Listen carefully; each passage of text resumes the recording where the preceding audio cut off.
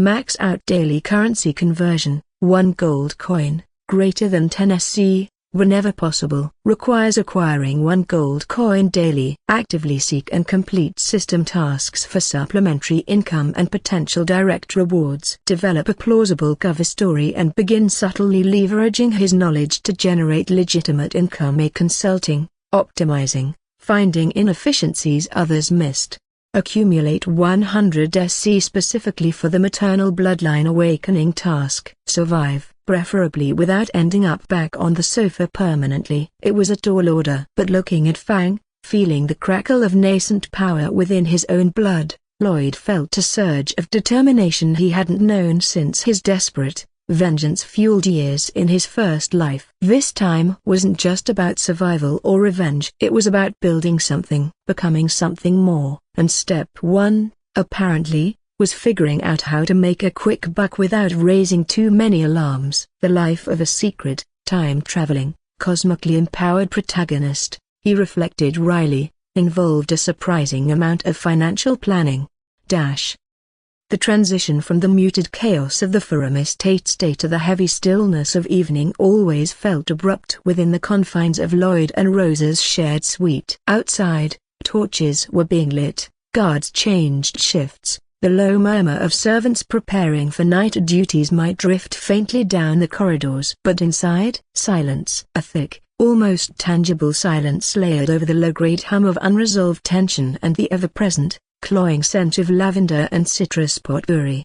Lloyd Ferrum sat cross-legged on the dreaded sofa, eyes closed, attempting meditation, or rather, attempting the frustrating, often futile process of cultivating spirit energy with his singularly unimpressive spirit core. He'd spent the better part of the afternoon reviewing Ken Park's meticulously gathered intelligence on Rubel's coerced witnesses, cross-referencing it with data gleaned from the dusty estate archives. The case against his uncle was solidifying nicely.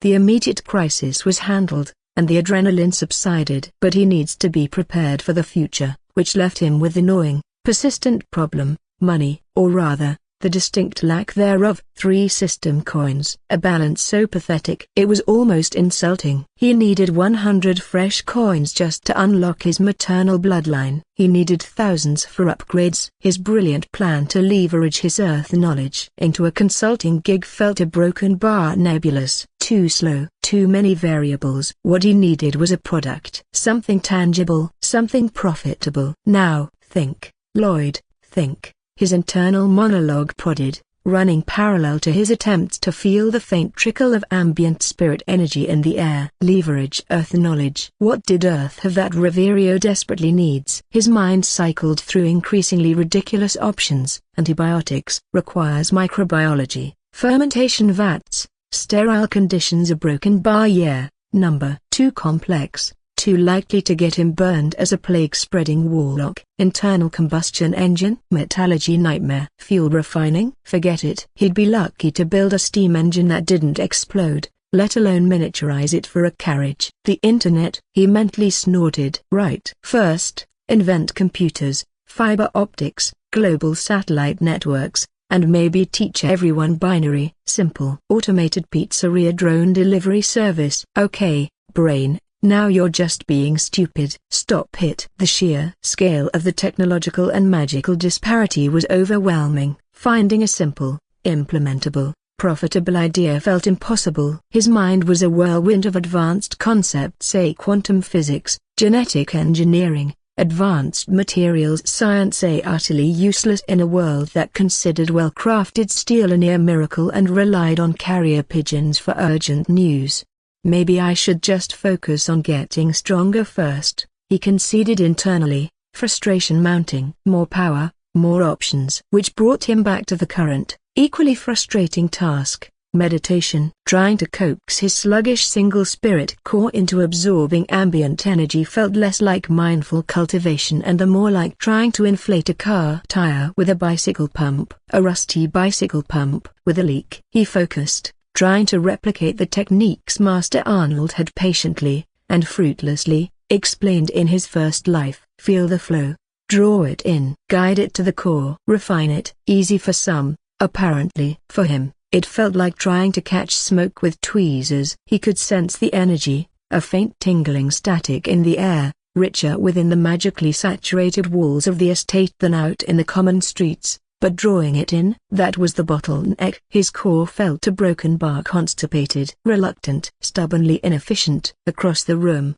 shrouded in the deep shadows beyond the lamplight's reach, Rosa Siddick shifted slightly on the massive four-poster bed. She wasn't asleep. Her own cultivation session had concluded hours ago, her 3 efficient spirit cores humming contentedly, having absorbed and processed more energy in an hour than Lloyd likely managed in a week of dedicated effort. Chapter 52. Her senses, sharpened by her cultivation and innate talent, registered the subtle shift in the room's energy patterns. A clumsy, inefficient drawer, a focal point of concentration emanating from a broken bar, the sofa. She didn't turn her head, didn't betray her awareness with any outward sign. Her mind, however, processed the new data point with cool, logical precision. Subject, Lloyd Ferrum. Activity, attempting spirit energy cultivation. Method, seated meditation. Efficiency, extremely low. Energy absorption rate minimal, comparable to baseline untrained individuals. Observation, first recorded instance of subject engaging in dedicated cultivation practice since cohabitation began. Correlation, follows recent pattern of anomalous behavior, increased confidence, unexpected knowledge display, application of previously unknown void power, defiance of familiar authority.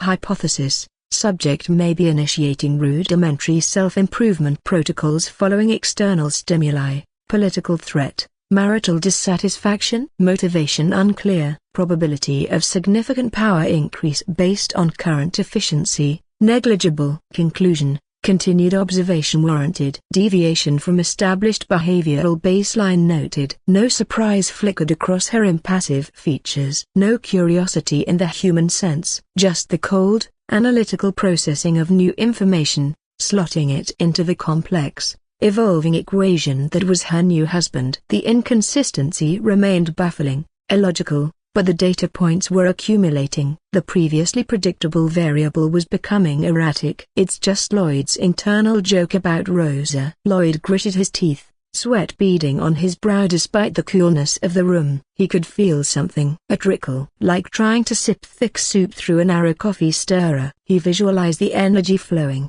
pooling, strengthening his core. It felt less like a pool and more like a damp patch forming very, very slowly on parched earth. He felt a faint mental nudge, a sense of powerful, watchful presence at the edge of his consciousness. Fang. Even dismissed, the bond remained, a thrumming connection. He could feel the wolf spirit's potent energy signature, the contained lightning humming patiently. It was almost mocking, comparing Fang's effortless power to his own pathetic struggle. Yeah, rub it in, Lloyd thought wryly towards the mental presence. Some of us weren't blessed with supercharged lightning cores, okay? Some of us are working with hamster wheels. He persisted for what felt like an eternity, fighting the urge to just give up and read one of the dusty novels hidden under the sofa cushions. The net gain felt minuscule, almost imaginary. Was this even worth the effort? According to the system, spirit power stages offered exponential increases. Manifestation was okay, ascension was 10 times stronger, transcend another tenfold leap. Even a small improvement now could pay dividends later. A broken bar if he lived that long, if his core didn't actually die of boredom first. An hour crawled by, marked by the slow, rhythmic ticking of the unseen clock. Finally, Lloyd released his focus with a weary sigh that ruffled the stagnant air. He felt a broken bar marginally less pathetic. Maybe? Hard to tell. Mostly, he just felt cramped from sitting cross-legged on the lumpy sofa, and mentally drained from the dual effort of cultivation and brainstorming failed business ventures.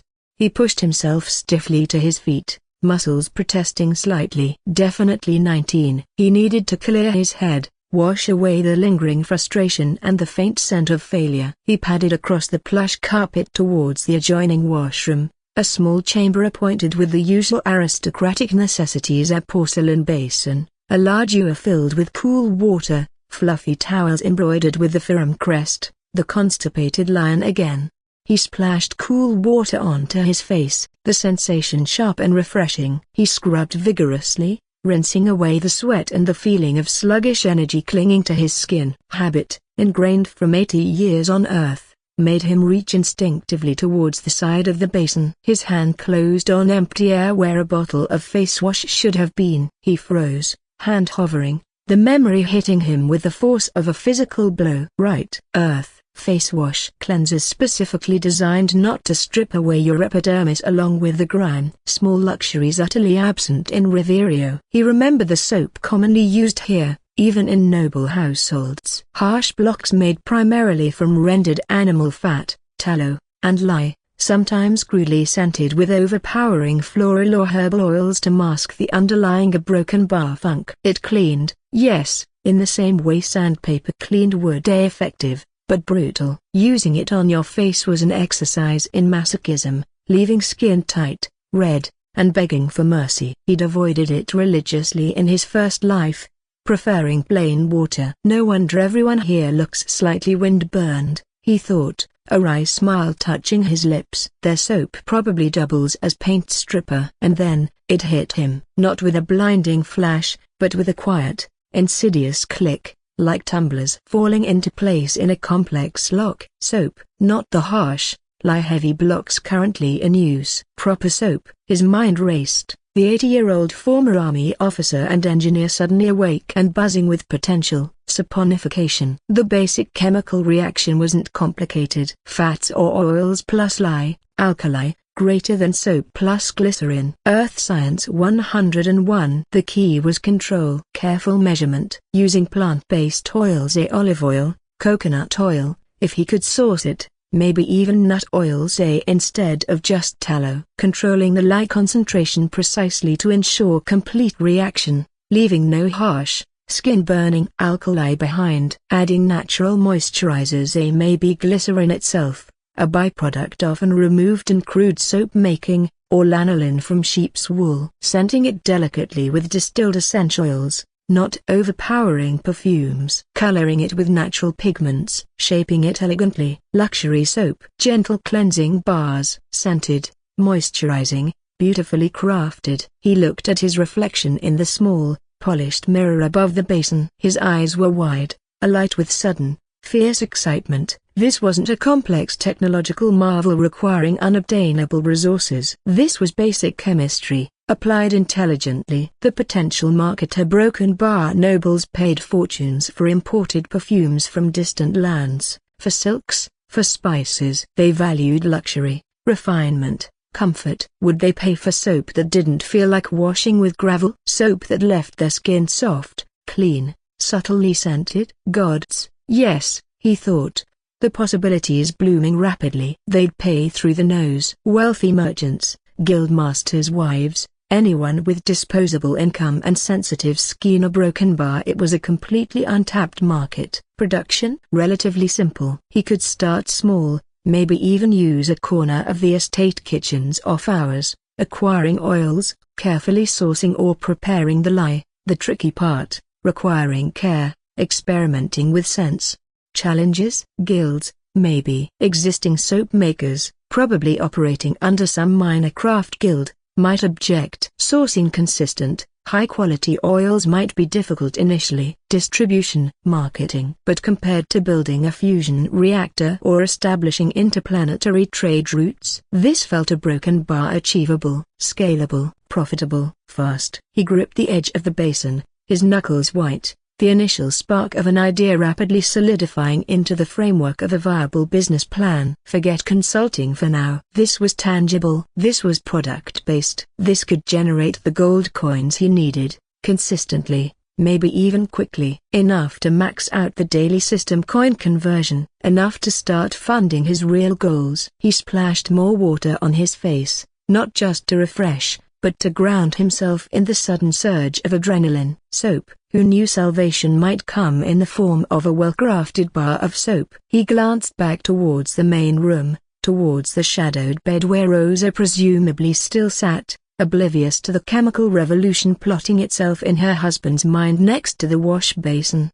1 gold coin a day. 10 system coins. The bloodline awakening. Upgrades for Fang. Refining his own powers. It all started here, with lye, oil, and a desperate need for capital. A slow, determined smile spread across Lloyd's face. All right, Riverio, he thought, the weariness replaced by focused energy. Prepare to get clean. Whether you like it or not. The soap business was officially open. Mentally, at least. Step 1. Figure out how to make lye without blowing up the washroom. The air in training ground 3 smelled faintly of packed earth, old sweat, and the subtle metallic tang that often lingered after vigorous void power exertion. Unlike the meticulously manicured gardens surrounding the main estate, this area was functional, almost stark. High stone walls, scarred from countless impacts, enclosed a wide, flattened expanse of dirt. A few weathered wooden posts served as practice dummies,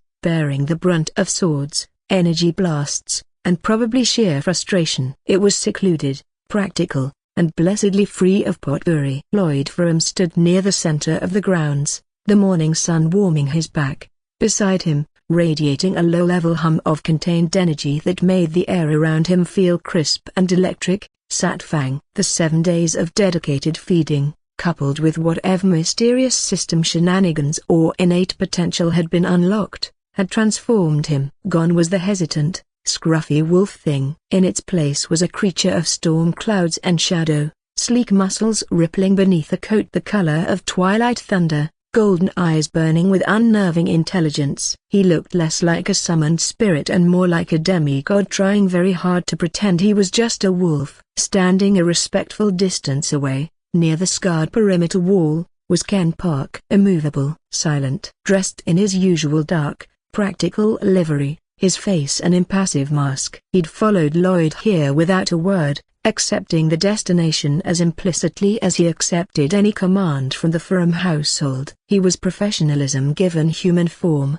albeit a form likely capable of snapping trees in half. Chapter 54. All right, Ken, Lloyd called out, breaking the quiet hum of the morning. His voice sounded younger than he felt, a constant source of internal dissonance. Appreciate you meeting me here. Ken inclined his head fractionally. Young lord, how may I assist? His voice was the usual flat baritone, betraying nothing. Lloyd gestured towards Fang, who rose fluidly to his paws, stretching with a predator's liquid grace that hinted at terrifying speed. My spirit partner, Lloyd began, choosing his words carefully. He's undergone some ear-broken bar development. I require an assessment, a practical evaluation of his current capabilities. He saw Ken's gaze sweep over Fang.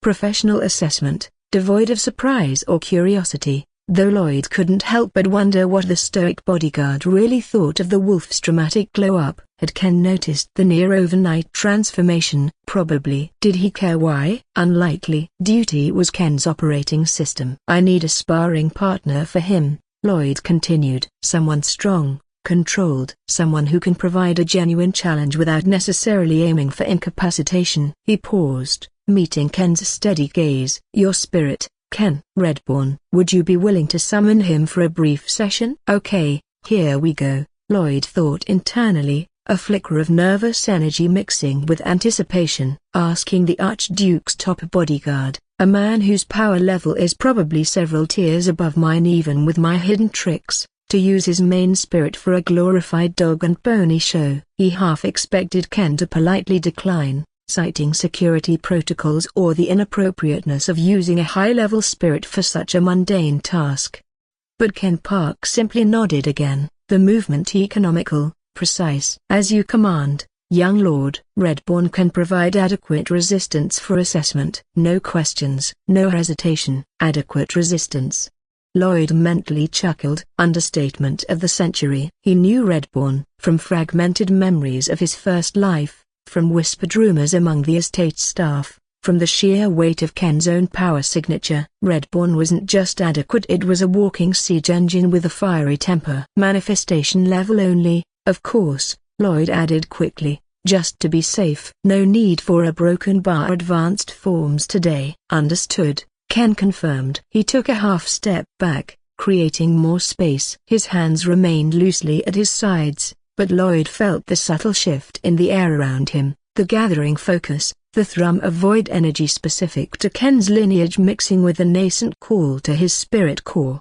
"Okay, Fang," Lloyd sent a silent thought towards his partner, feeling the wolf's heightened awareness respond instantly. "Showtime. Let's see what that 100-coin bonus skill can really do." Ken made no grand gestures, uttered no arcane words. He simply closed his eyes for a brief second, and the ground before him seemed to darken, radiating heat. The air shimmered violently, like looking over scorching pavement on a summer day. A low, rumbling sound emanated from the distortion, growing rapidly into a bass snort that vibrated in Lloyd's bones. With a final, explosive shimmer, reality seemed to tear, and Reborn solidified into existence. The creature was immense, easily twice the size of a normal bull. Its body was a powerhouse of corded muscle covered in thick, reddish-brown hide that seemed to absorb the sunlight. Steam puffed from its flared nostrils with every powerful exhalation. Its eyes were intelligent but held a core of primal fury,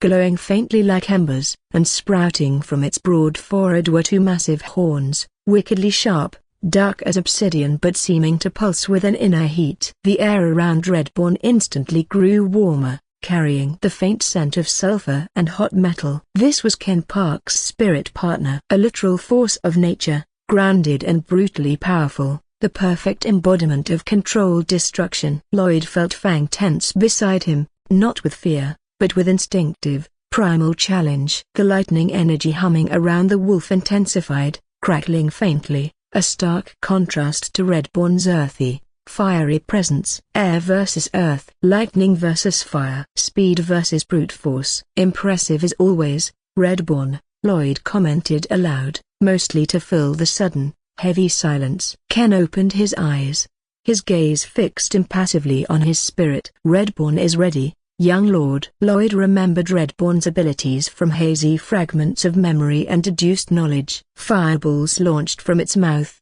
concentrated beams of heat lancing from those formidable horns. Raw, destructive power. In its ascension form, which Ken thankfully wouldn't use now, Reborn became a towering, burly, middle-aged man, still horned, capable of wielding fire magic with terrifying proficiency. Manifestation level Reborn was challenge enough for today. He focused back on Fang. "All right, Fang," Lloyd commanded, his voice ringing with newfound confidence. "Engage." Attack pattern alpha. He didn't actually have numbered attack patterns, but it sounded suitably commanding, he thought. The command hung in the air for less than a heartbeat. Fang didn't roar, he exploded into motion. 1 second he was sitting alertly beside Lloyd, the next he was a blur of storm gray fur streaking across the packed earth towards the massive ox spirit. The speed was breathtaking, far exceeding what any normal wolf, or even most manifestation-level spirits, should be capable of. As Fang closed the distance, Lloyd felt the familiar tingling surge through their bond. He watched, holding his breath, as Fang lowered his head slightly, pouring energy into his leading foreleg. Now the air ripped apart with sound. Not thunder, not a roar, but a piercing, impossibly high-frequency shriek that drilled directly into Lloyd's ears as the sound of 1,000 frantic birds trapped in a lightning storm. Simultaneously, Fang's right foreleg erupted in a blinding nimbus of crackling, blue-white energy. The fur seemed to recede, replaced by pure,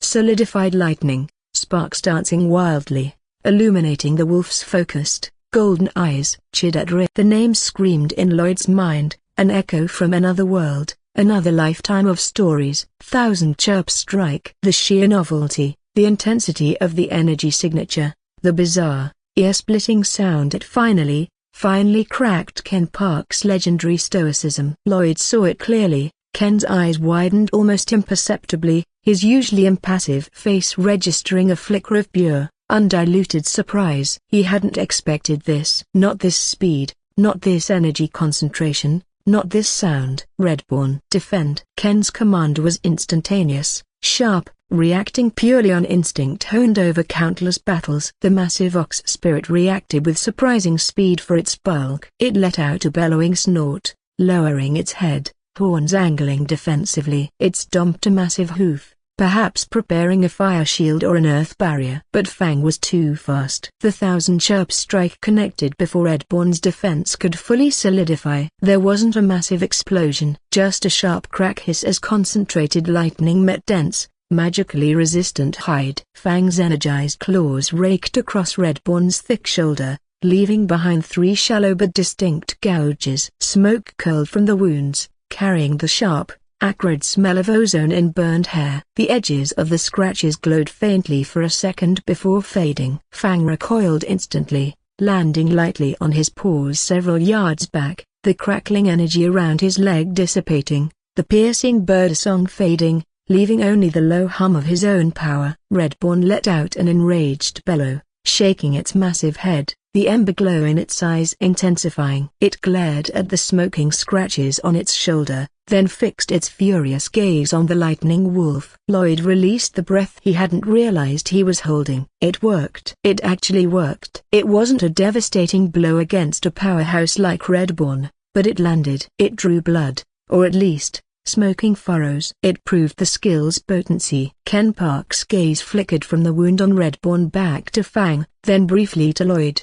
The surprise was gone, replaced by his usual professional assessment, though perhaps with a new layer of calculation behind his eyes. Impressive, Ken stated calmly, his voice betraying none of his earlier shock. He analyzed the damage, the energy signature. The technique concentrates significant electrical energy into a focused point. Speed and penetration potential are noteworthy. He paused, considering. Designation a broken bar initial rank skill, perhaps. Yet the output, the sheer firepower for its rank, is considerable. Initial rank? Lloyd mentally scoffed. Maybe the base skill is, but the system likely allows upgrades. This felt stronger than any baseline initial rank attack I remember. Still, Ken acknowledging its considerable firepower was high praise from the stoic bodyguard. Reborn, now fully alert and enraged, pawed the ground, snorting plumes of smoke. Its horns began to glow with dull red heat. Again, Fang, Lloyd commanded, wanting to see more. Probe the defenses. Fang launched forward again, a gray-blue streak against the reddish-brown bulk of the ox. He feinted left, then darted right, lightning gathering around his claws again, the 1,000 birds shriek tearing through the air. But Reborn was ready this time. It sidestepped heavily, horns sweeping down in a fiery arc, forcing Fang to abort the strike and leap back, landing gracefully. A small ball of fire erupted from Reborn's mouth, hurtling towards Fang. The wolf dodged with contemptuous ease, the fireball exploding harmlessly against the packed earth behind him, leaving a blackened scorch mark. Chapter 56. The next few minutes were a dazzling, dangerous dance. Fang, embodying speed and lightning, darted in and out, launching feints, testing Reborn's reactions. Crackling blue energy flickered around his claws intermittently as he prepared strikes, the high-pitched chirping sound becoming a herald of near-instantaneous attack. Reborn, embodying earth and fire, held its ground, countering with surprising agility for its size, intercepting lunges with sweeps of its burning horns, launching fireballs that Fang evaded with fluid grace, stamping hooves that sent shockwaves through the ground. No more direct hits landed. Reborn, wary of the piercing lightning claws and guided by Ken's silent commands, defended flawlessly. But Fang's performance was undeniably spectacular. The sheer velocity, the arcs of azure lightning, the constant, unnerving chirp accompanying his attacks. It was a lightning wolf show, as Lloyd thought of it, a whirlwind of electric energy against immovable fiery force. It showcased potential, agility, and the raw power of the 1,000 chirp strike, even if it couldn't consistently breach Reborn's expert defense after the initial surprise. After another near miss where Fang dodged a searing laser beam from Reborn's horns by a hair's breadth, Lloyd decided he'd seen enough. The point was made. The skill worked. Fang was capable. Enough, Fang, Lloyd called out. Stand down. Instantly, Fang disengaged, the crackling energy fading completely. He trotted back to Lloyd's side, panting slightly but showing no sign of serious fatigue, his golden eyes burning with exhilaration. Reborn ceased its attacks, snorting impatiently, the glow fading from its horns. But its furious gaze remained locked on the wolf. Dismissed, Reborn, Ken said calmly, with a final, grudging snort towards Fang. The massive ox spirit dissolved into shimmering heat waves, leaving only the faint smell of sulfur and scorched earth behind. Lloyd reached down, running a hand over Fang's head, feeling the powerful thrum beneath his palm. "Good work, buddy." "Very impressive." He looked up at Ken, who was approaching slowly, his face back to its usual impassive mask. "Assessment complete, young lord," Ken stated. "Your spirit possesses remarkable speed and agility. The lightning-based attack demonstrates significant offensive potential, exceeding expectations for a standard manifestation-level ability of its apparent rank." "Indeed," Lloyd agreed, a satisfied smirk playing on his lips. He still had only 3 system coins, but the demonstration had been worth far more. He had a weapon. He had a partner whose potential seemed boundless, and he had definitely given the unflappable Ken Park something new to report to his father. "Thank you for your assistance, Ken," Lloyd said sincerely. Ken merely nodded. "At your service, young lord." As they turned to leave the training ground, Lloyd glanced back at the scorched earth, the faint scent of ozone still sharp in the air. The journey ahead was long, expensive, and fraught with danger. But for the first time since waking up in this past life, he felt like he truly had claws. Lightning claws that chirped. Weird, but effective. Now, about making some money. A broken bar. The scent of beeswax, old parchment, and faint, lingering ozone from the training ground clung subtly to Lloyd as he approached the heavy oak door of his father's study later that afternoon. The confrontation with Rubel felt like a lifetime ago, replaced by the exhilarating confirmation of Fang's new power and the simmering excitement of his burgeoning soap enterprise idea. He'd spent the intervening hours sketching rudimentary designs for boiling vats,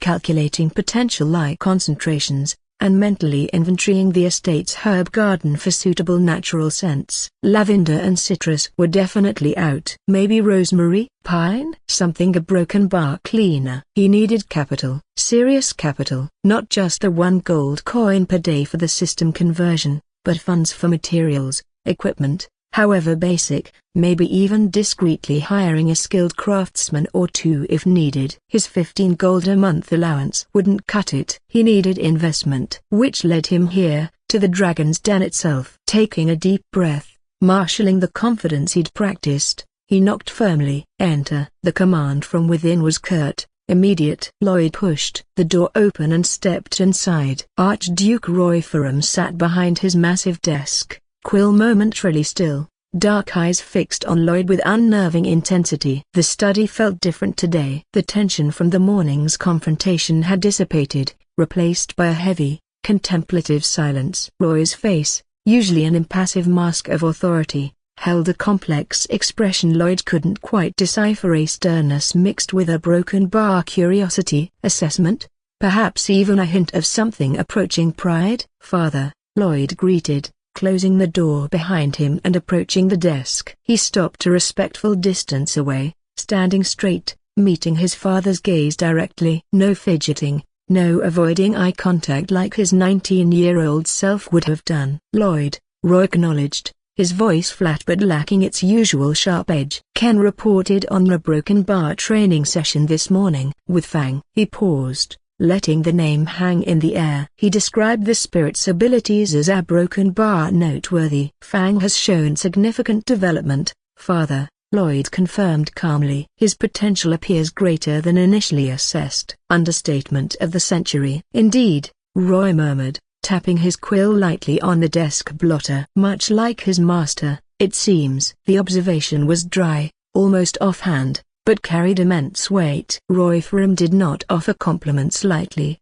if ever. Lloyd felt a flicker of surprise, quickly suppressed. "You requested this audience," Roy continued, getting straight to the point. "State your purpose." This was it. Lloyd took another internal breath. "Pitch time." "Father," he began, his voice steady, "I require investment capital." Roy's eyebrow arched almost imperceptibly. "Investment? For what frivolous pursuit?" "More books? Fancier training equipment?" The default assumption was still that Lloyd's interests were trivial, his needs minor. "No, father," Lloyd countered firmly. For a business venture, a new product, one I believe has the potential to generate significant profit for the Ferrum household. Roy leaned back slightly, his expression shifting towards skepticism. A business venture? You? Since when have you developed an interest in commerce beyond enduring Master Elmsworth's lectures? My perspective has a broken bar broadened recently, Lloyd replied evasively. I have identified an untapped market,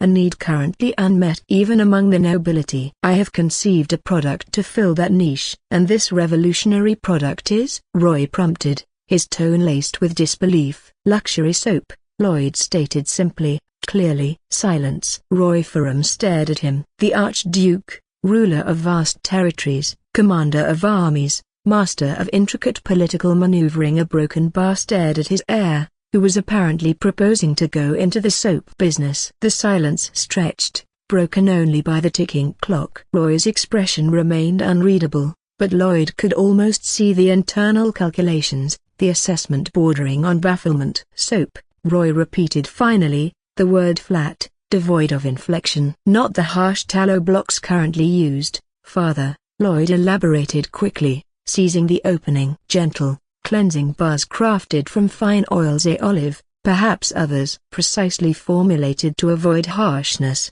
scented subtly with natural essences, perhaps even possessing moisturizing properties. A luxury good. Something that signifies refinement, comfort. A product I believe the nobility, wealthy merchants, anyone with disposable income, will readily purchase at a premium. He outlined the basic concept, the untapped market, the potential for high profit margins due to low baseline competition and the appeal of genuine luxury. He spoke with confidence, drawing on the business acumen absorbed over his Earth life, translating marketing principles and production concepts into terms Roy would understand: profit, market share, brand prestige.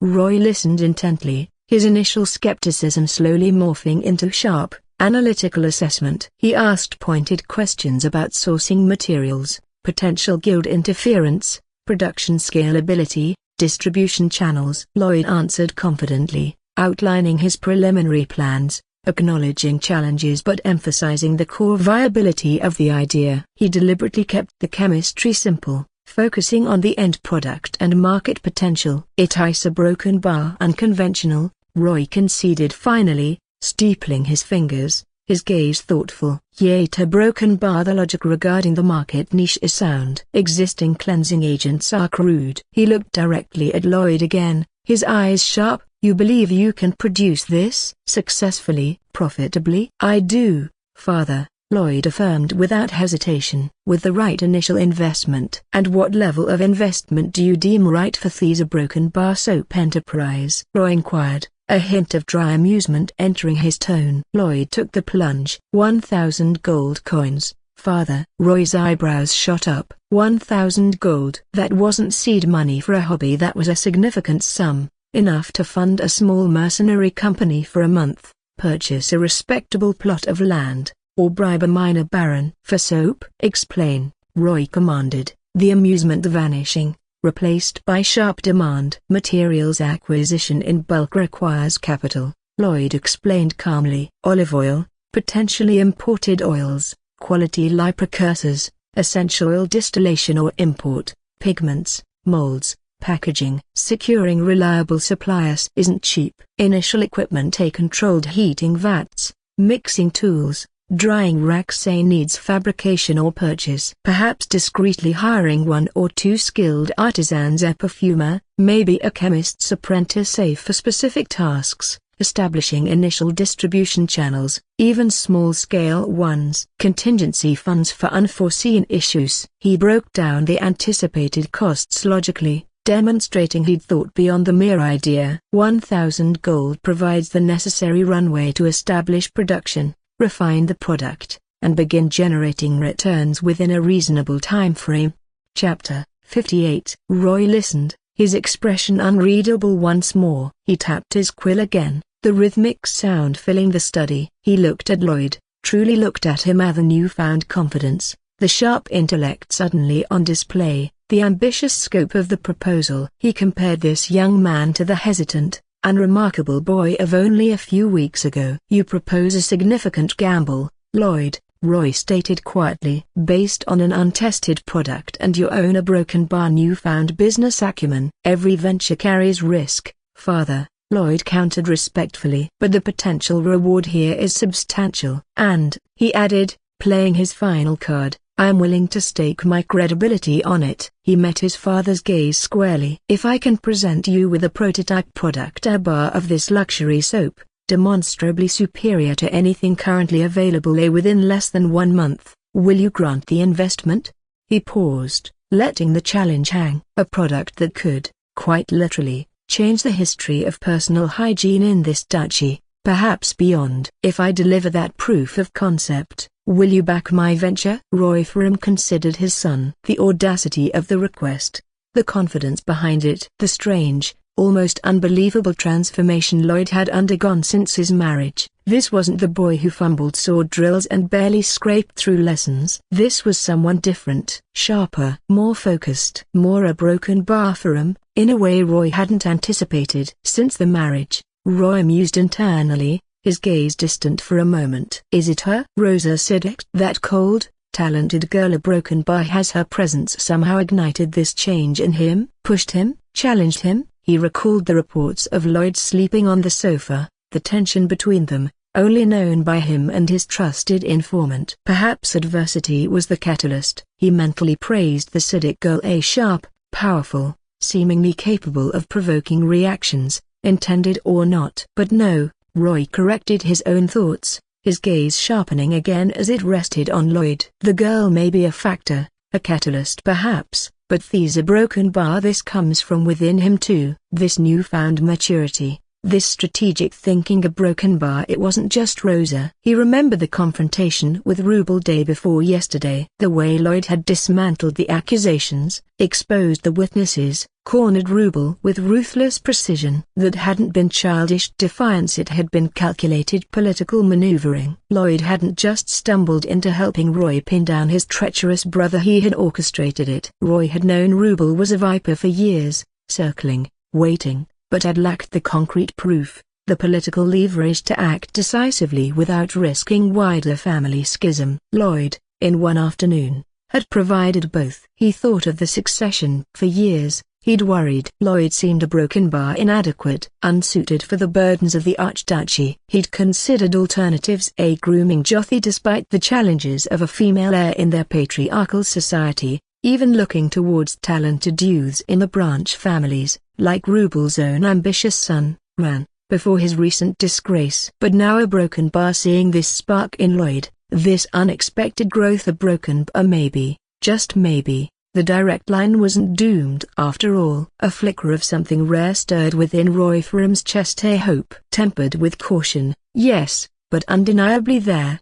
Perhaps this soap venture, however bizarre, was another test, another chance for Lloyd to prove this transformation was real, lasting. And if it succeeded, profit was always welcome. If it failed, a costly lesson, perhaps, but maybe still a valuable one in Lloyd's development. He made his decision. 1 month, Roy stated, his voice firm, cutting through the silence. Present me with this miracle soap. Demonstrate its superiority. Convince me of its potential. He leaned forward, pinning Lloyd with his gaze. Do that, Lloyd, and you will have your 1,000 gold coins. He offered no encouragement, no smile, just the stark terms of the agreement. A high-stakes gamble, placed squarely on Lloyd's shoulders. Thank you, father, Lloyd replied, relief washing over him, quickly masked by calm determination. I will not disappoint you. See that you don't, Roy retorted dryly. Now leave me. I have actual ducal matters to attend to,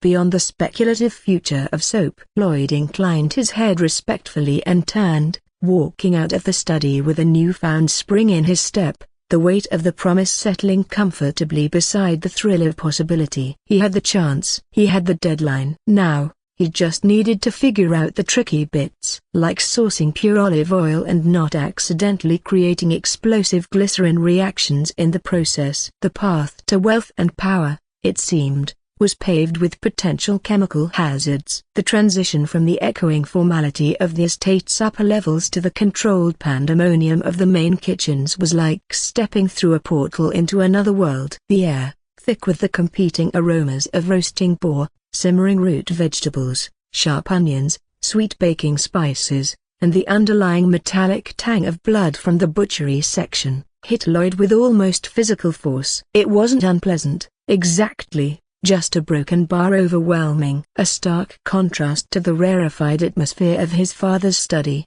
which smelled primarily of old paper, beeswax, and unspoken judgment.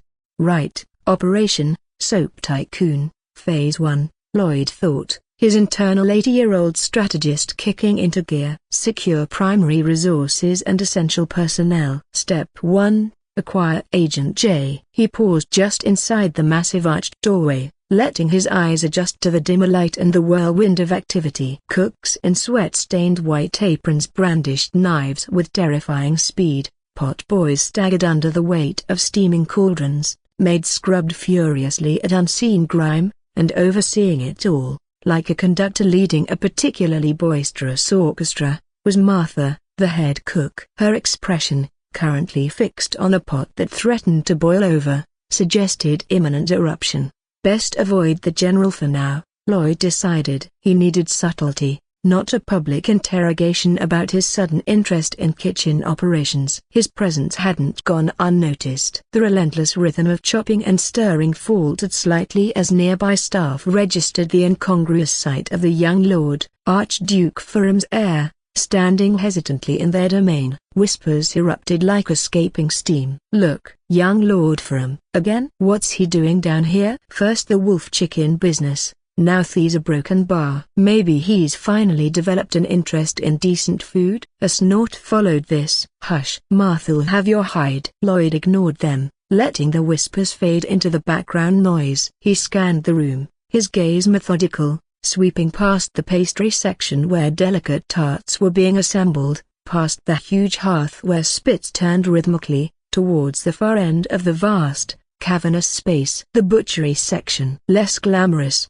smelling more intensely of raw meat and iron, often populated by tougher, quieter staff. His target wouldn't be center stage. She preferred the shadows, the periphery. Where is she? Broken bar? There. Almost hidden behind a massive side of beef hanging from a thick iron hook, a slender figure worked with focused intensity. Head bowed under a plain white cap, dark hair escaping in damp tendrils, apron liberally stained. Her movements were precise, economical, as she wielded a long, wickedly sharp trimming knife with a dexterity that belied her unassuming frame. Methodically separating fat from muscle, her concentration absolute. Jasmine. Target acquired, Lloyd confirmed internally. He began to move, weaving through the organized chaos, nodding politely but vaguely at any staff member whose eye he caught, deliberately projecting an air of purpose that hopefully discouraged interruption. He sidestepped a boy carrying a tray piled high with skinned rabbits,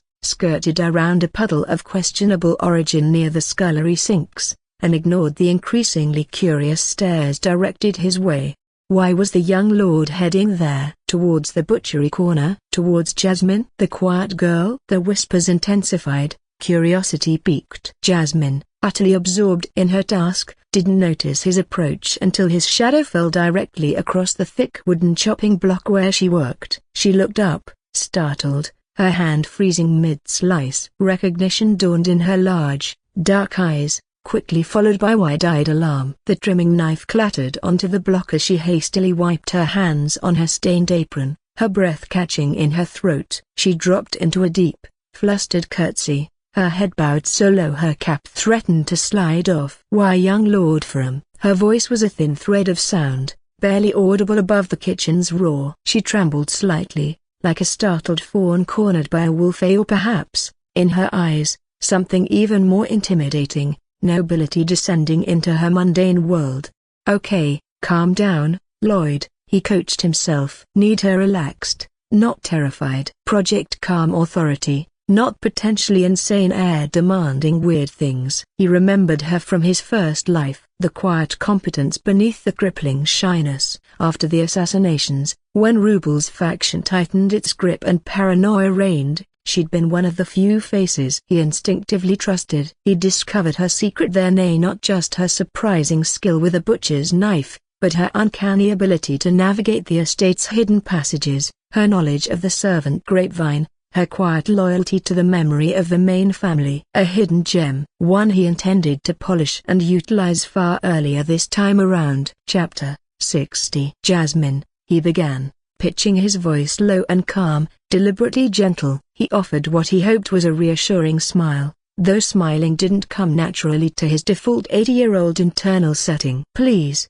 stand up. There's no need for such ceremony between us. She rose hesitantly, still avoiding his gaze, her eyes fixed firmly on the floor near his boots. She fidgeted, twisting a corner of her apron between her fingers. Pure, unadulterated intimidation radiated off her in waves. I hope I'm not disturbing you, Lloyd continued, glancing around pointedly, acknowledging the curious onlookers without directly engaging them. Most quickly looked away, pretending renewed interest in their tasks, though he knew ears were straining. I wish to speak with you privately, if possible.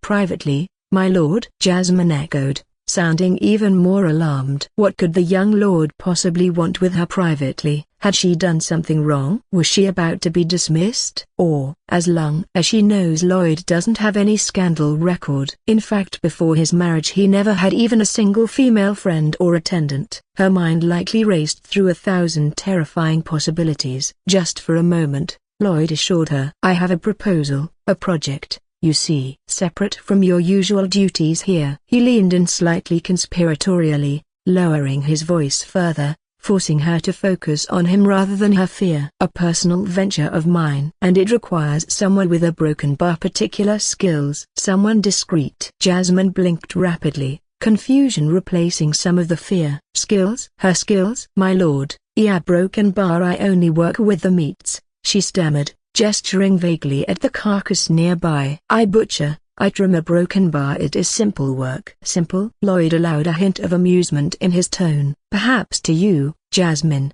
because you possess a rare talent. But crucial for my initial phase. He paused, letting the implied compliment sink in before delivering the hook. I require your assistance, Jasmine, directly. And I am prepared to compensate you generously for your time and discretion. Her eyes widened again, flickers of hope warring with ingrained disbelief. Compensation directly from the air? How generously? Lloyd preempted her unspoken question. Let's say a broken bar triple your current wages, paid directly by me, for as long as you assist me on this project. A soft gasp escaped her lips. Her hand flew to her mouth, eyes round as saucers. Triple? It was a fortune beyond imagining. Enough to broken bar, enough to perhaps finally afford a broken bar. And, Lloyd pressed his advantage, playing the card he knew held the most weight, the information in his own dim memories. There is the matter of your mother. Jasmine flinched as if physically struck. Her head snapped up, eyes locking with his, fear flooding back, mixed now with desperate hope and profound confusion. Your mother, Lloyd repeated softly, holding her gaze. The river cough worsens, doesn't it? The damp winters are cruel. She needs specialists. The physicians at the Grand Infirmary in the capital. Their fees a broken bar. He let the sentence hang, the implication clear. How a broken bar? She whispered, her voice trembling, raw. How do you know of my mother's illness, my lord? Who told you? It was a closely guarded family sorrow, spoken of only in hushed tones, a constant, gnawing worry. Lloyd offered a small, enigmatic smile. He needed her to see him not just as a young lord, but as someone capable, knowledgeable, perhaps even slightly dangerous in his awareness. Jasmine, I assure you, I do my research. When I choose someone to work closely with me on a sensitive project, I make it my business to understand their situation, their motivations, their broken bar needs. He let the unspoken message linger. I see things. I know things. Working with me brings benefits beyond mere coin. Let's just say I believe in rewarding loyalty and competence appropriately. He watched her process this. The shock, the hope warring with fear, the dawning realization that this impossible offer might actually be real. If you dedicate yourself to assisting me faithfully, Lloyd continued, his voice firm but kind, consider your mother's medical expenses covered. I will personally ensure she sees the best physicians the capital has to offer. Whatever treatment she requires, it will be provided. Consider it our broken bar part of your compensation package. The combination was overwhelming. Financial security beyond her wildest dreams, coupled with the potential salvation of her ailing mother. Tears welled instantly, blurring her vision. She swayed slightly, overcome. Got her, Lloyd thought with grim satisfaction. A bit manipulative? Maybe. Necessary? Absolutely. Loyalty bought with coin is fleeting. Loyalty bought with hope, with the life of a loved and near broken bar that runs deeper. So, Jasmine, he asked gently, but with an underlying firmness that demanded an answer. My offer stands. Triple wages. Your mother's care secured. In return, your skill, your time, and your absolute discretion for my project. Are you willing? She took a deep, ragged breath, trying to regain control. She scrubbed at her eyes with the back of her hand, smearing grime across her cheek, but her posture straightened. The timidity was still there, woven into her very being, but beneath it, a core of resilience, a fierce maternal devotion, asserted itself. She looked up, meeting his gaze directly, her dark eyes shimmering with unshed tears but holding a newfound resolve. Yes, she whispered, the word thick with emotion but unwavering. Yes, young lord. Yeah, broken bar, I accept. Thank you. The gratitude poured off her, raw and potent. Whatever you need, I will do it. I swear, and a broken bar and discretion. You have my word. Excellent, Lloyd said, allowing himself a genuine smile this time. Relief mingled with satisfaction. He had his first recruit. I knew I could count on you. He straightened up, his tone shifting back to business. Right then. Your first task. He glanced meaningfully towards the half-butchered carcass hanging nearby. You handle these daily, yes. Breaking them down completely? Yes, my lord. It is my primary duty. And you area broken bar proficient? He asked, already knowing the answer but wanting her to confirm it. Despite your appearance, you have the strength, the technique. A faint blush touched her cheeks, but she nodded firmly. My father taught me well, my lord. Before a broken bar before the plague took him, he said I had the knack. I can manage a full carcass alone, yes. There was a quiet pride in her voice now, acknowledging her own unusual skill. Good, Lloyd nodded, satisfied. That proficiency is key. For this first stage, I need a specific component you likely discard or send off the crude rendering. He saw the confusion return to her eyes. I need fat, Jasmine. Beef fat. Tallow. Her brow furrowed. Tea tallow, my lord. Thea broken bar the rendered fat. Why on earth would the Archduke's heir want barrels of common tallow? Was he planning to make cheap candles? Lubricate hinges? It made no sense. Precisely, Lloyd confirmed crisply,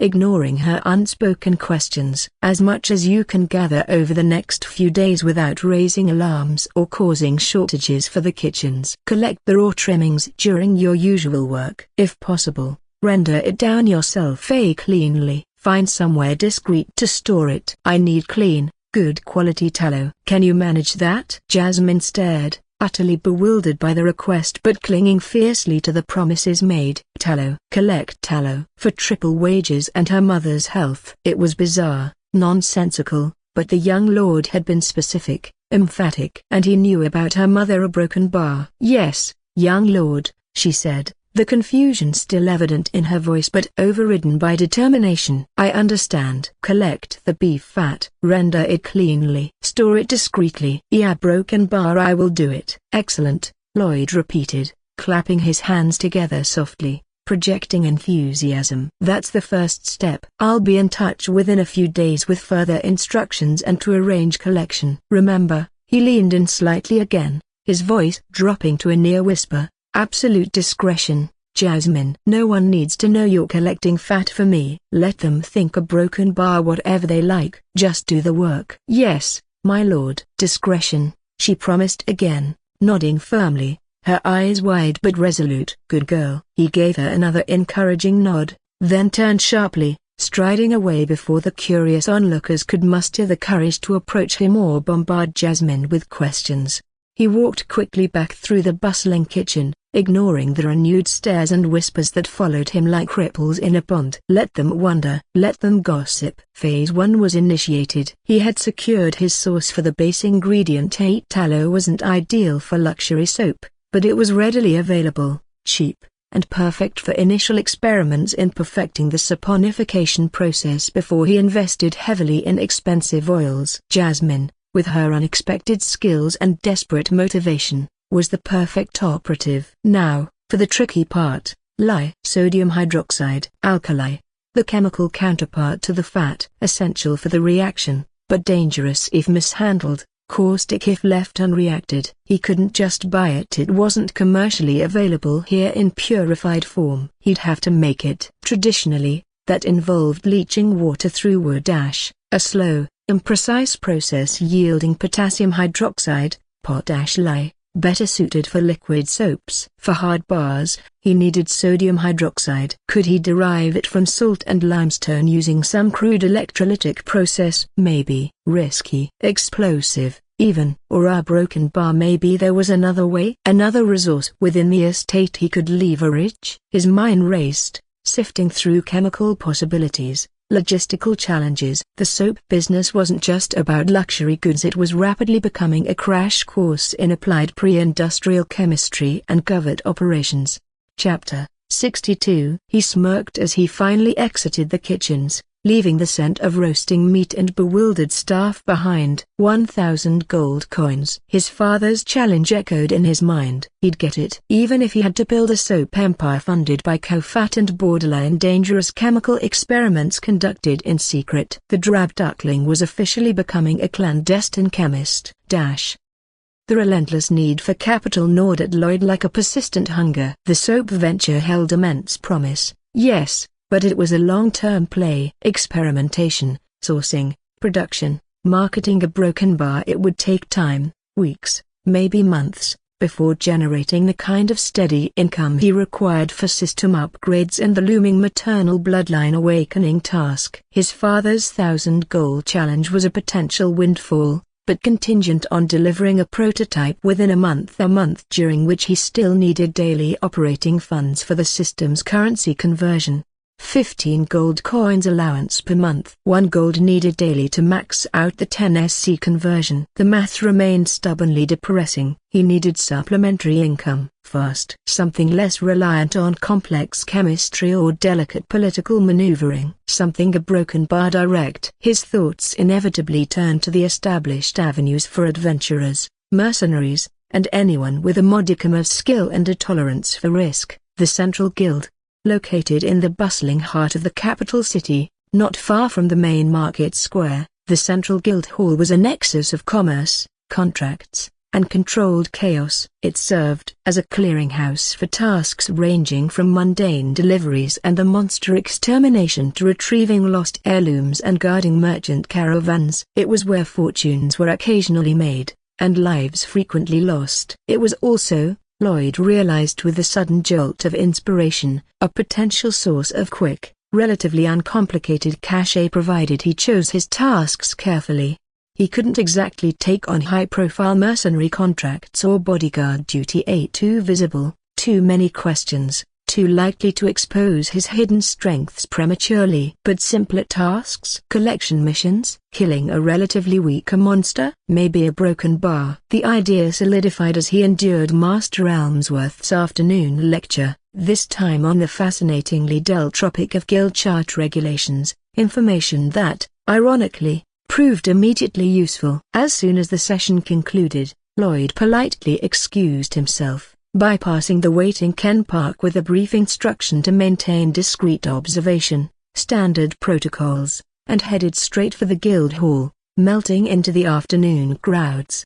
The Central Guild Hall was an imposing stone structure, its entrance flanked by weathered statues of legendary heroes and mythical beasts. Inside, the main hall buzzed with energy. Rough-looking mercenaries clad in dented armor mingled with nervous merchants clutching contracts, grizzled adventurers comparing maps, and hopeful youths scanning the massive wooden notice board dominating one wall. The air hummed with 100 conversations, punctuated by the clang of coin on the reception counter and the occasional boisterous laugh. It smelled of sweat, cheap ale, oiled leather, and ambition. Lloyd Ferrum's entrance caused a minor, localized ripple in the chaotic flow. Heads turned. Conversations paused mid-sentence. He was instantly recognizable at the fine cut of his tunic, simple, but clearly expensive, his bearing, less awkward now, more contained confidence, and the simple fact that the Archduke's heir rarely graced the Guildhall personally. Most recognized him immediately as Lloyd Ferrum, the drab duckling,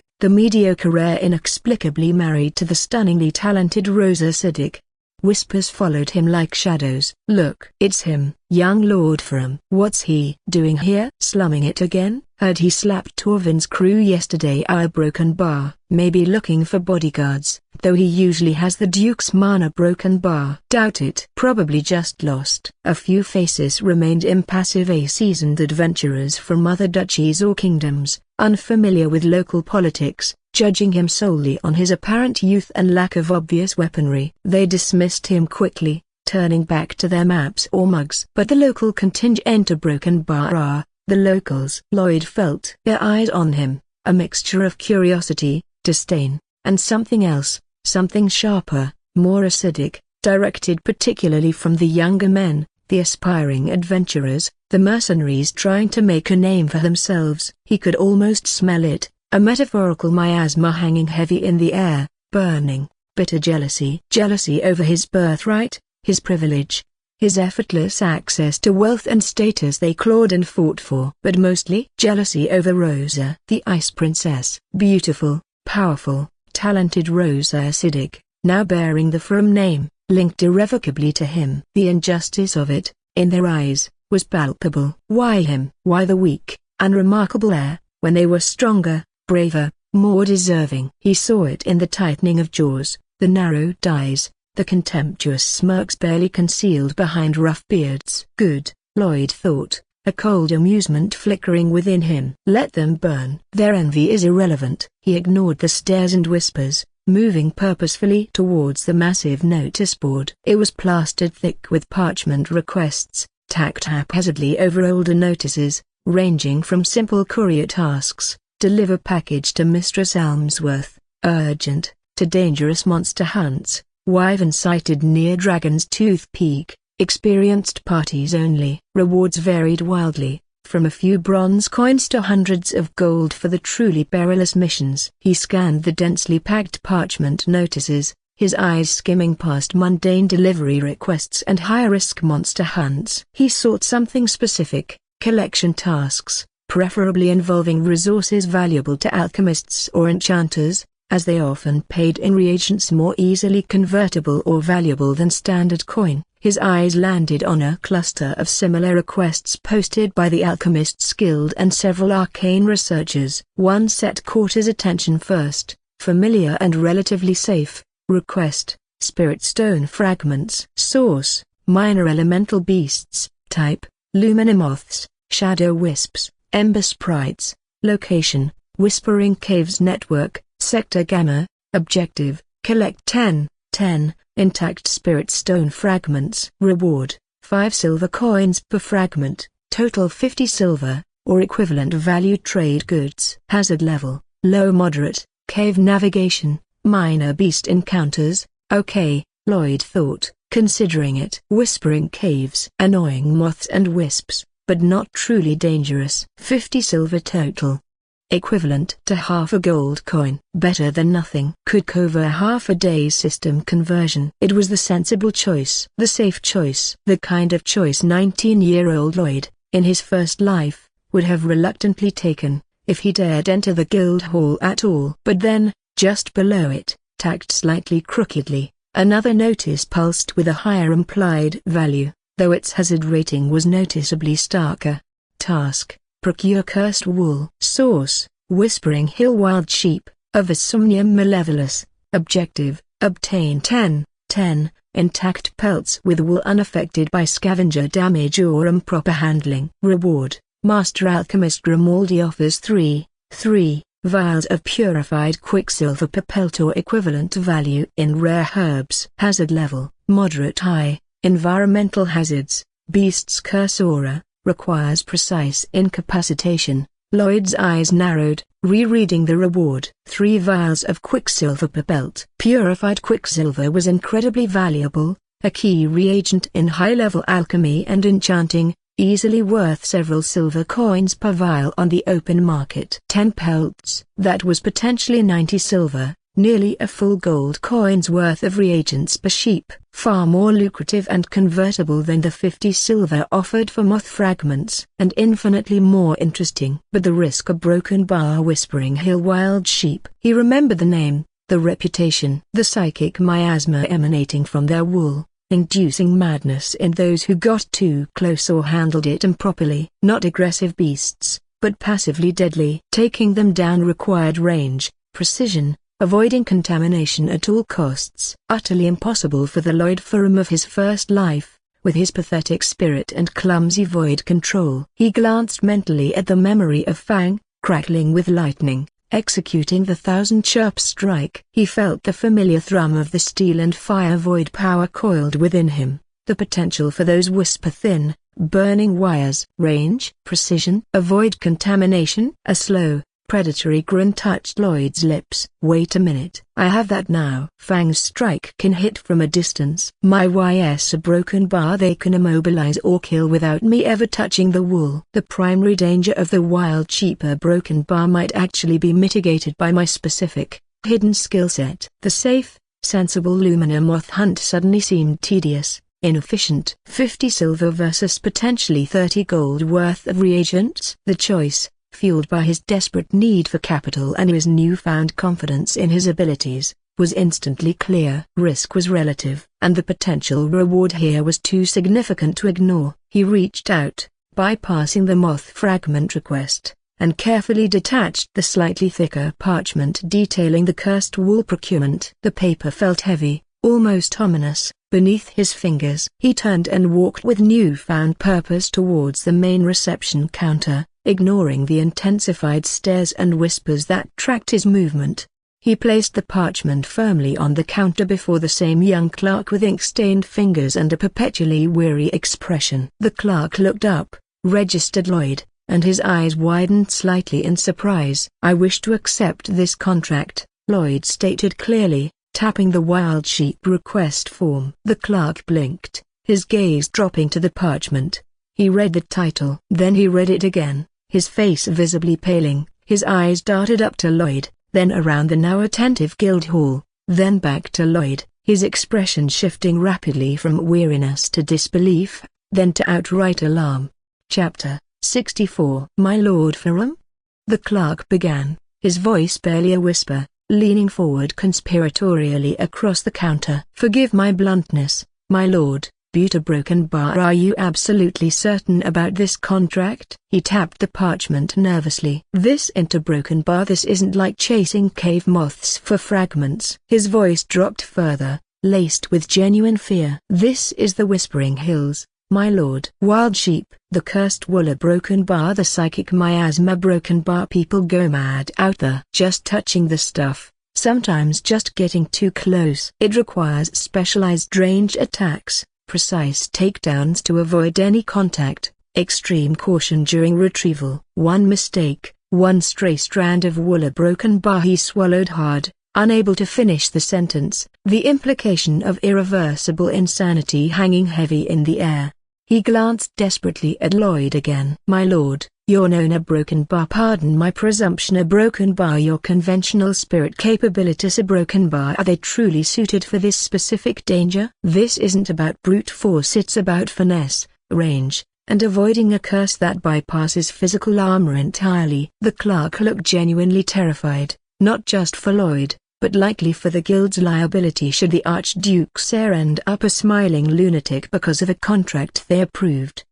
The unspoken words hung heavy in the air. You, the heir known for having a pathetic spirit and no notable combat skills, want to go hunting elemental fragments in a dark cave system? Are you suicidal? Lloyd met the clerk's worried gaze with cool indifference. My capabilities are sufficient for collecting cursed wool, Thank you. His tone brooked no argument. Process the contract. The clerk swallowed, glancing nervously around at the listening guild members, many of whom now wore expressions of open astonishment or malicious amusement. This was unexpected and potentially disastrous for the guild if the Archduke's heir got himself killed chasing glowing moths. My lord, with respect, the clerk tried again, leaning forward conspiratorially. Perhaps a different task? We have several excellent courier missions, or perhaps information gathering within the city, safer pursuits, more suited. Are you refusing to process the contract? Lloyd interrupted,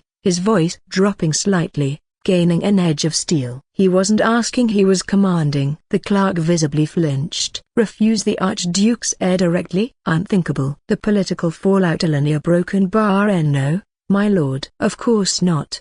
He stammered, hastily grabbing a quill and dipping it in ink. Just a broken bar expressing standard guild advisory protocols for member safety. A broken bar. He quickly scribbled Lloyd's name onto the contract ledger, stamped it with the guild seal, and slid the accepted contract copy back towards Lloyd, his hands trembling slightly. Contract accepted, Lord Ferrum. Standard duration is 1 week. Please report back upon completion or abandonment. Lloyd took the parchment without a word, folded it neatly, and tucked it into his tunic. He could feel the weight of dozens of eyes on him now. Surprise, disbelief, mockery, and underlying it all, that simmering cauldron of jealous resentment. Many faces held a barely concealed hope. The hope that this foolish endeavor would be his last. Let the drab duckling wander into the caves and get himself eaten by shadow wisps or incinerated by ember sprites. Good riddance. Then maybe the beautiful, powerful Rosa would be free. A broken bar. He turned slowly,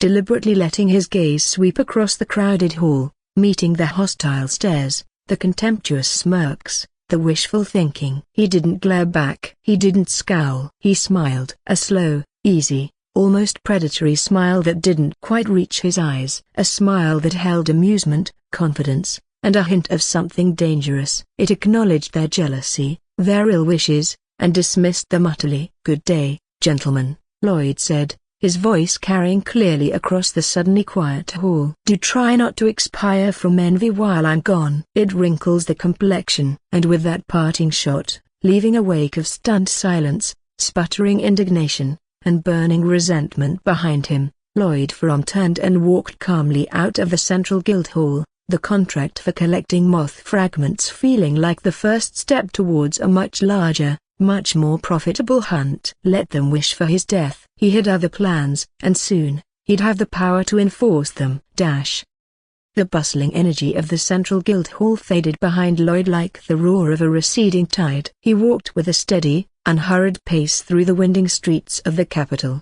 the accepted guild contract tucked securely within his tunic. It wasn't the contract for Lumina moth fragments, however. While scanning the board, amidst the requests for monster parts and lost items, another, slightly more peculiar notice had caught his eye. One offering a substantial reward not in coin, but in high-grade alchemical reagents for the procurement of unblemished cursed wool from the notoriously dangerous Whispering Hills region.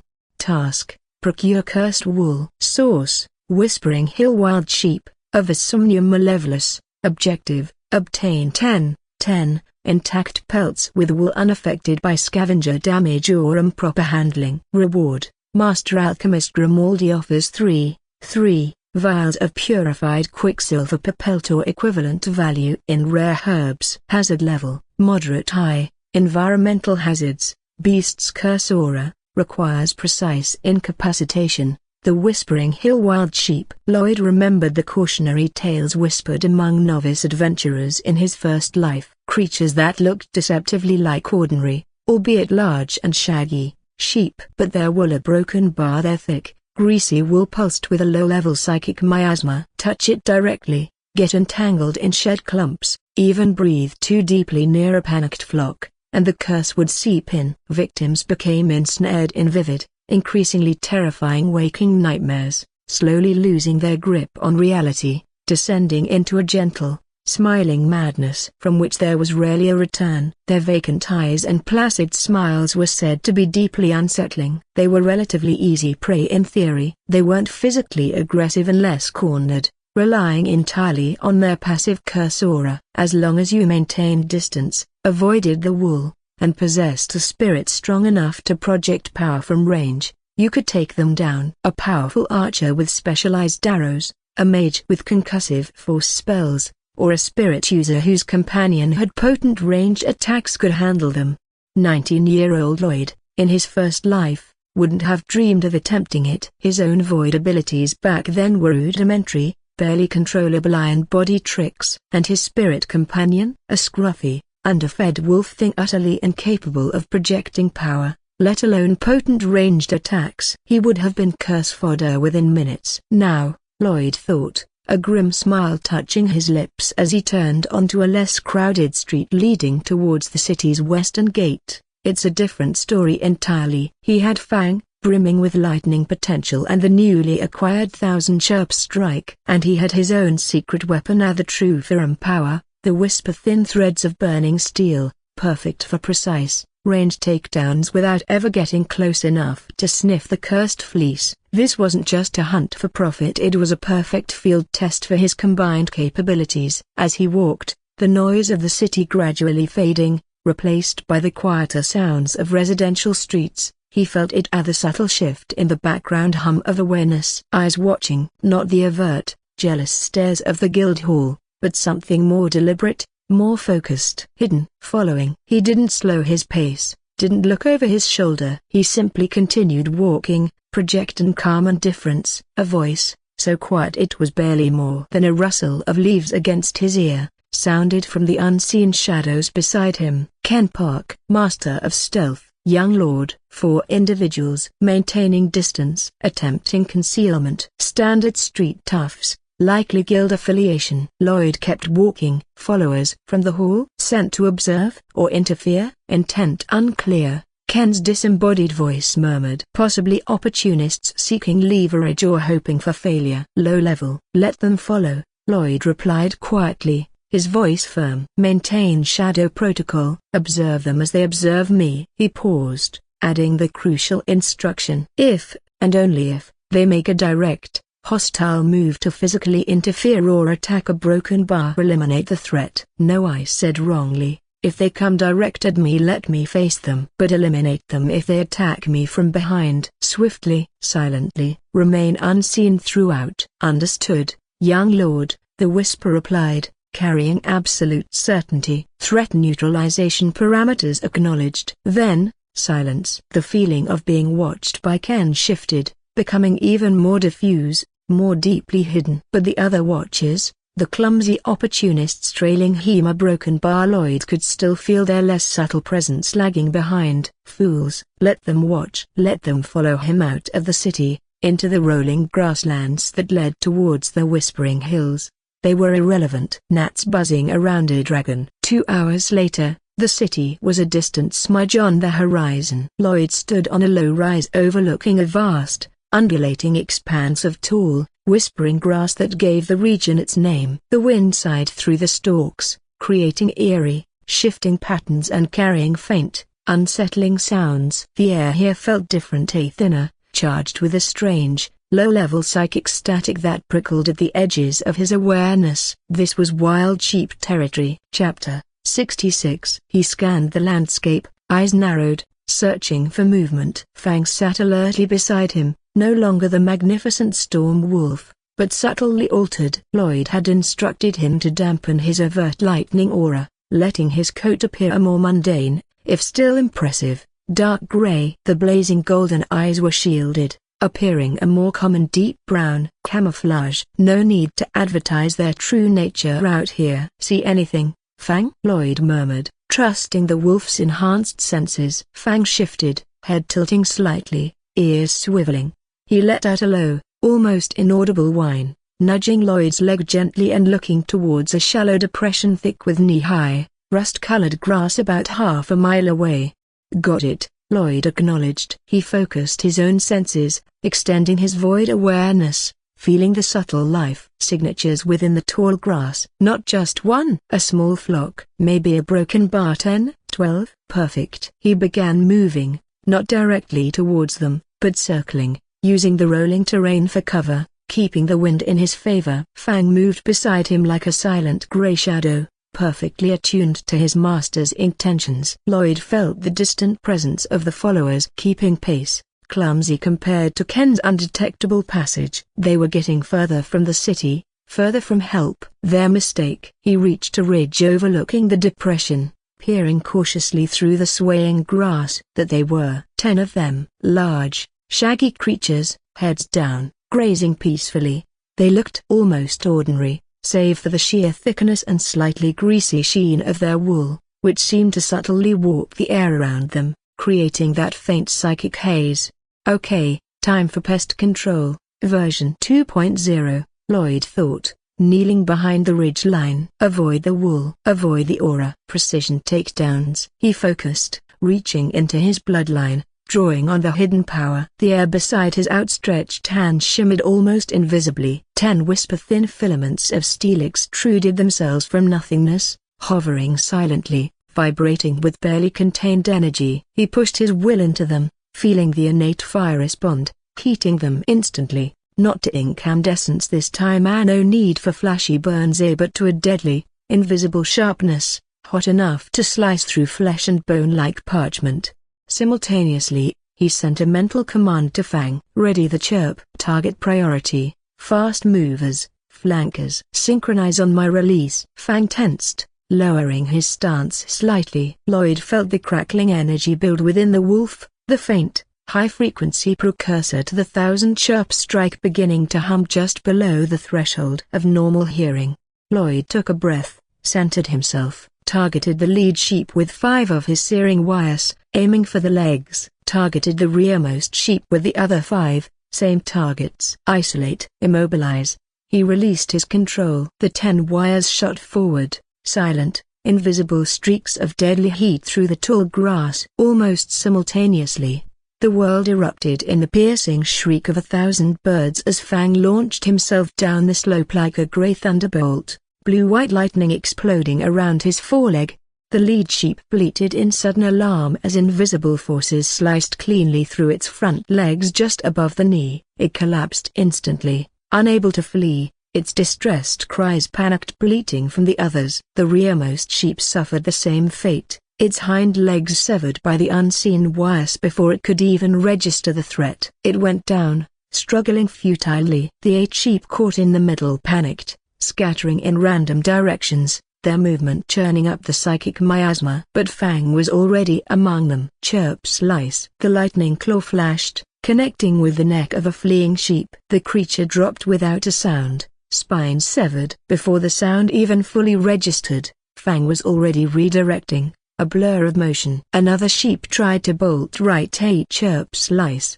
A collapsing mid-stride. Meanwhile, Lloyd, still kneeling on the ridge, extended his void control again. More wires, thinner now, like burning spider silk. He didn't aim to kill, just control. One wrapped around the back leg of a panicked sheep trying to circle around, tripping it into a clumsy fall. Another flicked out, slicing the tendons on the front leg of a 4th, bringing it down thrashing. Fang, moving with impossible speed, took down 2 more with precise, lightning-fast strikes to the neck or head, the piercing chirp announcing each lethal blow fractions of a second before impact.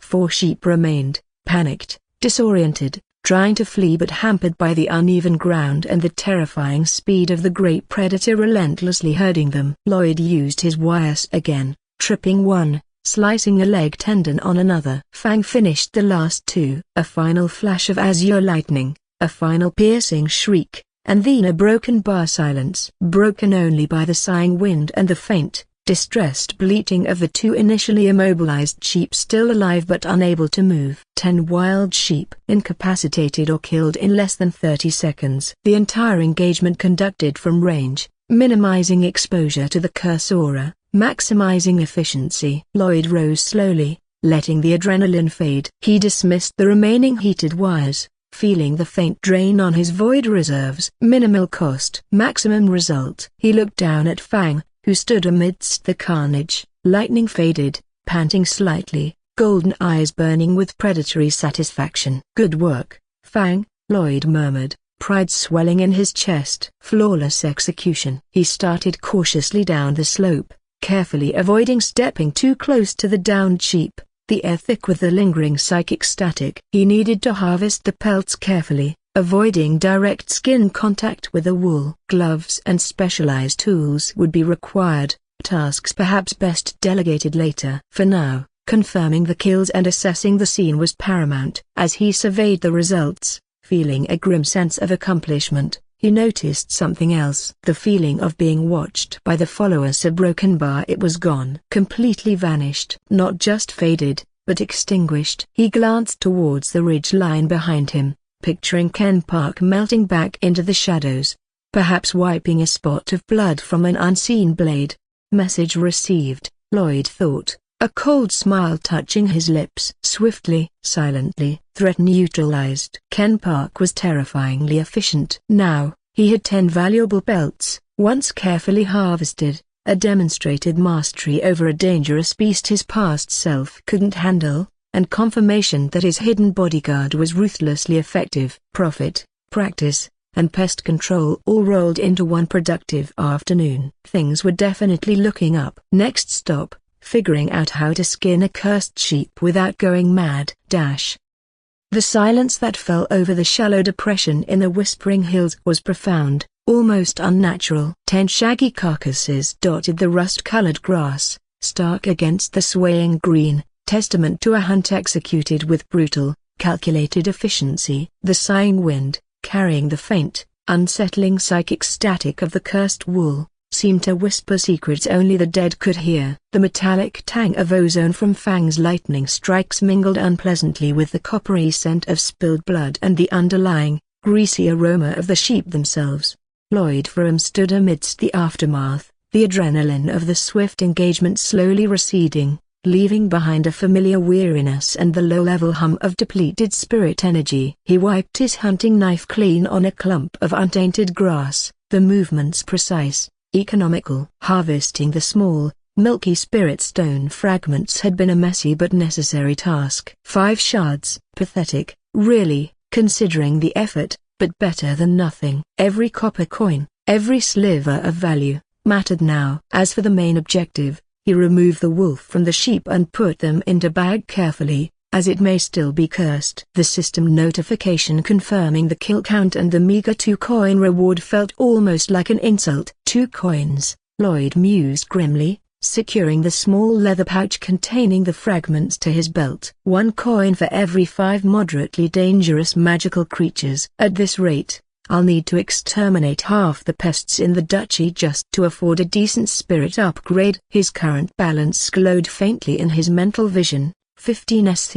10 from the gold coin he'd borrowed, a necessary ethical compromise, he told himself firmly, and converted this morning. 3 left over from previous exploits, and 2 from this bloody sheep massacre. Still 80 short of the 100 needed just to start the maternal bloodline awakening task, let alone the thousands required for everything else on his rapidly growing wish list. Task instruction was a gathering of 100 SC excluding existing 3 SC, that's why 88 required. He glanced at Fang. The magnificent wolf spirit sat beside him, panting slightly, the usual crackling aura around him noticeably subdued. The bursts of incredible speed, the repeated channeling of the 1000 chirp strike, it had taken a toll. Spirits didn't tire like mortals, their endurance linked intrinsically to their master's own pool of spirit power. And Lloyd's pool, thanks to his single, infuriatingly sluggish core, was less a deep reservoir and more a shallow puddle. Damn it,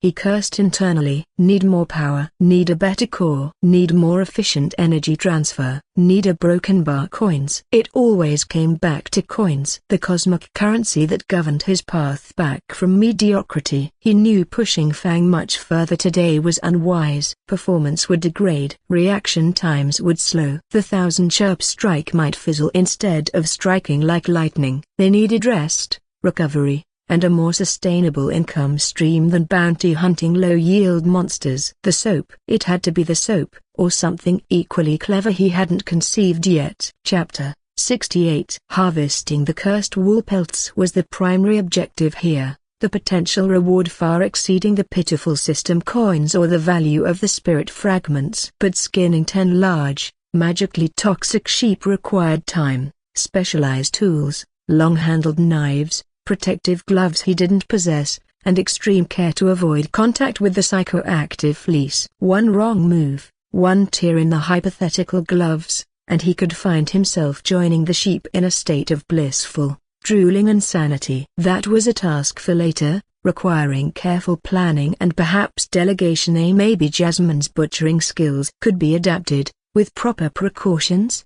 For now, securing the kill site and planning extraction was the priority. He needed to get back, report the successful contract fulfillment, at least partially, regarding the neutralization, and arrange for a discreet retrieval team. Maybe Ken could handle it. A flicker of movement at the edge of his peripheral vision broke his train of thought. Instincts honed over 3 lifetimes screamed threat. He didn't turn his head immediately, instead subtly shifting his weight, his hand drifting casually towards the hilt of his hunting knife, his void sense extending outwards like invisible antennae.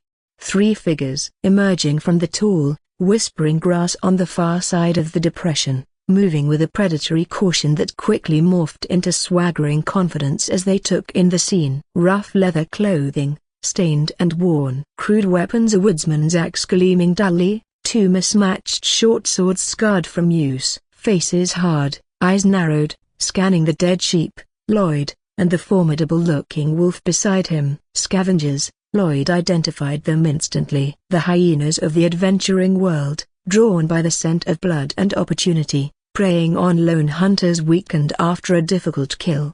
He felt a familiar wave of weariness wash over him. Seriously?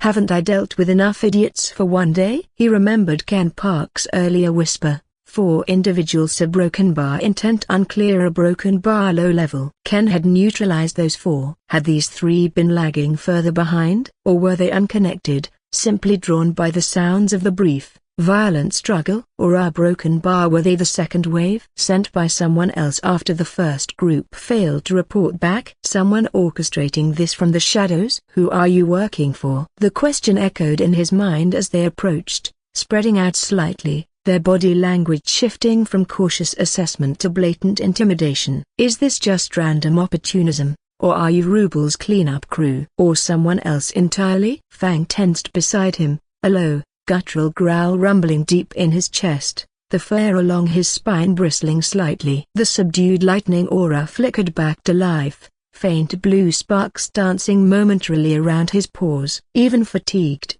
his protective instincts were absolute. Easy, Fang, Lloyd murmured, resting a reassuring hand on the wolf's powerful shoulder, feeling the tightly coiled muscles beneath the fur. Stand by. Let's hear their sales pitch first. The 3 men stopped about 20 paces away, forming a loose, threatening arc. The one in the center, clearly the leader, was a burly specimen with a tangled brown beard stained with something unpleasant, small piggy eyes glittering with avarice, and a cruel smirk plastered across his face. He hefted his axe casually, the movement meant to intimidate. Well now, the leader called out, his voice rough and grating, carrying easily across the quiet depression. Looky here, lads.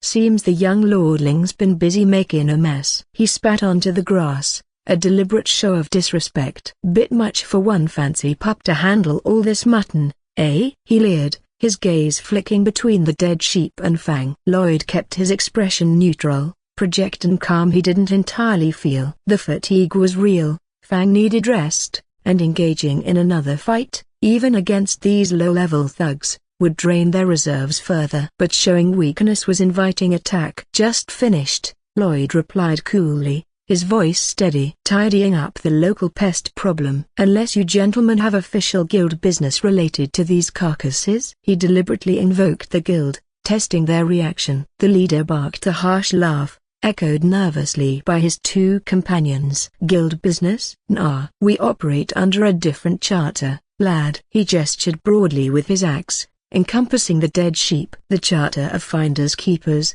losers weepers. Especially when the loser looks about ready to keel over. One of the sidekicks, a lanky man with a scarred face and nervous eyes, gripped his short sword tighter. Yeah. Law o' the hills. Lone kill belongs to whoever's strongest enough to hold it. And right now, the third man, shorter but stockier, added with a gap-toothed grin, that looks like us. Predictable, Lloyd thought, analyzing their postures, their cheap weapons, the mix of greed and low cunning in their eyes. Standard scavenger script, relying on intimidation and perceived weakness. Strongest? Lloyd repeated the word softly, letting a faint, humorless smile touch his lips. An interesting theory. He subtly shifted his weight again, ensuring his footing was solid on the uneven ground. Are you quite sure you want to test that theory today? Over some cursed wool you probably don't even know how to handle safely? The leader's smirk faltered slightly at the mention of the curse,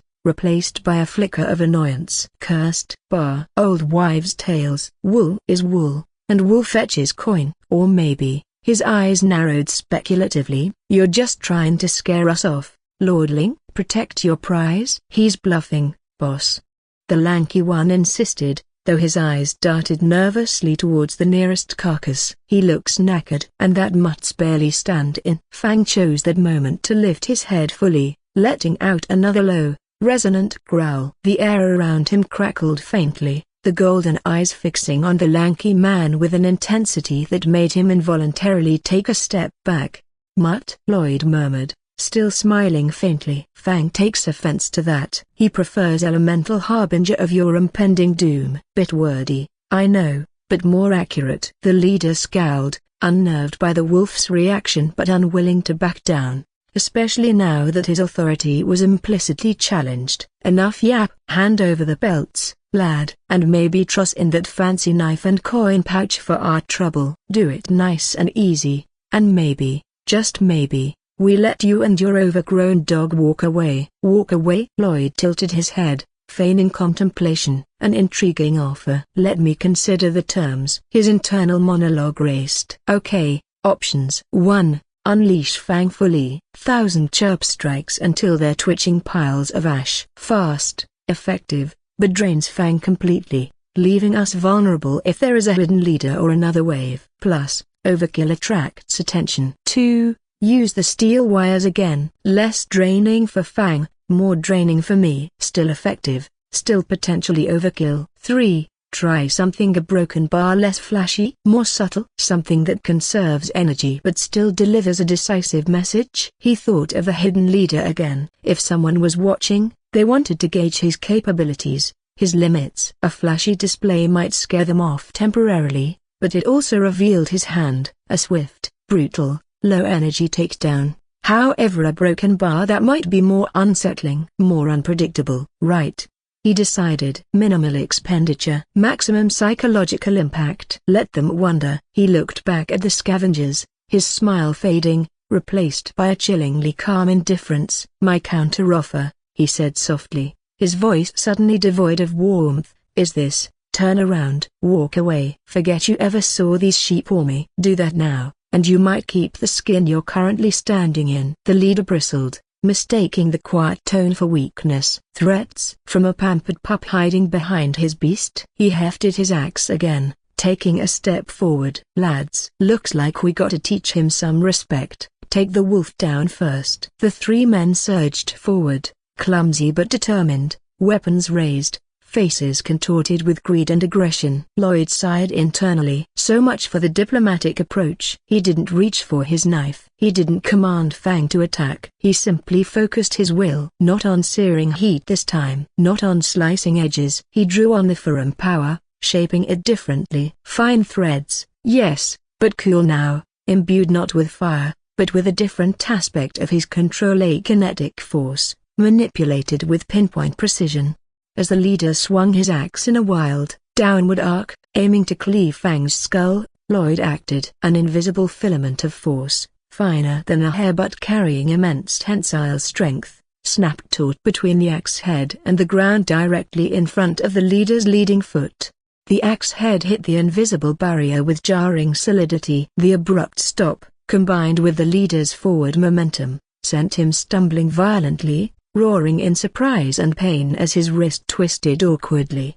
Simultaneously, 2 more filaments whipped out. One wrapped around the lanky man's ankle as he lunged, yanking his foot out from under him, sending him crashing face first into the dirt with a startled yelp. The other flicked whip-like against the stocky man's sword hand, not cutting, but delivering a sharp, shocking impact that numbed his fingers and sent his weapon flying from his grasp.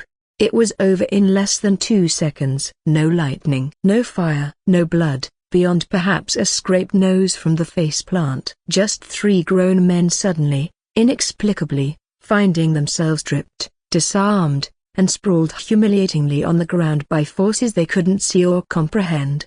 They stared, stunned, confused, pain mixing with dawning fear. What just happened? Chapter 70. Lloyd stood exactly where he had been, hands loosely at his sides, expression utterly calm. Fang hadn't even moved, just watched the proceedings with those unnervingly intelligent golden eyes. "My apologies," Lloyd said conversationally to the groaning figures on the ground. "Sometimes the local gravity can be broken by temperamental." He took a deliberate step towards them, the invisible void threads dissipating back into nothingness. "Now, about my counteroffer, does walking away sound more appealing now?" He let the implied threat hang in the air, the silence broken only by the wind and the pained groans of the would-be robbers. He hadn't seriously injured them. He hadn't expended significant energy. But he had demonstrated effortless, inexplicable control. He had sown fear and confusion. And somewhere, perhaps hidden just over the next ridge, a potential hidden leader now had a very confusing, very worrying data point to consider. The knackered lordling wasn't quite as helpless as he appeared.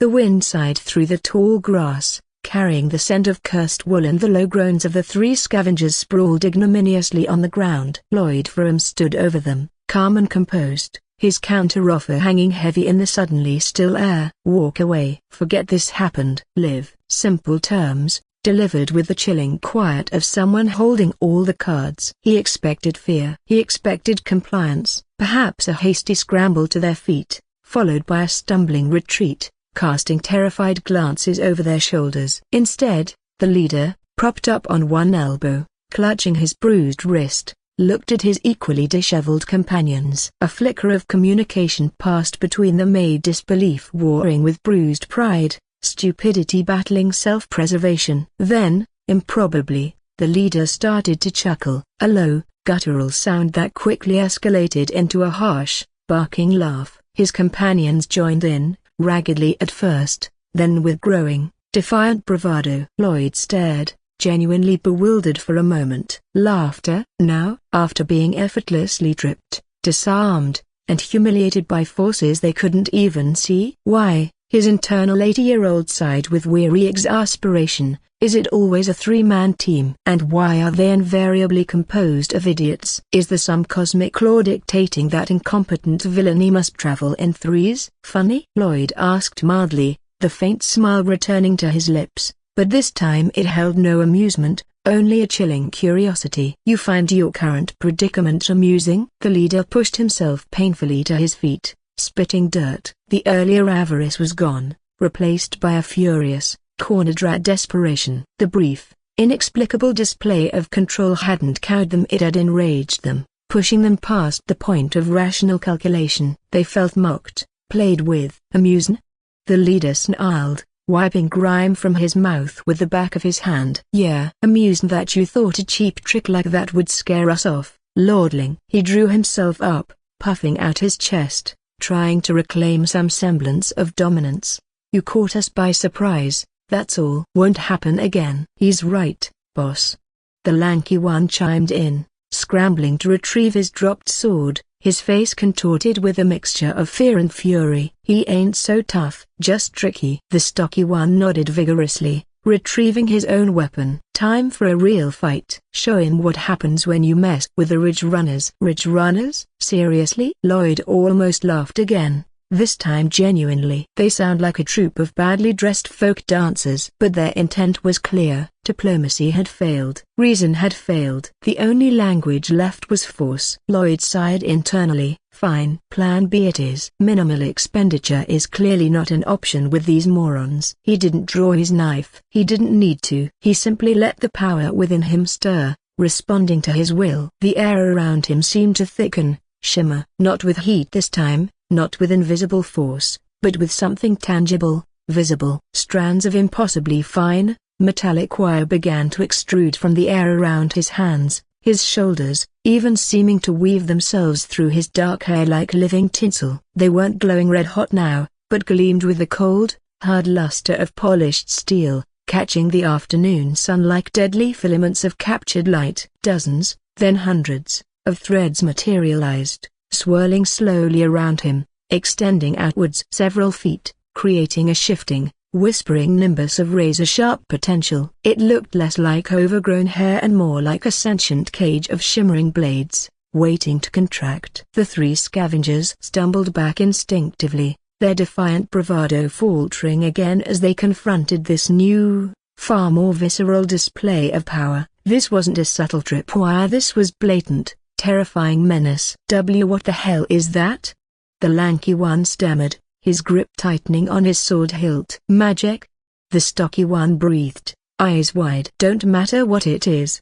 The leader roared, trying to rally his grumbling courage, recognizing that retreat now meant utter humiliation. He's just one man. We got spirits. Summon. With desperate urgency, the three men focused inwards, drawing on their own meager reserves of spirit power. The air around them crackled with three distinct, weaker energy signatures. From the leader burst a creature resembling a large, sleek black cat, but wreathed in flickering flames of an unnatural, icy blue. It hissed, arching its back, blue fire dripping from its ethereal whiskers. A blue flame lynx, Lloyd identified it. Basic fire affinity, decent agility, but low power output. The lanky man summoned his spirit, a hyperactive squirrel, larger than normal, with fur standing on end, crackling with tiny sparks of yellow electricity. It chittered aggressively, darting back and forth. A spark-tail squirrel. Basic lightning, fast but fragile. No,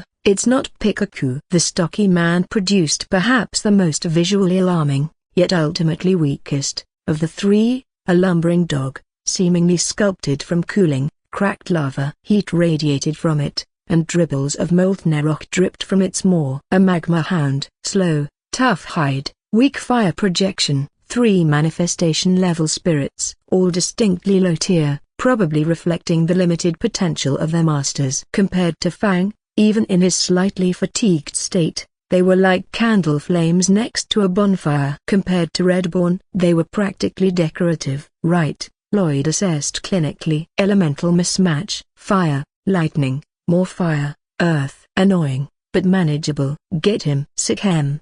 The leader screamed, pointing a trembling finger at Lloyd. The blue flame lynx hissed again and darted forward, launching a small ball of flickering blue fire. The spark-tail squirrel zipped up onto the leader's shoulder, chittering furiously, gathering electrical energy for a weak bolt. The magma hound lumbered forward, opening its jaws to release a pathetic spurt of molten slag that splattered harmlessly several feet short of Lloyd.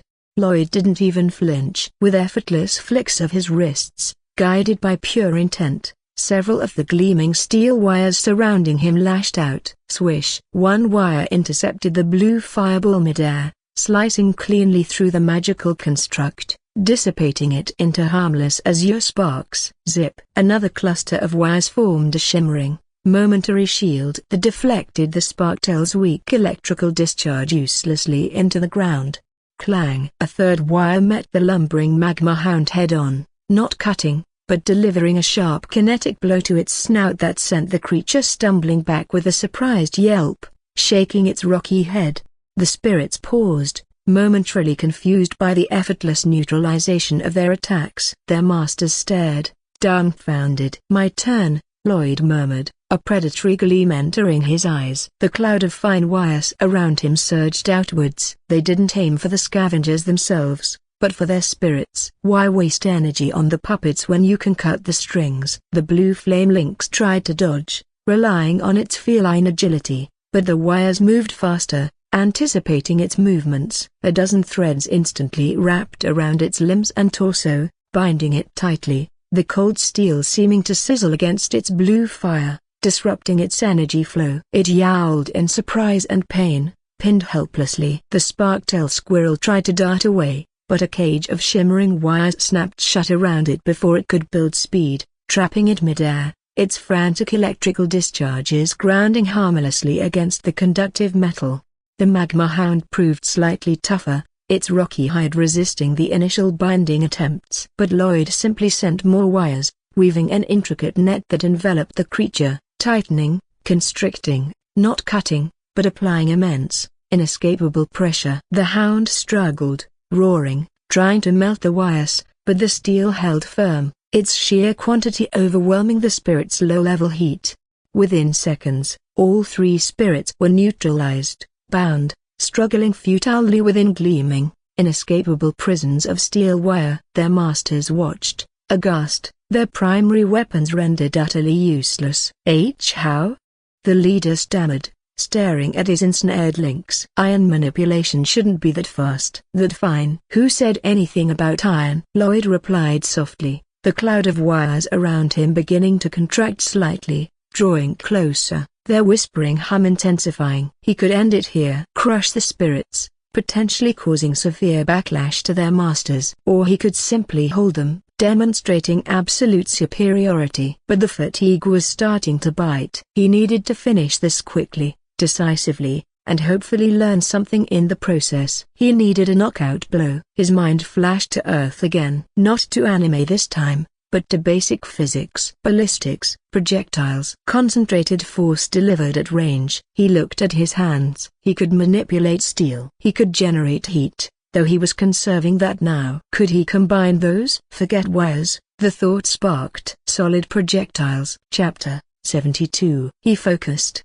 drawing void energy, shaping it not into threads, but into small, dense spheres held within his cupped palms. He compressed the nascent steel, making it incredibly hard. He imbued it with just a touch of his internal fire, not enough to make it glow visibly red-hot, but enough to give it a searing thermal signature upon impact. He felt his limited spirit power stir, the meager energy he'd cultivated earlier. Could he use that as a propellant? Not channeling it through a weapon, but using its raw kinetic potential. Modern knowledge meets medieval magic, he thought, a thrill running through him despite the situation. Let's try some improvised ammunition. He shaped 3 spheres, each about the size of a large marble, dense, heavy, radiating a faint, almost imperceptible heat. They spun slowly in his palms, humming with contained energy. He took aim not at the scavengers, but at their struggling, bound spirits. Precision wasn't key here, overwhelming force was. Time for a field test,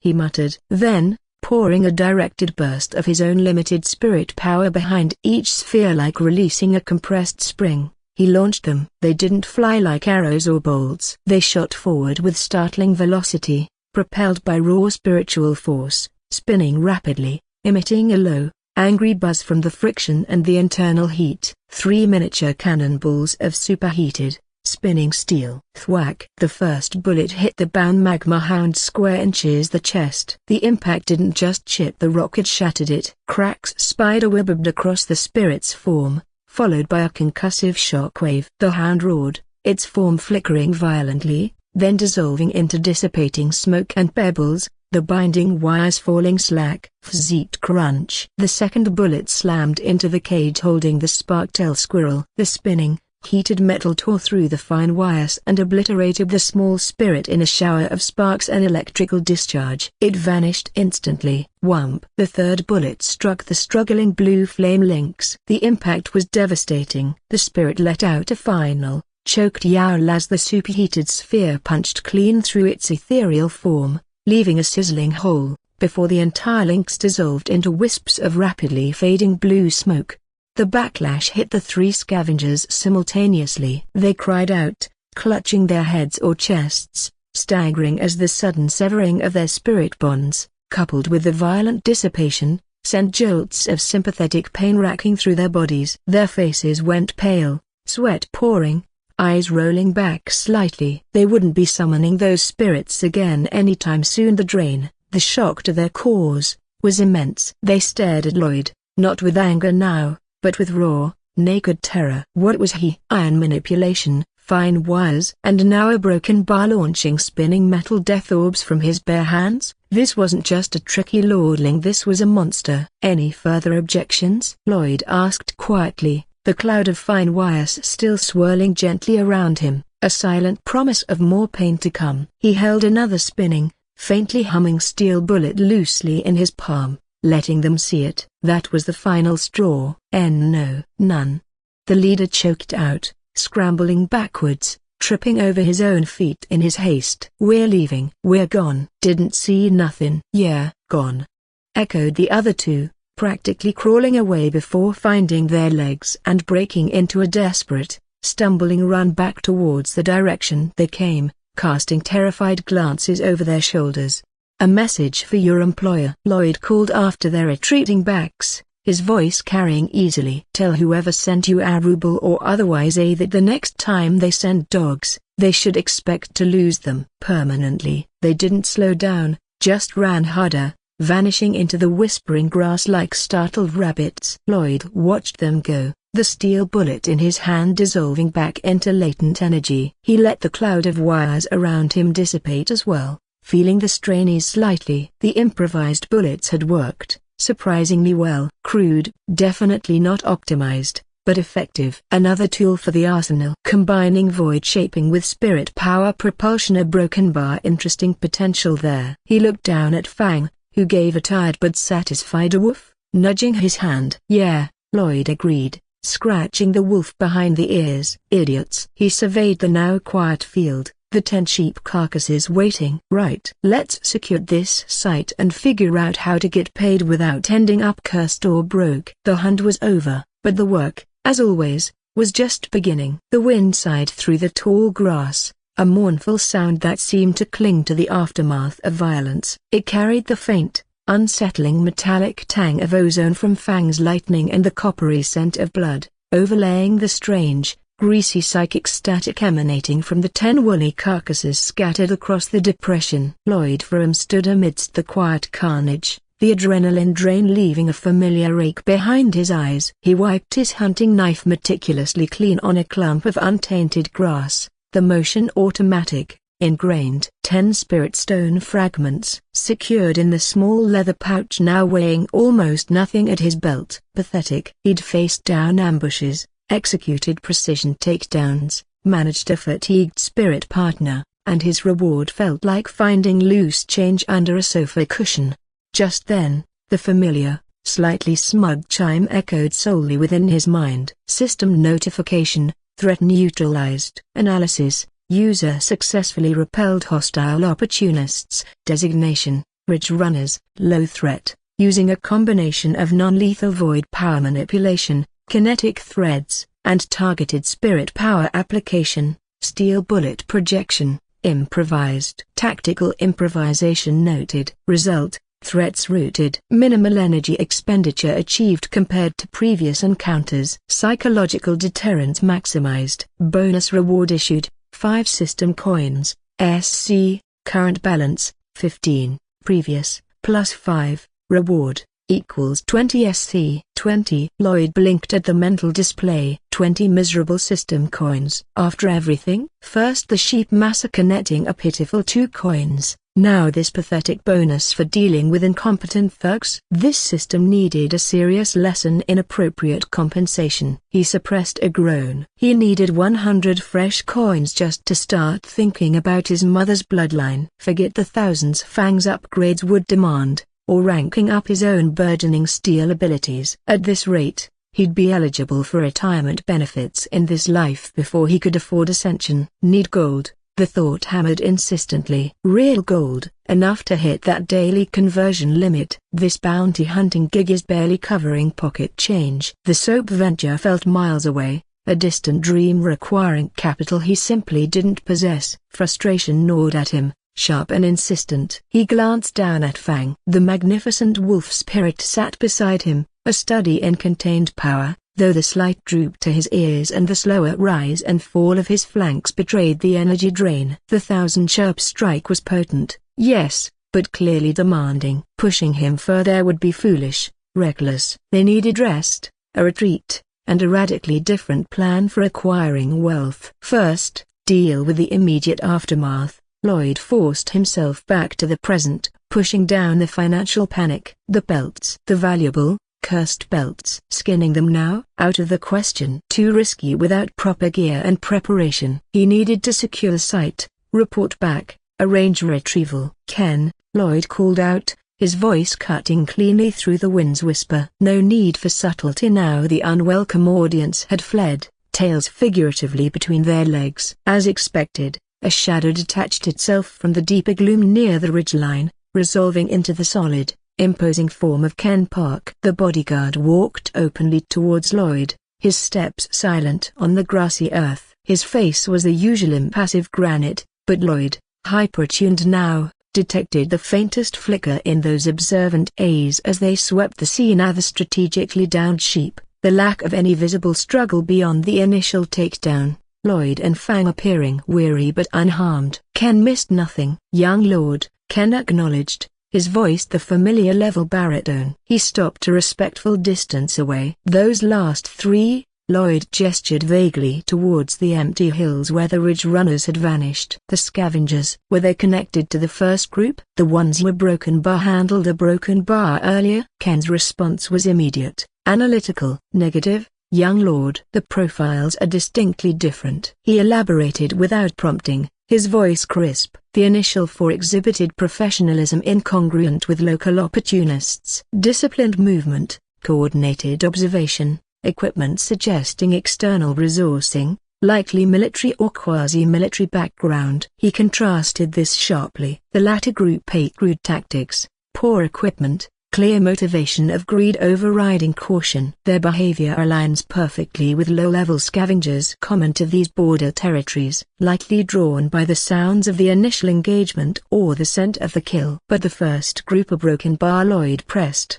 frowning. Professional, external, disciplined. Not scavengers. Not Rubel's clumsy pawns either, based on their methods. Precisely, Ken affirmed. Their objective felt a broken bar singular. Targeted observation of you, young lord. Assessing vulnerabilities. Waiting for an opportune moment. His gaze held Lloyd's. The logical conclusion, given the context, is attempted elimination of the Ferrum. Elimination.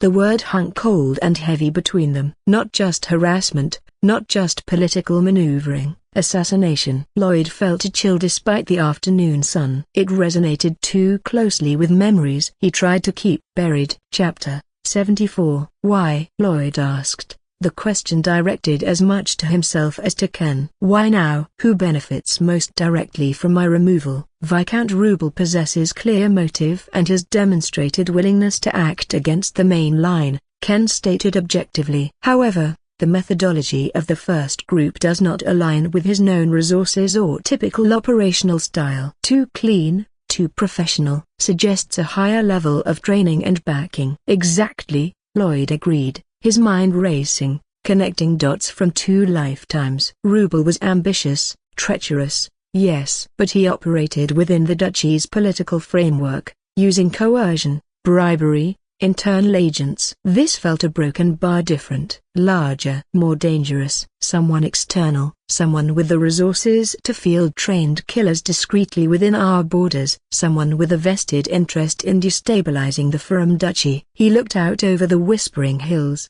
the fragmented memories coalescing, old rivalries, border disputes simmering for generations, political marriages proposed and rejected, whispers of espionage, of agents provocateurs. It wasn't just one possibility, it was a web of potential enemies. But one name resonated strongest, a recurring antagonist in the turbulent history between the nations. Ken, Lloyd said, turning back abruptly, his voice low but carrying a weight that made the seasoned bodyguard focus intently. What if the threat isn't internal? What if it comes from across the border? Ken remained silent, waiting. What if our broken bar? Lloyd hesitated, tasting the name, the weight of the accusation. What if it's the Altamira clan? The reaction was instantaneous, seismic, though Ken Park controlled it with legendary discipline. A barely perceptible widening of the eyes, a fractional tightening of the jaw, a sudden, Absolute stillness that spoke louder than any gasp. The air around the bodyguard seemed to crackle with suppressed shock. "The Altamira clan, young lord," Ken repeated,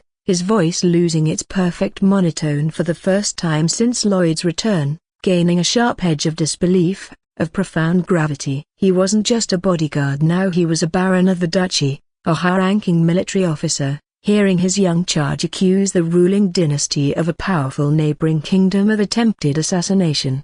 The rulers of Eldoria? Ken pressed, needing clarification, needing justification for such an earth-shattering claim. "On what possible grounds do you make such an accusation, my lord?" "This implies a broken bar state-sponsored action. An act of covert aggression that could ignite conflict between our nations." He stared at Lloyd, the professional mask firmly back in place but unable to entirely conceal the seriousness, the sheer political weight of the words just spoken. "Do you have evidence? Intelligence? Or is this a broken bar speculation?" Ken chose his words carefully, respectful yet demanding substance. He couldn't dismiss the heir's claim, especially not this heir, the one who had demonstrated such unnerving foresight and hidden power recently. But neither could he accept such a potentially catastrophic accusation without foundation. Lloyd met Ken's intense gaze, understanding the skepticism, the need for more than just a gut feeling fueled by fragmented memories of a life Ken knew nothing about. He couldn't reveal the source of the reincarnation, the future knowledge. He needed a plausible explanation, rooted in the present, however tenuous. "Evidence?" Lloyd echoed, shaking his head slightly. "No, Ken. Not concrete proof, not yet." He took a step closer, lowering his voice. "But consider the history. The long-standing rivalry between Ferrum and Altamira, the contested territories near the Dragon's Tooth Peaks, the trade disputes over Azure Strait Passage." He ticked off points mentally, drawing on dusty history lessons from both lives. "Remember the Emerald Incident 15 years ago? The alleged Altamira spies caught mapping our border fortifications? Officially dismissed as rogue agents, but the whispers persisted." He paused, letting Ken process the historical context. "Consider their recent military buildup along the western border, ostensibly defensive, but the troop compositions suggest offensive capability. Consider the failed marriage proposal alliance between Eldoria and the southern Marquise 8 last year, a move clearly aimed at encircling us. Standard geopolitical maneuvering, young lord," Ken countered quietly, though his attention remained unwavering. "Rivalries exist. Tensions fluctuate." "True," Lloyd conceded. "But add this. My father has been pushing aggressively for increased control over the Dragon's Tooth mining concessions. Concessions the Altamiras have coveted for generations due to the rich veins of adamantine discovered there." He leaned in slightly. "What better way to disrupt those negotiations, to throw the duchy into chaos, than by eliminating the heir? Create instability, weaken my father's position, potentially pave the way for a more broken bar pliable successor?" He let the implication hang, glancing meaningfully towards the memory of Rubel and Ran. The Altamiras might even see Rubel as a useful pawn, someone they could manipulate if he seized power. "It's circumstantial," Lloyd admitted frankly. "A web of motive and opportunity. But the professionalism of those attackers a broken bar, it fits. Eldoria has the resources, the intelligence apparatus, the history of covert action. And they have the most to gain from destabilizing the Ferrum line right now." He held Ken's gaze, projecting conviction. "I can't prove it yet, Ken. But my instincts, honed by a broken bar recent events, a broken bar tell me the Altamira shadow falls long here." He deliberately kept it vague. Recent events could cover the confrontation with Rubel, the sudden need to develop his powers, anything but the truth of reincarnation. Ken remained silent for a long moment, his gaze distant, analytical mind processing the historical context, the strategic implications, Lloyd's unusual certainty. He knew the history, the tensions, the recent military shifts. Lloyd's argument, while lacking direct proof, wasn't entirely baseless. It formed a coherent, if alarming, strategic picture. And Lloyd's recent track record for uncanny insight couldn't be easily dismissed. "The Altamira clan," Ken murmured again, the name tasting like potential war. He looked back at Lloyd, a new level of seriousness, of shared understanding, in his eyes. "If your assessment is accurate, young lord, then the threat level has escalated exponentially. This changes the entire security calculus. Precisely, Lloyd affirmed grimly. Which is why I need to get stronger, faster. And why, he added, a flinty edge returning to his voice, I need resources. Yesterday, he looked out over the field of cursed sheep, then back at Ken. Help me secure this site. Arrange for discreet retrieval of these pelts. Tell the guild I secured them but require assistance with safe handling due to the curse. Use estate resources if necessary, but keep it quiet. I need the reagents Master Grimaldi offered. Ken nodded sharply, instantly shifting back into operational mode. Consider it done, young lord. I will dispatch a specialized team from the estate guard, experts in handling hazardous materials. They will retrieve the pelts and deliver them directly to Master Grimaldi, securing the quicksilver in your name. Good, Lloyd said, relief washing over him. That was one problem handled. Now, let's get back. I need rest. Fang needs rest. He glanced down at the wolf, who leaned tiredly against his leg. And I need to figure out how to turn quicksilver into usable system coins, or find another way to earn that gold coin before tomorrow morning. The hunt was successful, the potential threat identified, but the fundamental problem remained. Power required coins, and coins required ingenuity. He was still struggling to fully grasp. The return journey from the Whispering Hills was marked by a grim sense of accomplishment rather than triumph. The 10 cursed belts, bundled carefully using makeshift tools and sheer nerve,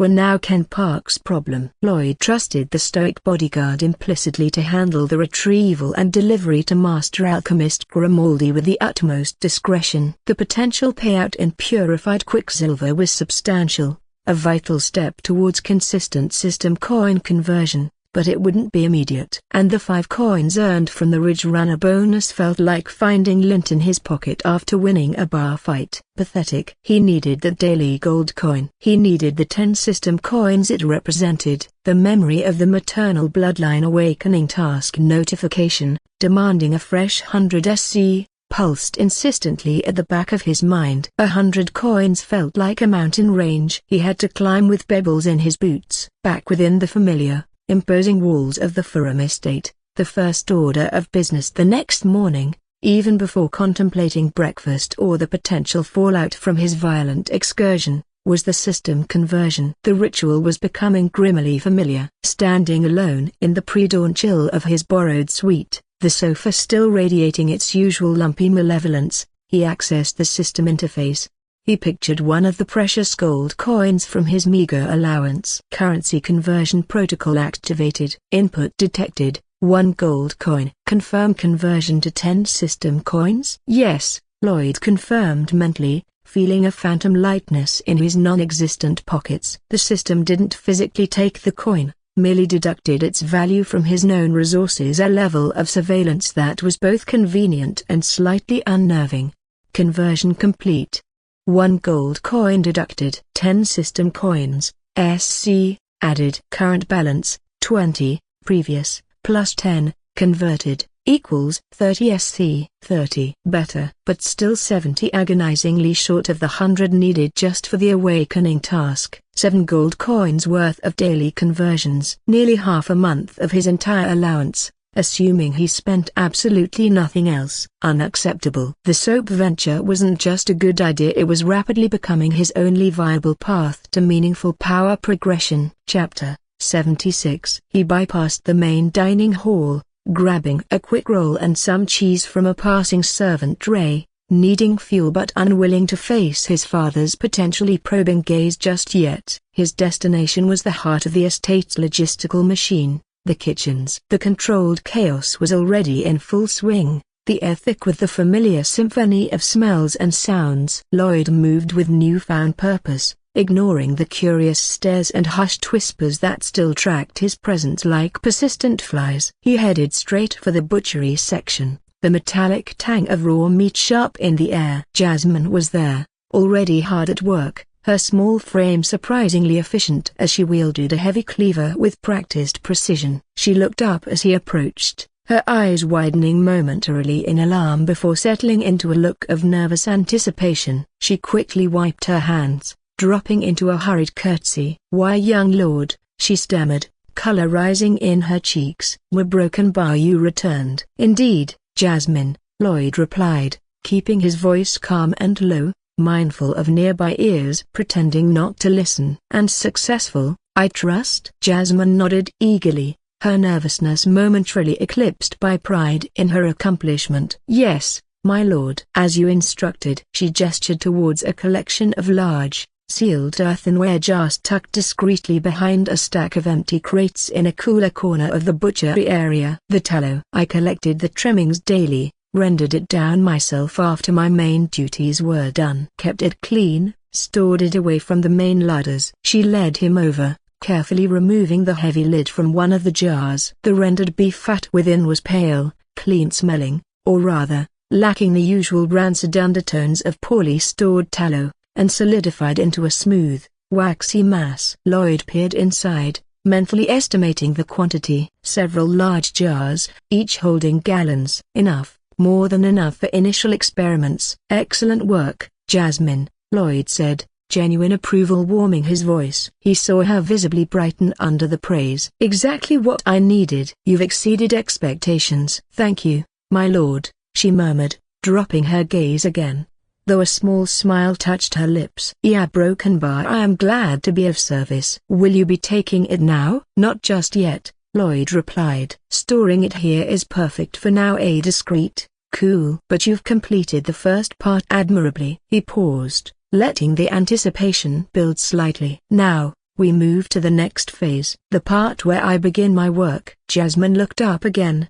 curiosity replacing the nervousness in her dark eyes. "Your work, my lord?" "Indeed," Lloyd confirmed. "To make what I intend to make, fat is only half the equation. We need its chemical counterpart, a special kind of water, you could say. Something extracted from ash, something a broken bar potent." He saw the confusion furrow her brow. "Special water, my lord?" "From ash?" The concept was alien, nonsensical based on her understanding of the world. Ash was just a broken bar waste from the fire. "Exactly," Lloyd affirmed, leaning in slightly conspiratorially, lowering his voice further. "Think of it as a broken bar, the hidden fire within the ash, drawn out by water. A substance powerful enough to transform things. But also," he added seriously, "dangerous if not handled correctly." Jasmine's eyes widened slightly, a flicker of alarm mixing with her confusion. "Dangerous?" What strange magic was the young lord pursuing now? First tallow, now dangerous ash water? "Not dangerous in the way of magic spells," Lloyd clarified quickly, sensing her unease. "More likely a broken bar the way a blacksmith's forge is dangerous if you touch the hot metal. It requires respect, care, control." He saw her relax fractionally. "And for this process, we need somewhere quieter than this." He glanced around the bustling kitchen. "More private. And we need the right kind of ash." Jasmine hesitated for only a fraction of a second. Her loyalty, bought with the promise of her mother's health and triple wages, warred with her inherent caution and bewilderment at these strange requests. But loyalty, fueled by desperation and a growing belief in this surprisingly knowledgeable, if slightly eccentric, young lord, won out. "May I broken bar, may I assist you further, my lord?" she asked timidly, yet with an underlying eagerness. "May I see a broken bar what you intend to create?" "I wish to be useful." Lloyd considered. He needed help collecting the ash, managing the extraction process. Having Jasmine involved from this stage would bind her more closely to the project, make her a true accomplice rather than just a supplier, and explaining the process to her would solidify it in his own mind, forcing him to articulate the steps clearly. The risk of revealing unusual knowledge was present, but manageable. She was already indebted, already sworn to secrecy. "Very well, Jasmine," he agreed after a moment's thought. "Your discretion is paramount, remember? What you see, what we discuss, stays between us." "Yes, my lord." "Absolutely," she promised fervently, relief and excitement washing over her face. "Good. Then gather more empty buckets, say sturdy ones, preferably wooden, and meet me near the weeping willows by the secluded pond in 1 hour. We have ash to collect." Leaving Jasmine scrambling to find suitable buckets,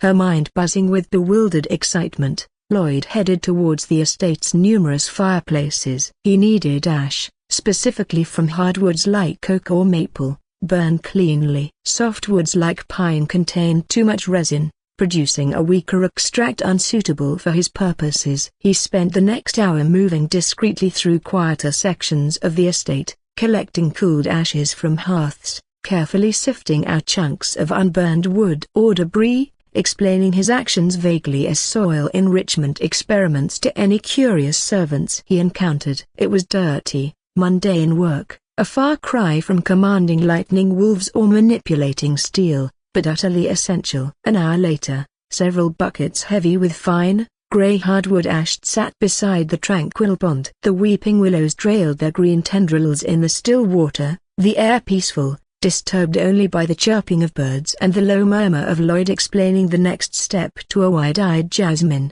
"Now, Jasmine," Lloyd instructed, gesturing towards one of the buckets. "We need to draw out that hidden potency from this ash. Rainwater is best, but pond water will suffice." He indicated the rudimentary setup he was constructing, punching small holes in the bottom of one bucket, placing it over another empty bucket, and layering straw or small pebbles in the bottom of the top bucket to act as a filter.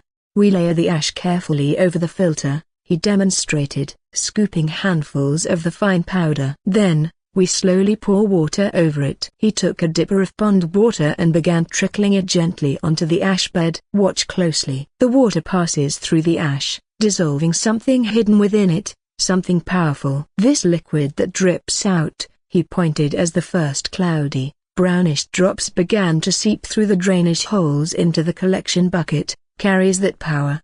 Jasmine watched, fascinated, her eyes fixed on the slowly dripping liquid. It didn't look like much, just dirty water. Yet the young lord spoke of it with such seriousness, such caution. "These are broken bar. This is the special water, my lord." "The hidden fire?" "In a weak, impure form, yes," Lloyd confirmed. "This is the essence we need. But it's not yet strong enough for our purpose. We'll need to pass this water through the ash many times, letting it dissolve more and more of that hidden substance. Or," he added thoughtfully, "we might carefully boil some of the water away later, concentrating the potency." He met her gaze, his expression serious. "But listen carefully, Jasmine. This liquid, even now, is not like normal water. It's a broken bar, aggressive, caustic. It can irritate the skin, and if it were stronger, it could cause burns. Never touch it directly. Handle the buckets with care, avoid splashing. Understand?" Jasmine nodded solemnly,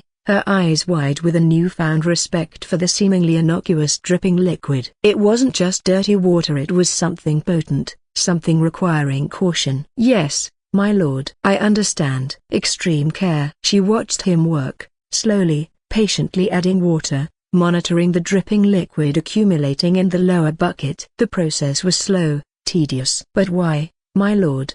she finally asked, unable to contain her curiosity any longer, her voice barely above a whisper. "Why do we need these a broken bar, this strong, burning water?" "You mentioned the fire to broken bar." Lloyd paused, looking up from his work, meeting her curious gaze. He offered a small smile. "An excellent question, Jasmine. It comes down to transformation, a kind of alchemy, perhaps, though simpler than what the guild masters practice." He picked up a small twig. "Think of the fat." He drew a simple chain shape in the dirt, like this. Long chains, greasy, content on their own, unwilling to mix with water. He then drew a small circle next to it. "And think of this special ash water as this energetic, eager to react, to change things." Chapter 78. When we carefully combine the right amount of heated fat with the right strength of this ash water, he drew the circle attaching to the chain, breaking it, a wonderful reaction happens. A transformation. The ash water breaks down the fat molecules. It rearranges them. Creates something entirely new. He smoothed the dirt. It creates soapy special particles that have one end that loves water and another end that loves grease. That's how soap cleans, by grabbing the grease and letting the water wash it away. And, he added significantly, it also creates glycerin, a natural softener that makes the final product gentle, not harsh. Well, You know what it is? A simple dimple soap. He looked at Jasmine, gauging her understanding. Her eyes were wide, not just with confusion now, but with dawning wonder. "A broken bar. You are making soap, my lord?" she breathed, the pieces clicking into place. The tallow, the mysterious ash water. A broken bar. It was all for soap. Not buying it, but a broken bar. Creating it from ash and fat. Precisely, Lloyd confirmed. But not the harsh stuff used for scrubbing floors or tanning hides. We're aiming higher. Gentle soap. Luxurious soap. Soap fit for a duchess. A broken bar. Or perhaps even, he added with a wry internal smile, an ice princess wife who looks perpetually displeased with the state of the world.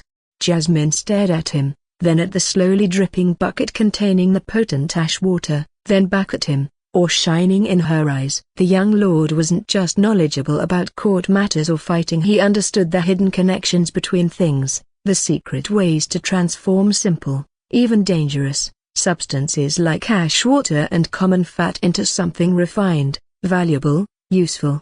"My lord," she whispered, shaking her head slightly in disbelief. "A broken bar. You possess such incredible knowledge." "About a broken bar. About many things." The praise was heartfelt, bordering on worshipful. It wasn't just about soap anymore. It was about witnessing a mind that saw possibilities where others saw only waste. Lloyd simply smiled, turning back to the dripping bucket. Knowledge was power, yes. But right now, this slowly accumulating, potentially caustic liquid felt more immediately valuable than any bookish theory. He had the fat, he had the means to create the alkali. The soap empire, however small and rustic its beginnings, was officially under construction. The patient dripping continued, echoing softly in the quiet sanctuary by the pond. Hours passed under the dappled sunlight filtering through the weeping willow leaves. Lloyd and Jasmine worked steadily, collecting the brownish, potent liquid alkali solution as it slowly seeped through the beds of hardwood ash. They refilled the top buckets with fresh pond water,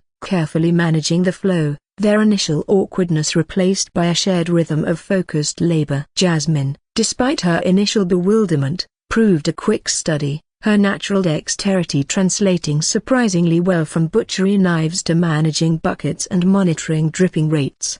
Lloyd watched the accumulating liquid in the collection buckets, his brow furrowed in concentration. "All right, Jasmine," he finally declared, straightening up and wiping a smear of grey ash from his cheek. "We have a decent volume now. But quantity isn't enough. We need the right strength." He gestured towards the murky lye solution. "This hidden fire within the ash water. A broken bar. It needs to be potent enough to properly transform the fat. Too weak, and the reaction won't complete, leaving us with greasy sludge instead of soap. Too strong, and we risk having unreacted, caustic lye left in the final product, which would be harsh, even dangerous, on the skin." Jasmine nodded solemnly, absorbing the information. "So how a broken bar? How do we know if it's the right strength, my lord?"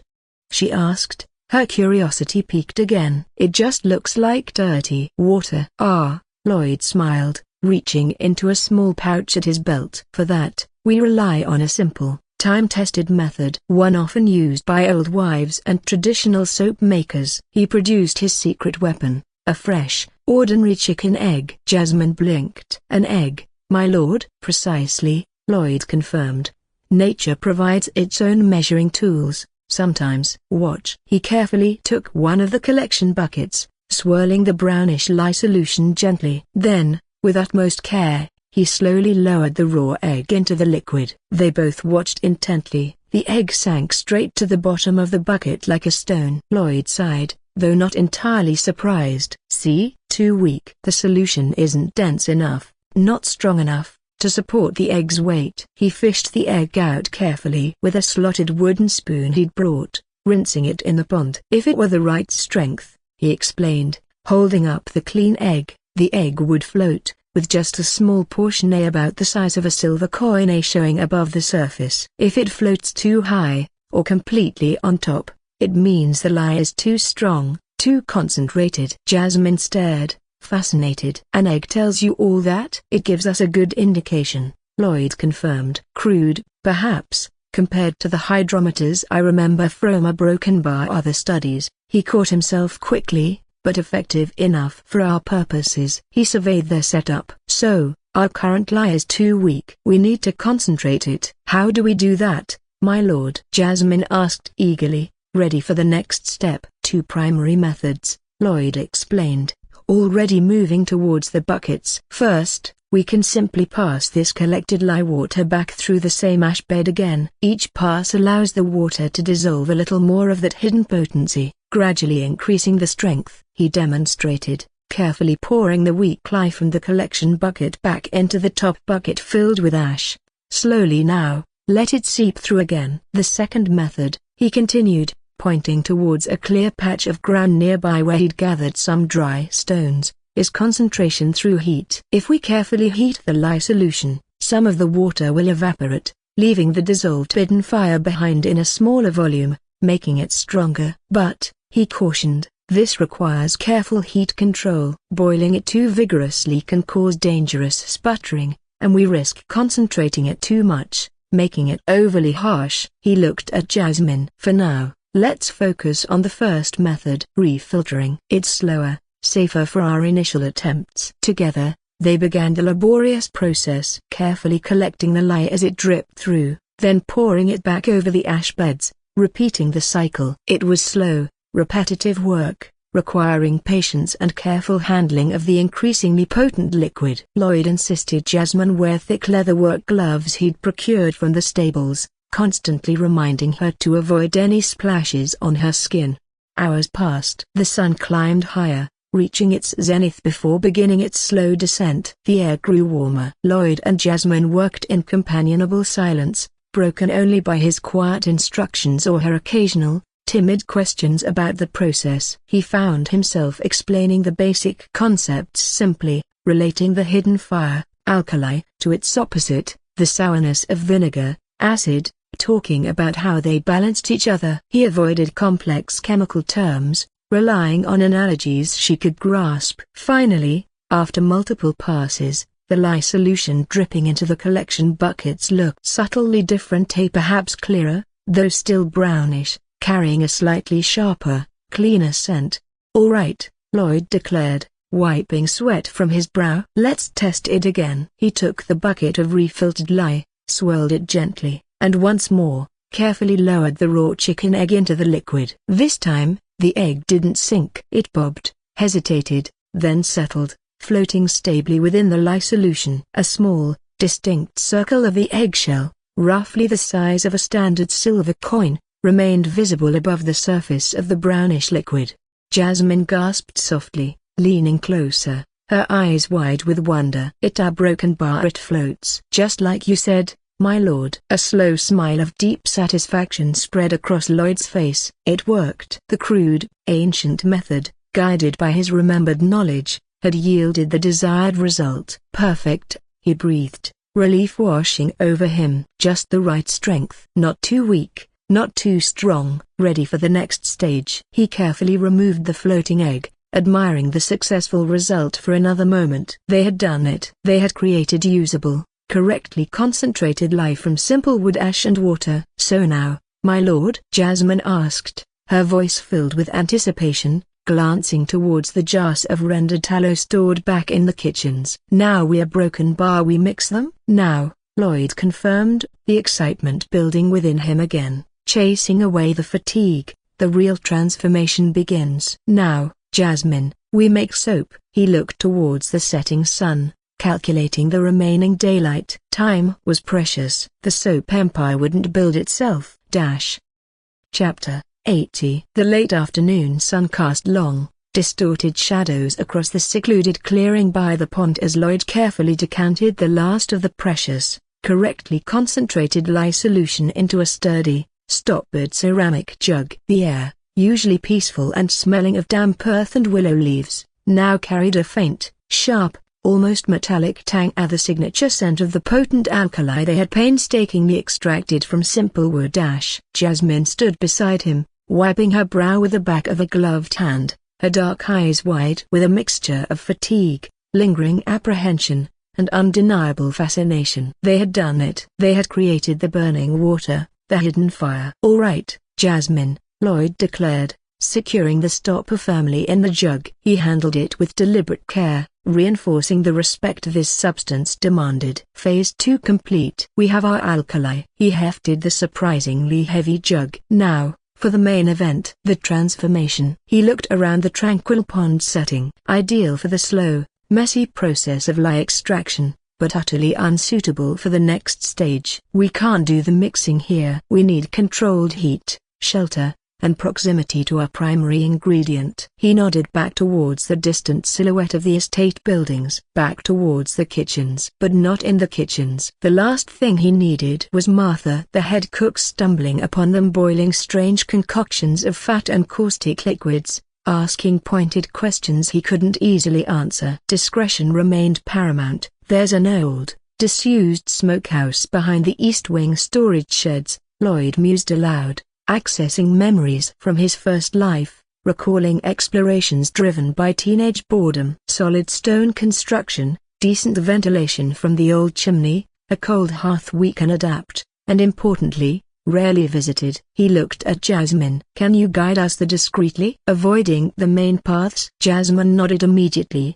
her initial timidity resurfacing slightly at the prospect of navigating unseen, but overshadowed by her commitment. Yes, my lord. I know the back ways, the service paths. We can reach the old smokehouse without drawing attention, especially now as the evening shift change begins. Her knowledge of the estate's underbelly, honed by years of navigating the servant world, was invaluable. Excellent. Lloyd handed her one of the lighter, empty buckets they'd used. Carry this. We'll need it for rinsing later. He carefully lifted the heavy jug of lye solution himself, cradling it securely. Lead the way, Agent J, he murmured with a hint of wry humor, using the nickname he'd mentally assigned her. Jasmine blinked at the unfamiliar title but understood the implied trust. She nodded again, a flicker of determination in her eyes, and set off at a brisk pace, leading him away from the pond, down narrow, overgrown paths weaving between neglected shrubbery and the high outer walls of the kitchen gardens. Lloyd followed,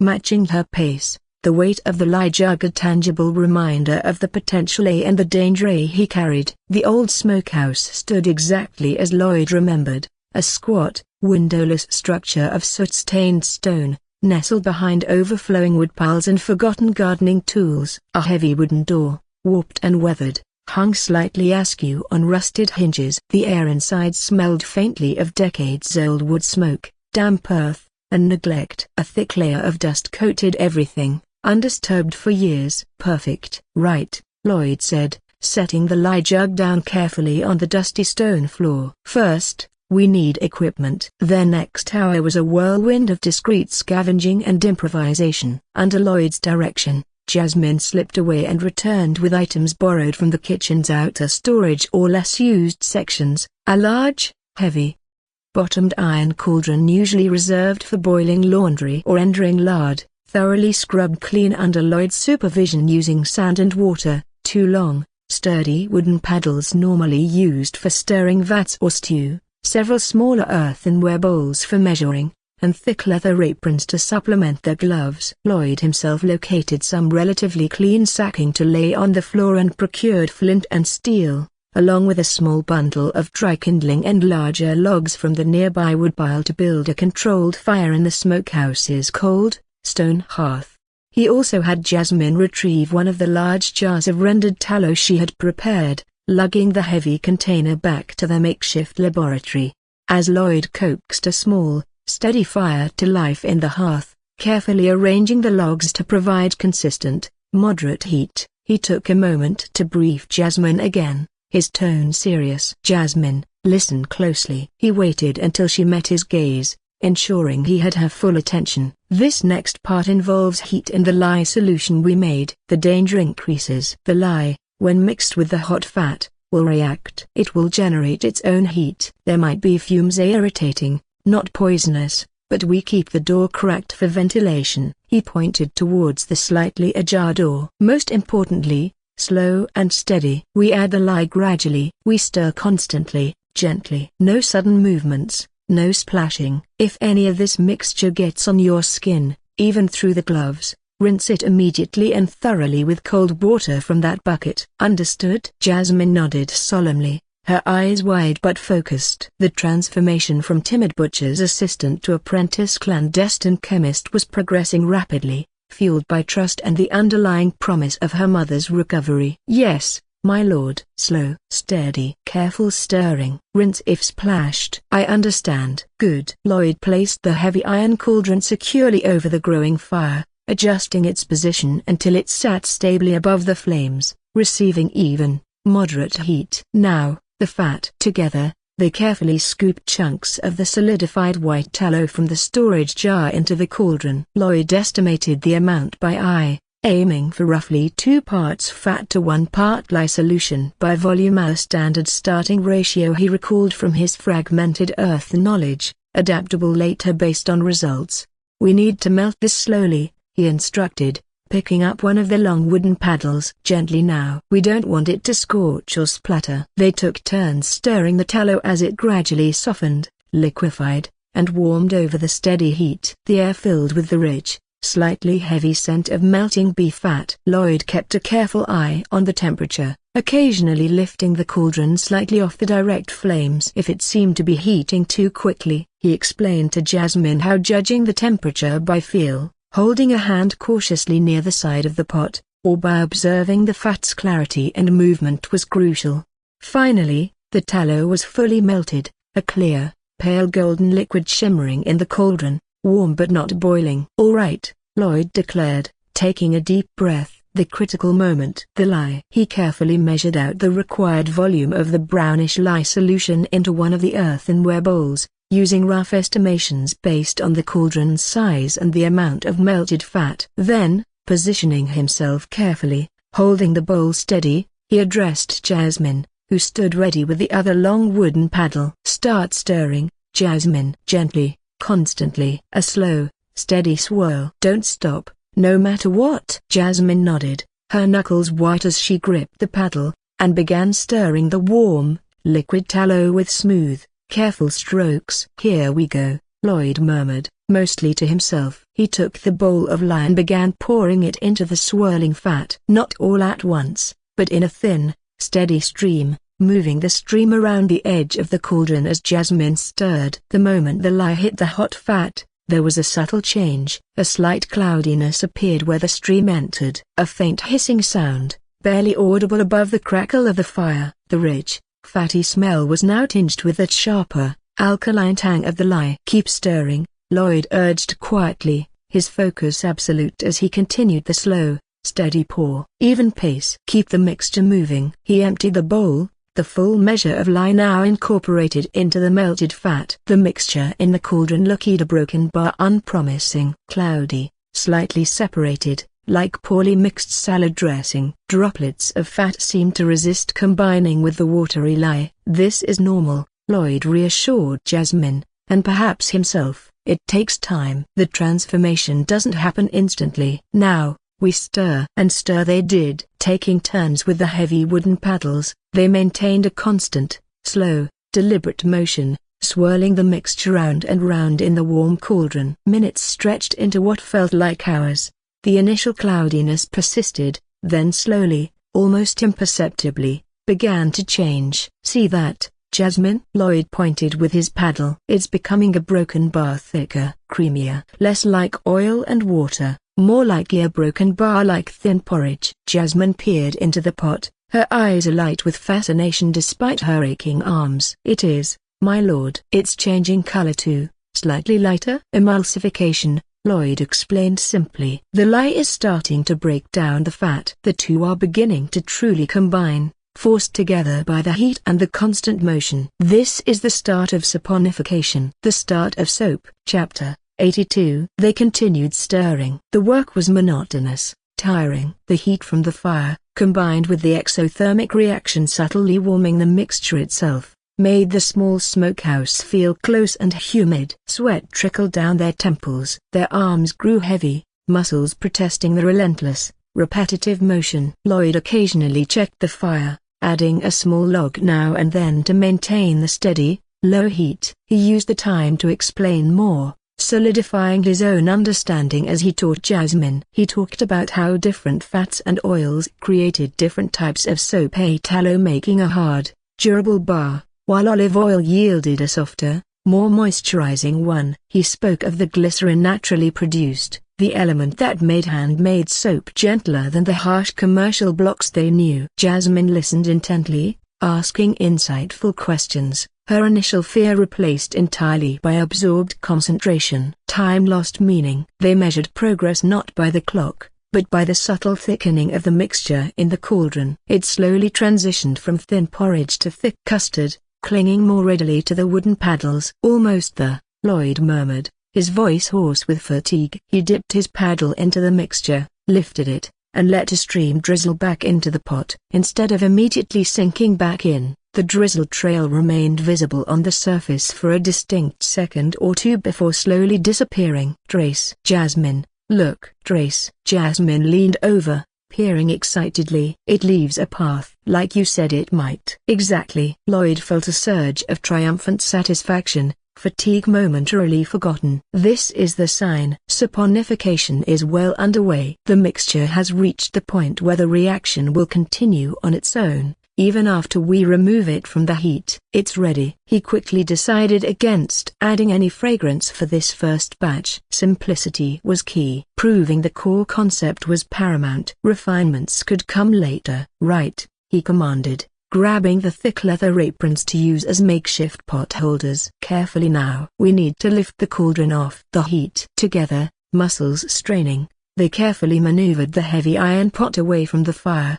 setting it down on the cool stone floor nearby. The mixture within was thick, opaque, pale beige, smelling faintly of cooked fat and alkali, a nascent scent of basic, unscented soap. Lloyd had prepared simple molds earlier, a shallow wooden frames he'd hastily knocked together, lined with pieces of clean sacking Jasmine had procured. "Now, we pour," he instructed. "Carefully." "It's still hot, still caustic." Using a smaller earthenware bowl as a ladle, they carefully transferred the thick, trace-stage soap mixture into the waiting molds, smoothing the tops as best they could with the paddles. They filled 3 frames, the thick liquid settling slowly. "There," Lloyd breathed, stepping back, surveying their handiwork. 3 rectangles of cooling, solidifying potential profit. It wasn't pretty yet. It wasn't luxurious. But it was soap. Real soap, created from scratch. "Now, the hardest part, Jasmine." She looked at him expectantly. "My lord?" "Now," he said, gesturing towards the cooling molds, "we wait." He explained the curing process, how the soap needed to sit undisturbed in a cool, dry place for several weeks, allowing the chemical reaction to fully complete, excess water to evaporate, making the bars harder, milder, and safer to use. "This isn't instant magic. It requires patience." He saw a flicker of disappointment in her eyes, the desire for immediate results, but it was quickly replaced by understanding. She nodded solemnly. "Patience, my lord." "I understand." They carefully covered the molds loosely with more sacking to keep dust off while allowing air circulation, then tidied their makeshift workspace, banking the fire, rinsing the tools, ensuring no trace of their activity remained obvious. As they finally stepped out of the dim, stuffy smokehouse into the cool twilight air, Jasmine turned to Lloyd, her face smudged with soot and sweat, her eyes shining with an emotion he hadn't seen before, not fear, not confusion, but profound, unadulterated awe. "My lord," she whispered, shaking her head slightly as if still unable to fully comprehend what they had achieved. "You took ash and fat and fire and a broken bar and you made this." She gestured back towards the smokehouse containing the curing soap. "It truly is a broken bar alchemy." "You have knowledge, power, a broken bar unlike anything I have ever known." Lloyd simply smiled, fatigue forgotten in the warm glow of successful creation. Knowledge was indeed power, and this knowledge, this simple, practical application of basic chemistry, felt more potent, more immediately useful, than all the complex theories Master Elmsworth could drone on about. The soap empire had laid its first foundation stones. Now, all it needed was time, patience, and a lot more coins. Jasmine, still processing the almost magical transformation they had witnessed. Turning base ingredients into potential luxury. Suddenly remembered the practicalities. Her brow furrowed slightly as she looked back towards the now darkened smokehouse, then at the remaining, substantial jar of rendered tallow and the carefully stoppered jug of potent lye solution they had left inside. "My lord?"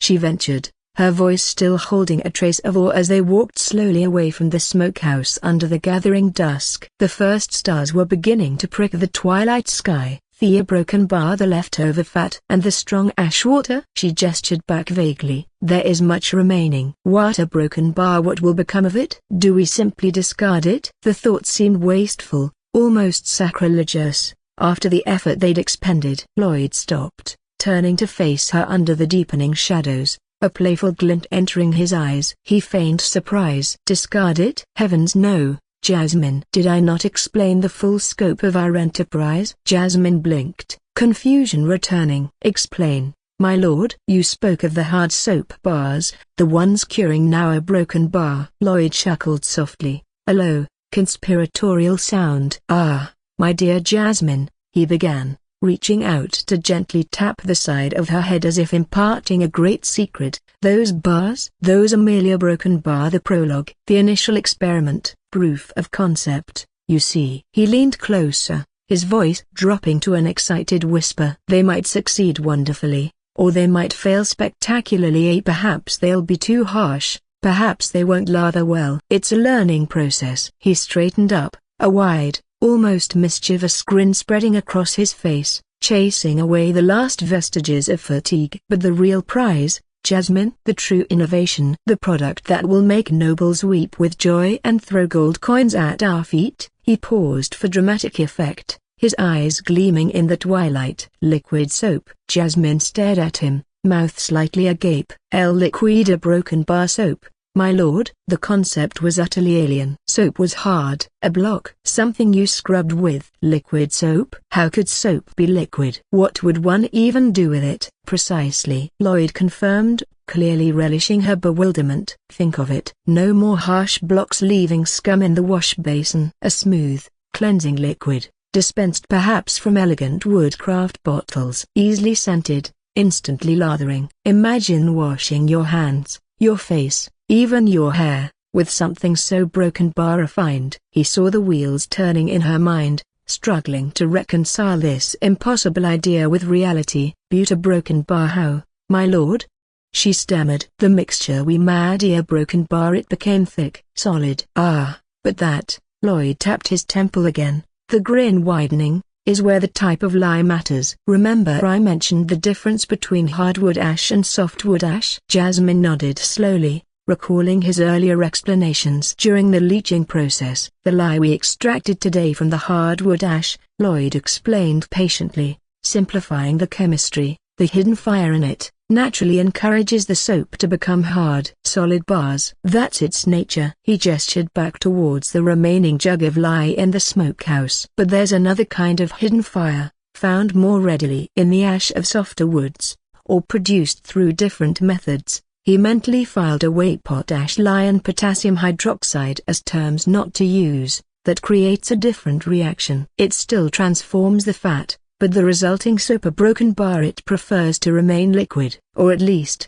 a very soft paste. He clapped his hands together softly. "And that, my dear Jasmine, is what we shall attempt tomorrow. Using the remaining tallow, perhaps blended with a little olive oil if I can procure some discreetly, and a slightly different preparation of our ash water, perhaps concentrating it further, or maybe trying ash from a different wood source if available. We aim for liquid luxury." Jasmine looked utterly flummoxed, trying to process the cascade of new, almost unbelievable information. Hard lye, soft lye, liquid soap, a broken bar. It sounded like pure magic, spun from the mind of this perplexing young lord who seemed to understand the secret workings of the world in ways no one else did.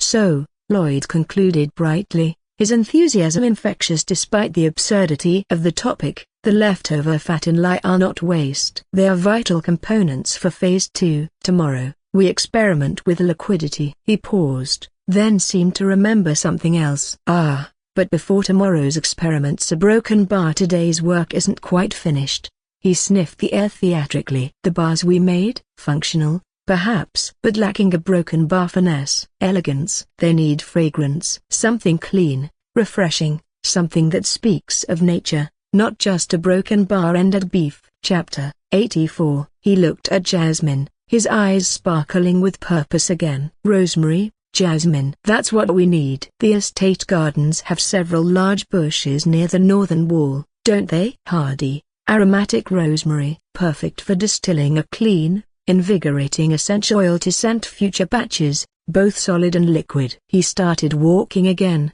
turning towards the direction of the main gardens, gesturing for her to follow. Come along, Jasmine my dear. Our alchemical adventures continue. We need to gather rosemary before the light fails completely. Snip the freshest sprigs, the ones rich with oil. Enough for a decent distillation. Chop chop. Jasmine stared after him for a moment, her mind reeling. Liquid soap, different types of hidden fire from ash, distilling fragrance from rosemary. She felt like she'd fallen into one of the fantastical stories her mother used to tell her, tales of clever wizards and impossible inventions. But this wasn't a story. This was young Lord Ferrum, the supposedly mediocre heir, radiating genius and bizarre enthusiasm, leading her on a twilight herb-gathering expedition after spending a day making caustic liquids and nascent soap.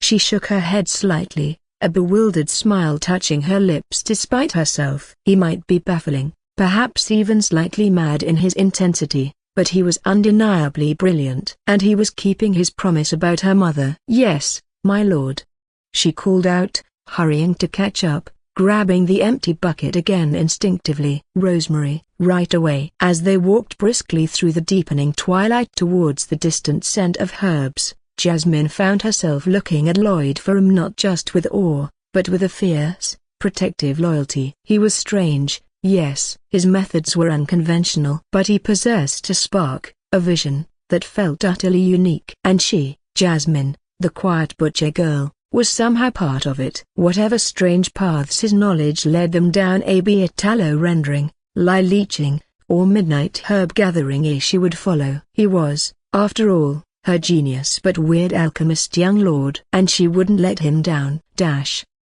A few hours ago. The late afternoon sun cast long, distorted shadows across the secluded clearing by the pond as Lloyd carefully decanted the last of the precious, correctly concentrated lye solution into a sturdy, stoppered ceramic jug. The air, usually peaceful and smelling of damp earth and willow leaves, now carried a faint, sharp, almost metallic tang, the signature scent of the potent alkali they had painstakingly extracted from simple wood.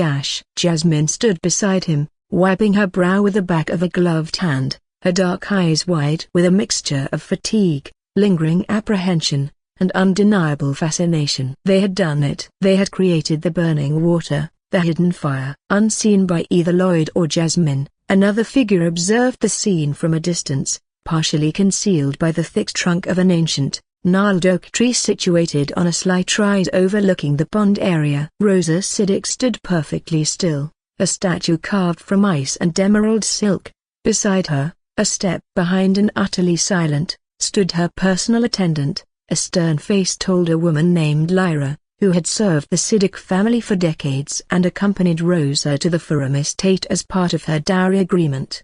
Rosa had sought the relative solitude of the outer gardens, needing space away from the stifling opulence of the main estate and the lingering, perplexing enigma that was her husband. His performance during the confrontation with Viscount Rubel had been a broken bar illogical. His confidence, his knowledge of hidden family secrets, like engagement attempt, his easy dismantling of Rubel's plot, it didn't align with any previous data. It was a deviation requiring analysis. And analysis required distance, quiet contemplation. Her walk had led her, purely by chance, towards this secluded pond, a corner of the vast estate she hadn't explored before. And then she saw them. Lloyd and a servant girl she didn't immediately recognize, engaged in a broken bar, something peculiar. From her vantage point, Rosa couldn't discern the exact nature of their activity, only the broad strokes. Buckets, ash, water being poured, filtered, collected. Lloyd gesturing, explaining intently. The girl listening, rapt, occasionally assisting. They worked with a strange, focused intensity, an air of shared purpose that seemed incongruous given their respective stations. Lloyd, the Archduke's heir, covered in smudges of grey ash, patiently demonstrating some mundane filtering process to a servant girl. It was a broken bar rod. Rosa watched, her mind observing and cataloguing the details with a cool, sharp focus. Lloyd's posture was relaxed, intent, lacking the awkwardness or hesitant deference he often displayed within the more formal settings of the estate. He moved with an economy of motion, a quiet competence as he handled the buckets and explained a broken bar whatever it was he was explaining. The servant girl, initially timid, seemed to gain a measure of confidence under his instruction, her movements becoming more assured as she assisted him. There was an unusual dynamic between them, not the stiff formality she expected between master and servant, nor the inappropriate familiarity that might suggest scandal. Instead, it looked like focused, shared work. Collaboration. And the work itself? It appeared remarkably like a broken bar manual labor, involving dirt and ash. Interesting, she thought, her mind sifting through the observations. Lloyd Ferrum, voluntarily engaging in such a task. With a servant of low standing, his demeanor is focused, competent, lacking his usual social hesitations. She noted the girl's transition from apprehension to attentive cooperation. He seems to be undertaking some sort of experiment. Agricultural, or perhaps something more a broken bar esoteric, given the talk of hidden fire and unusual properties of ash. The purpose is unclear. This is certainly a deviation from typical Nobel behavior. She watched them test something with an egg, saw the brief flicker of satisfaction on Lloyd's face, heard the girl's surprised gasp. They seemed pleased with the result of their strange ash water filtration. Then they carefully collected the resulting liquid into a heavy jug, Lloyd handling it with noticeable care, as if it were something valuable or potent. "Lyra," Rosa murmured, her voice a low, cool whisper that barely disturbed the air, her gaze never leaving the figures by the pond. The girl, identify her. Lyra, ever vigilant, had already been assessing the servant. "Jasmine, Lady Rosa," she replied instantly, her voice equally quiet, devoid of inflection. 17 years of age, orphan daughter of the late head butcher, Gerald. Employed in the estate kitchen since her father's passing 5 years prior. Assigned primarily to the butchery section. Known for being quiet, diligent, keeps to herself mostly. No notable affiliations or scandals recorded. Lyra delivered the information concisely, efficiently, a walking personnel file. She added, as a subtle note of context, considered somewhat plain. Unlikely to attract a broken bar undue attention. Lyra anticipated, perhaps, a flicker of annoyance from her mistress. A noble heir spending hours engaged in mysterious, dirty work with a low-ranking kitchen maid. It courted gossip, potentially reflected poorly on the household, and by extension, on Lady Rosa herself. A typical noble wife might display jealousy, suspicion, or disdain. But Rosa's expression remained utterly unchanged. Her face was a serene mask, her eyes holding only cool, analytical observation. Jasmine's identity, her background, her potential attractiveness, these were simply data points, fed into the ongoing calculation. Annoyance, jealousy, such emotional responses were inefficient, illogical distractions from understanding the core anomaly. Lloyd himself. She watched as Lloyd and Jasmine gathered their equipment, Lloyd carefully carrying the heavy jug, Jasmine trailing with a bucket. Watched as they disappeared down a hidden path, heading back towards the estate buildings, but clearly avoiding the main thoroughfares. She noted his clear preference for discretion as they moved off, carrying their tools and the jug of processed ash water. "He's taking pains to avoid being seen," Rosa observed, her mind piecing together the implications. The purpose of this project remains obscure, but it clearly involves this ash-derived liquid and, given their direction towards the more remote service buildings, likely requires further steps involving heat a forge, perhaps, or a controlled fire. Rose remained by the oak tree for several moments after they had gone, the image of Lloyd, ash-streaked and focused, explaining something intently to the nervous kitchen maid, lingering in her mind. It was a perplexing picture, one that didn't align with her initial understanding of him. This mana-broken Bahi continues to present contradictions. The mediocrity she had first perceived, the apparent timidity, the assumed lack of significant power or intellect she had coolly dismissed. A broken bar. Her own direct observations were systematically challenging those early judgments. She mentally reviewed the recent, jarring events. The cabinet incident, a display of impossible power, wielded with chilling, controlled lethality that spoke of hidden capabilities far beyond what was publicly known. Then, the confrontation with Viscount Rubel, a surprising display of political acumen, unflappable confidence in the face of accusation, and an unnerving knowledge of buried family secrets. And now Thesa broken bar, this patient, focused, hands-on involvement in some obscure, messy project, working closely with a low-ranking servant, clearly prioritizing secrecy. Chapter 86. He is not what he seemed, she concluded, a rare frown almost touching her brow as she tried to reconcile the disparate pieces of information. My initial assessment was flawed, incomplete. He operates outside the expected parameters for someone of his reputed standing and abilities. She felt a subtle shift in her own internal landscape, not of emotion, but of intellectual recalibration. He exhibits hidden depths, capabilities he has kept concealed, and his motivations are far more complex than I first surmised. The logical course of action, then, was clear. Further, closer observation is necessary to form an accurate understanding of Lloyd Ferrum. Without another word, Rosa turned away from the now empty clearing by the pond and began her own slow walk back towards the main estate, her mind already working, trying to fit these disparate, contradictory pieces into a coherent, logical whole. The equation of her husband was proving far more complex, and far more interesting, than she had ever anticipated. Later that evening, the memory of the strange scene by the pond resurfaced as Jasmine, her face still slightly smudged despite attempts to clean up, nervously navigated the twilight pathways towards the main gardens, Lloyd striding ahead with energetic purpose.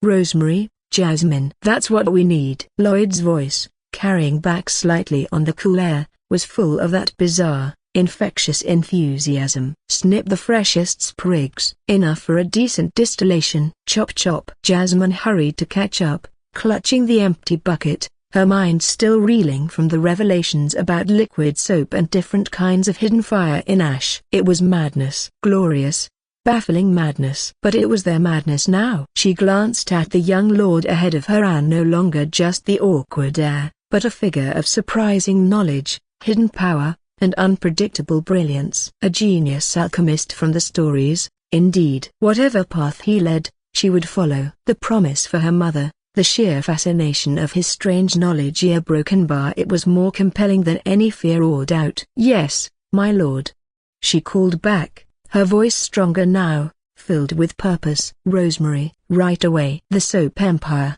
however unconventional, had its first, utterly devoted, employee.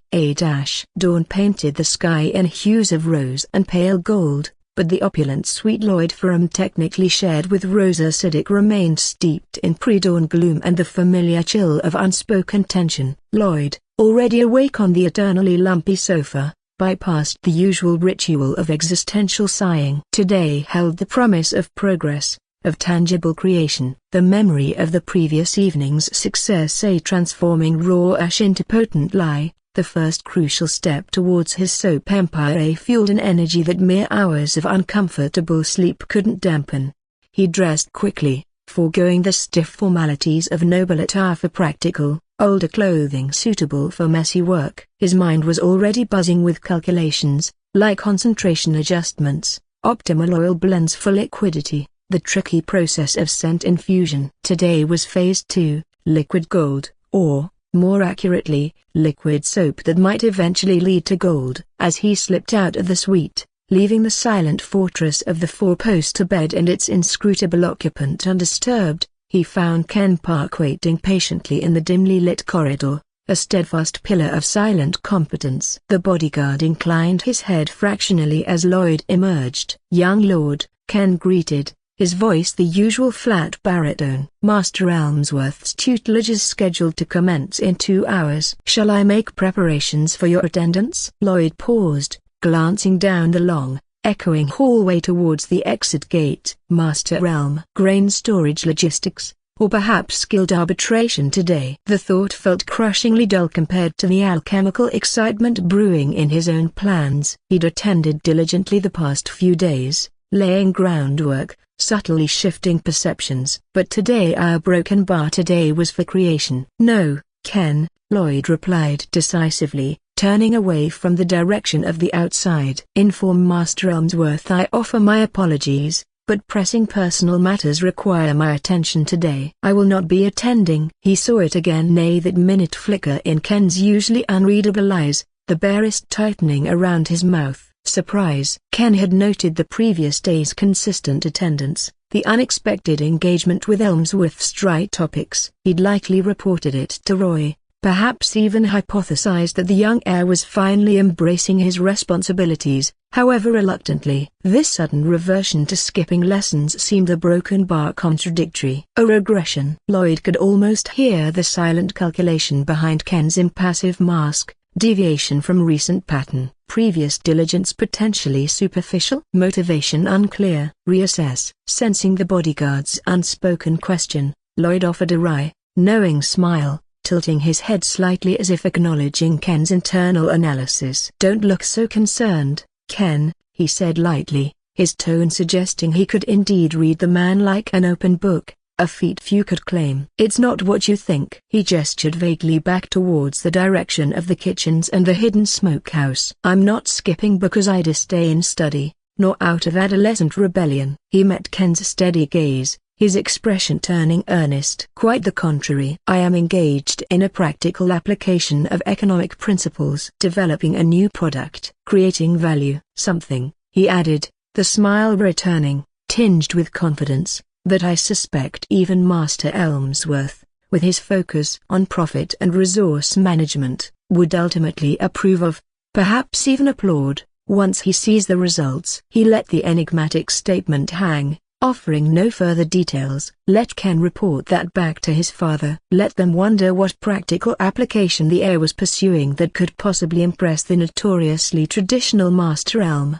Ken absorbed the explanation without comment, his expression reverting to its usual professional neutrality. If he found the claim baffling, he gave no sign. "Understood, young lord. I will convey your message to Master Elmsworth." He paused. "Your instructions for my own duties today?" "Maintain standard discreet observation," Lloyd instructed, "but focus your attention outward. Keep an eye on any unusual activity within the estate, any lingering signs of Rubel's faction regrouping, or," he added grimly, remembering the previous day's encounter, "any hint of far broken bar external interest." "My current project requires concentration, minimal interruption." "Acknowledged," Ken confirmed. "External surveillance prioritized. Internal disruption minimized." With a final, almost imperceptible nod, he melted back into the corridor shadows, resuming his role as the unseen guardian. Lloyd didn't waste another moment. He headed directly towards the kitchens, not to enter the main chaos this time, but skirting around to the rear service areas, near where Jasmine would be finishing her earliest morning tasks. He found her near the woodpiles, wiping down her butchering tools, her face alight with nervous energy. When she saw him approach, the shared secret, the successful creation of the lie, had forged a new kind of bond between them, overriding some of her inherent timidity. "My lord," she greeted, offering a quick, less flustered curtsy than before. "Is it our broken bar? Is it time?" "It is indeed, Jasmine," Lloyd confirmed, grinning. "Phase 2 awaits." "Did you manage to rest?" "Today requires focus." "Yes, my lord." "Yeah, broken bar." "I barely slept." Thinking about a broken bar, the liquid soap, her eyes shone with bewildered excitement. "Excellent." Lloyd clapped his hands together. "Then let's not delay." "To the laboratory." He gestured towards the hidden smokehouse. Back within the familiar, dusty confines of their makeshift workshop, the air still held the faint alkaline tang from yesterday. The 3 trays of curing hard soap sat undisturbed under their sacking covers, slowly undergoing their quiet transformation. But today's focus was different. Right, Lloyd began, surveying the remaining jar of tallow and the jug of potent hardwood lye. Liquid soap. The theory is similar, but the execution differs. He explained again, simplifying. We need a lye that encourages liquidity, not hardness. Ideally, we'd use ash from softer woods, which contains more of the soft fire a potassium hydroxide. But, he glanced at their limited resources, we adapt. So, we cannot use this lye, my lord? Jasmine asked, looking disappointed. We can, Lloyd corrected, but we need to adjust the recipe and process. Using this hard fire lye will naturally tend towards solid soap. To counteract that, we need to introduce other factors. More water in the initial mix, perhaps a different type of fat or oil that resists solidifying, and careful control of temperature during the reaction. He tapped the tallow jar. Tallow alone makes very hard soap. We need to blend it. Olive oil would be ideal, known for softer soaps. But procuring enough discreetly a broken bar. He trailed off, frowning. Olive oil was expensive, imported, its use monitored by the household bursar. We'll start with just the tallow for now, but use a higher water-to-lye ratio in our solution. It might result in a softer paste rather than a true liquid initially, but it's a start. Their first task was preparing the fragrance. Last night, guided by moonlight and Lloyd's surprisingly specific instructions, they had gathered a large bundle of fresh, aromatic rosemary sprigs from the estate gardens. Now, Lloyd set about extracting the essential oil. Chapter 88. He didn't have proper distillation equipment. Of course, improvisation was key. He instructed Jasmine to finely chop the rosemary leaves and stems, releasing their pungent oils. Then, he placed the chopped herbs into the large iron cauldron with a generous amount of clean water, positioning the cauldron back over a carefully controlled, very low fire in the hearth. He rigged a makeshift lid using a flat piece of slate tilted slightly, with a smaller earthenware bowl placed upside down beneath it, directly over the simmering herbs but not touching the water. Watch, he explained to Jasmine as the water began to gently simmer, steam rising. The steam carries the volatile oils from the rosemary upwards. It hits the cooler underside of the slate lid, condenses back into water droplets but droplets now infused with the rosemary oil. These drops run down the tilted slate and collect, he pointed, in this small bowl. It was a crude form of steam distillation, inefficient, yielding only a small amount of hydrosol, fragrant water, and an even smaller amount of separated essential oil floating on top. But it was something. The air in the smokehouse filled with the clean, invigorating scent of boiling rosemary. Jasmine watched, mesmerized, as tiny, precious droplets of fragrant liquid slowly accumulated in the collection bowl. Alchemy indeed. While the rosemary infusion simmered, they turned their attention back to the main event. Lloyd carefully diluted a portion of their concentrated hardwood lye solution with extra water, aiming for a specific weaker concentration he calculated mentally, hoping it would favor a softer result. Meanwhile, Jasmine melted another large portion of the clean tallow in a separate, smaller pot, stirring diligently, keeping the heat low and steady. Once the tallow was melted and the diluted lye solution was ready, Lloyd took charge of the critical mixing stage again. "All right, Jasmine," he instructed, slow stirring, just like yesterday. As Jasmine stirred the warm tallow, Lloyd began slowly adding the diluted lye solution. The initial reaction was similar: a cloudiness, a faint hiss, but perhaps less vigorous than with the concentrated lye. "Keep stirring," Lloyd urged, emptying the bowl of diluted lye. "Now we watch for trace again." "But," he cautioned, "it might look different this time. We're aiming for something softer, perhaps taking longer to reach that thickening point." They fell back into the rhythm of stirring, the silence broken only by the crackle of the fire, the gentle bubbling of the rosemary infusion, and Lloyd's occasional quiet instruction. This batch did indeed seem thinner, taking longer to emulsify. They stirred patiently, watching for the subtle signs. After what felt like another eternity, the mixture began to thicken, but not to the thick custard stage of the hard soap. It reached a consistency more like heavy cream or thin pudding. When Lloyd lifted the paddle, the drizzle trail remained on the surface, but seemed less defined, sinking back in more quickly. There, Lloyd judged, peering closely. That's likely as close to trace as we'll get with this recipe, aiming for softness. Remove from heat. They carefully moved the pot off the fire. The mixture was opaque, creamy, smelling of cooked fat and alkali. Now, for the scent. Lloyd carefully collected the small bowl of fragrant liquid from under the makeshift distillation lid. A thin, iridescent film of pure rosemary essential oil floated on top of the milky hydrosol. Using a feather quill borrowed from the study supplies, he carefully skimmed off the precious oil droplets, transferring them to a tiny vial. There wasn't much, maybe half a thimbleful, but the scent was potent, pure rosemary. He then poured the remaining rosemary-infused water, the hydrosol, directly into the warm soap mixture. Stir it in gently, Jasmine, he instructed. Incorporate the fragrance. Jasmine stirred, the clean scent of rosemary rising, mingling with the heavier base notes of the soap, cutting through the alkaline sharpness. Now, the oil itself. Lloyd added the few precious drops of concentrated rosemary essential oil, stirring it in quickly before the volatile compounds evaporated.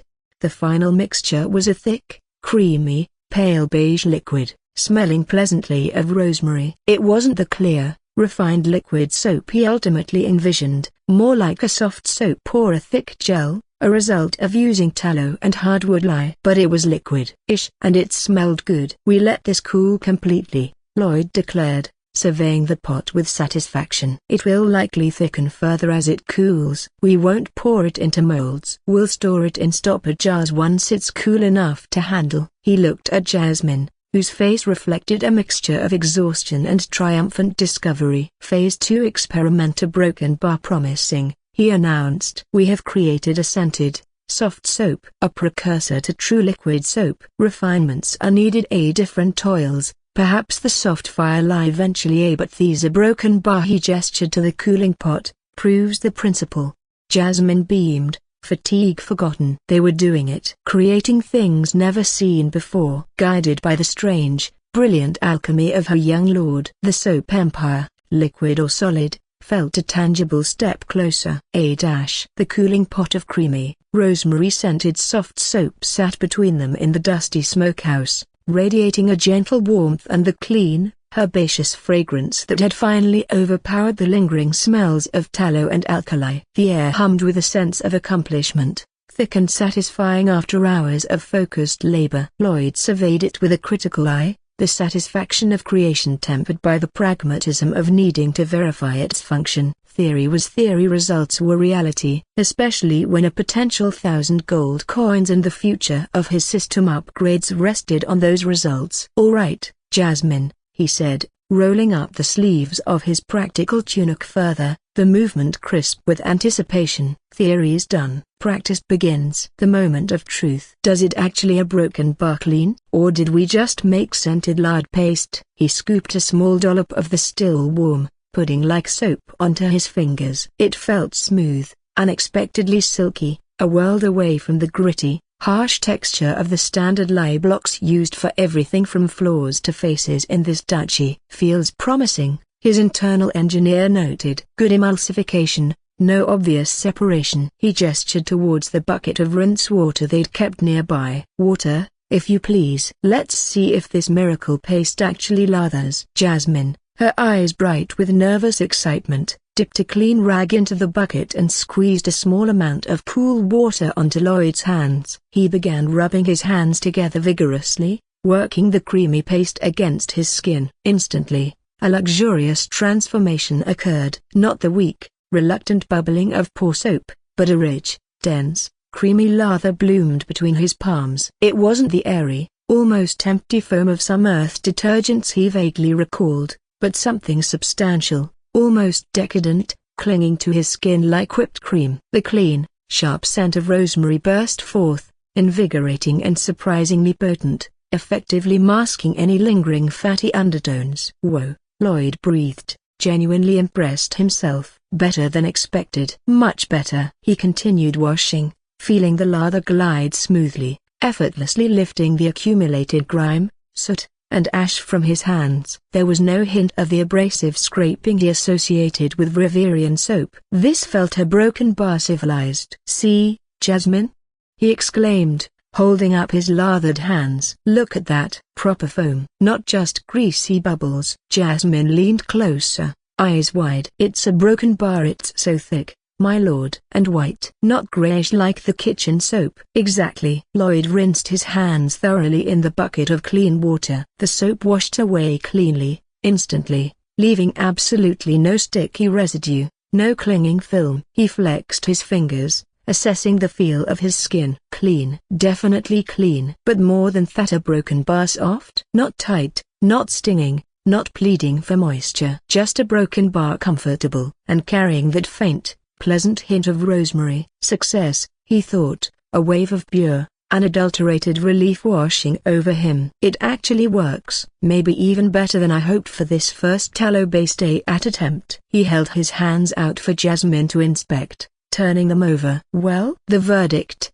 Agent J." "Passable." Jasmine leaned closer again, peering intently at his hands in the dim light filtering through the cracked door. Her eyes widened slightly as she took in the clean skin, the absence of redness or irritation. "My lord, they're broken bar. They're clean. Cleaner than I've ever seen hands after working with ash, and a broken bar." She hesitated, then, emboldened by their shared work, cautiously reached out, brushing a gloved fingertip against the back of his hand. Her gasp was audible. They feel smooth, soft, even, not rough or dry like after using the kitchen soap. "It feels a broken bar wonderful." She looked up at him, astonishment shining brightly on her face. "It's a broken bar. It works beautifully. It's like a broken bar, like washing with silk." A broad grin of genuine triumph spread across Lloyd's face, chasing away the fatigue. "Silk, eh?" "I like that. Functional, gentle, pleasant scent." Phase 2 preliminary success confirmed. He felt a surge of energy,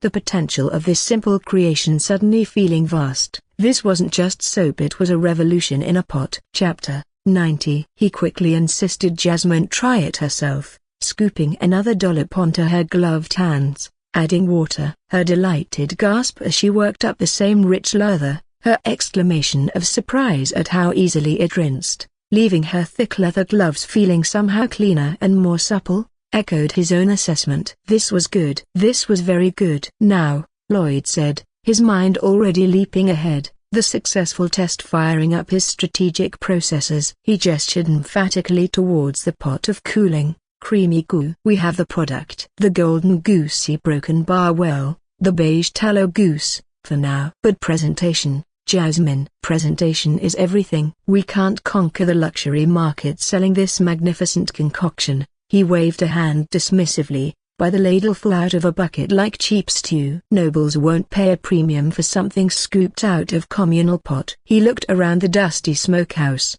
his gaze snagging on the discarded earthenware jars, the rough wooden crates. "We need containers, Jasmine. Proper containers. Something that screams expensive, refined. You need this even if you don't know why yet." Jasmine, still marveling at her surprisingly clean and smooth feeling, even through the glove hand, looked thoughtful, trying to follow his rapid shift in focus. "Containers, my lord, like a broken bar, like the small earthenware jars the apothecary uses for salves." "They seal tightly, or perhaps a broken bar, small wooden boxes." "Carved ones." "We could line them with waxed cloth." Her suggestions were practical, based on the world she knew. Lloyd shook his head immediately, pacing a small circle on the dusty floor, ideas firing rapidly. "Jars? Boxes? Too static, Jasmine." "Think." "You have to unscrew a lid, dip your fingers in, scoop it out." "Messy, unsanitary, inelegant." "Think of Lady Agatha trying to scoop the screw with her perfectly manicured nails." "Disaster." He shuddered dramatically. "Need something clean, easy,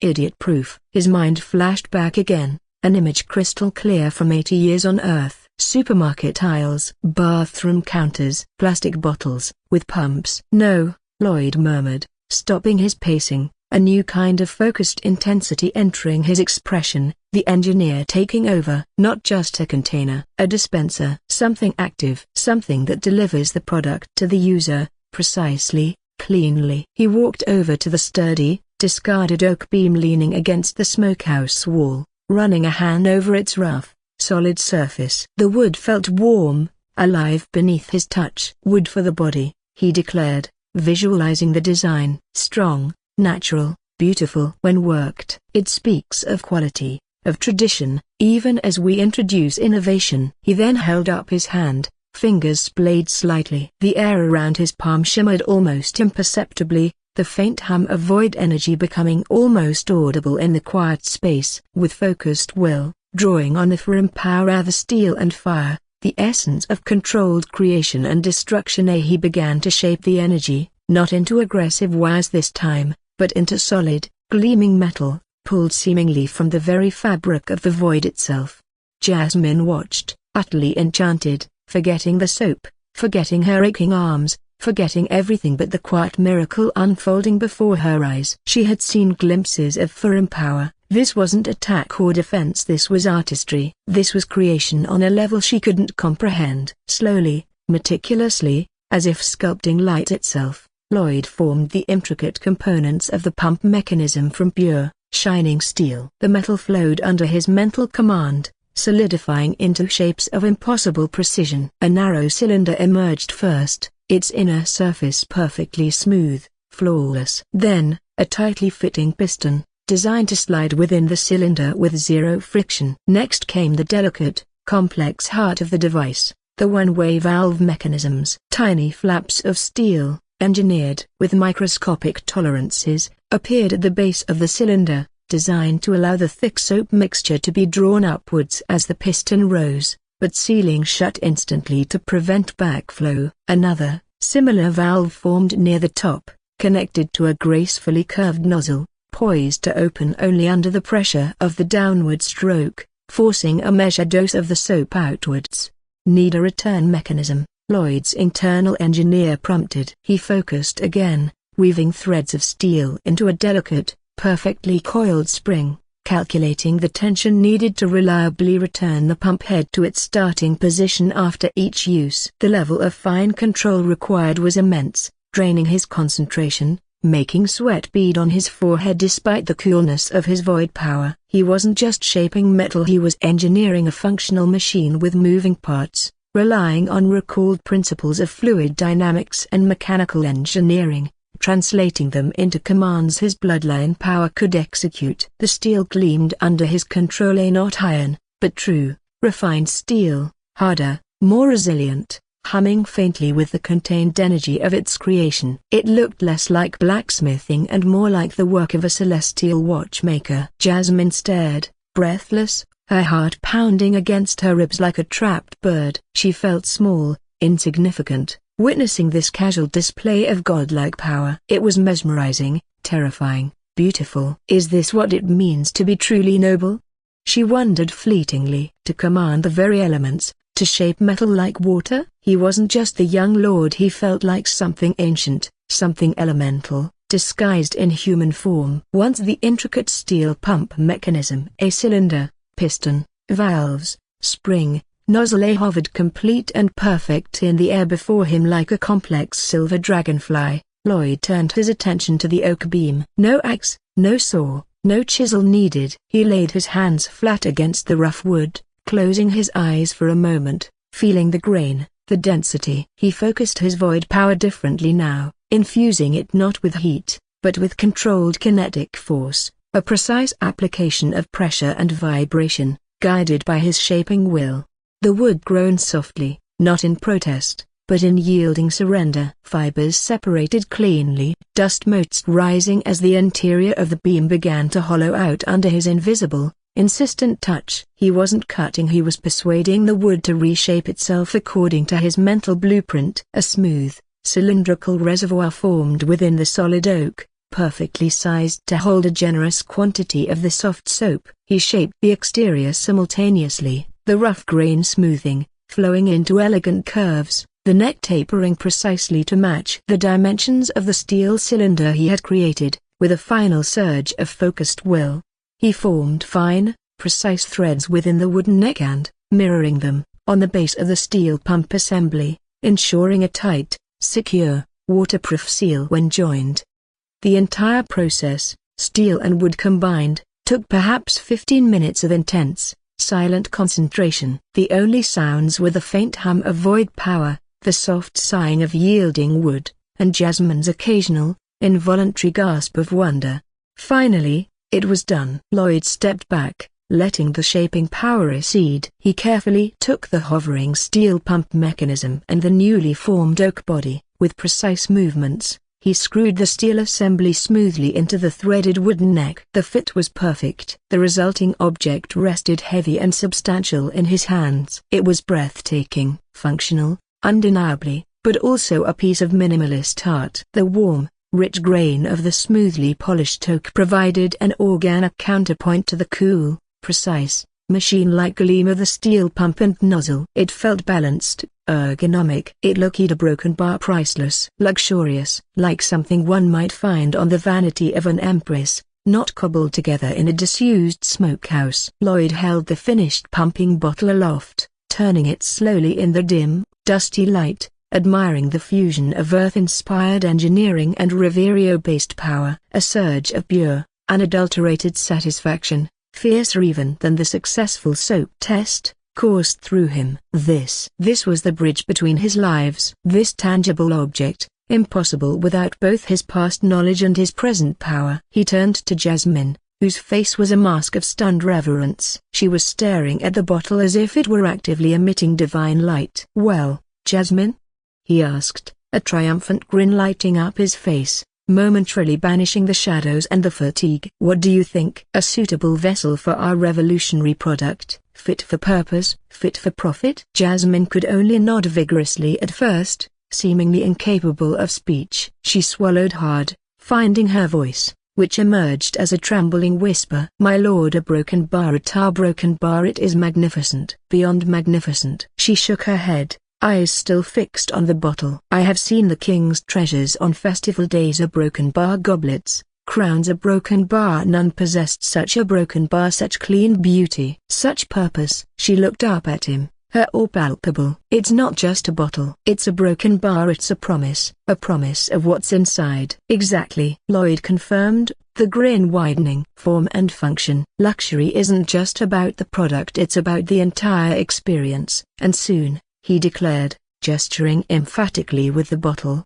"every noble household in this duchy, maybe every wealthy merchant from here to the Azure Strait, will desperately want one. They just don't know it yet." Chapter 92. He looked at the bottle, then back towards the pot of cooling, rosemary-scented proto-liquid soap. The vision snapped into sharp focus. The product, the unique and elegant packaging, the untapped market, a broken bar. It wasn't just a plan anymore, it felt like destiny. A slightly greasy, rosemary-scented destiny, but destiny nonetheless. The soap empire wasn't just viable, it was going to be beautiful, and incredibly profitable, he fervently hoped. Now, his internal pragmatist reminded him sharply, you just need to make about 500 more of these masterpieces and perfect the liquid soap recipe and source olive oil and figure out distribution, pricing, branding, guild negotiations, a broken bar, small details. But for the first time, the path to accumulating those desperately needed system coins felt clear, tangible, and surprisingly elegant. Even if it started with cow fat and wood. The following morning dawned crisp and clear, sunlight slanting through the tall windows of the suite, illuminating dust motes dancing in the air like tiny, indifferent diamonds. For once, Lloyd Ferrum didn't wake up on the sofa feeling like he'd gone 10 rounds with a poorly upholstered opponent. He'd slept deeply, the profound satisfaction of creation, the successful lye extraction, the promising soft soap, the exquisitely crafted dispenser bottle outweighing the physical discomfort of his sleeping arrangements. The soap empire felt real now, tangible, a viable path towards the system coins he desperately needed. He rose quickly, energy thrumming beneath his skin. Today was presentation day. Time to convince his skeptical, powerful father that investing a small fortune in luxury soap wasn't the act of a lunatic hair, but a stroke of strategic genius. He dressed with care, choosing a well-cut but understated tunic and trousers, projecting quiet confidence, not ostentatious display. As he finished adjusting his collar, He turned towards the figure seated perfectly still in the velvet armchair near the cold fireplace. Rosa. She wasn't reading this morning, simply gazing out the windows, her profile serene, inscrutable, bathed in the morning light. An ice queen contemplating her frozen domain. The air around her felt, as always, several degrees cooler than the rest of the room. Lloyd hesitated for only a fraction of a second. Protocol dictated leaving her undisturbed unless absolutely necessary. Their interactions were usually limited to strained silences or curt dismissals, mostly from her side. But today our broken bar today required a deviation. His plan needed her presence, not for support, obviously, but for a broken bar witness. For the subtle political weight her attendance would lend, intended or not. And perhaps, just perhaps, a tiny, perverse part of him wanted to see her reaction to his unorthodox presentation. Disrupting her icy calm, even momentarily, was becoming a fascinating side quest. Rosa, he began, his voice calm, carefully neutral, breaking the comfortable silence she seemed to cultivate. Her head turned slowly, deliberately. Those dark, obsidian eyes fixed on him, holding no discernible emotion, just cool, penetrating awareness. The silent question, what disturbance warrants this intrusion?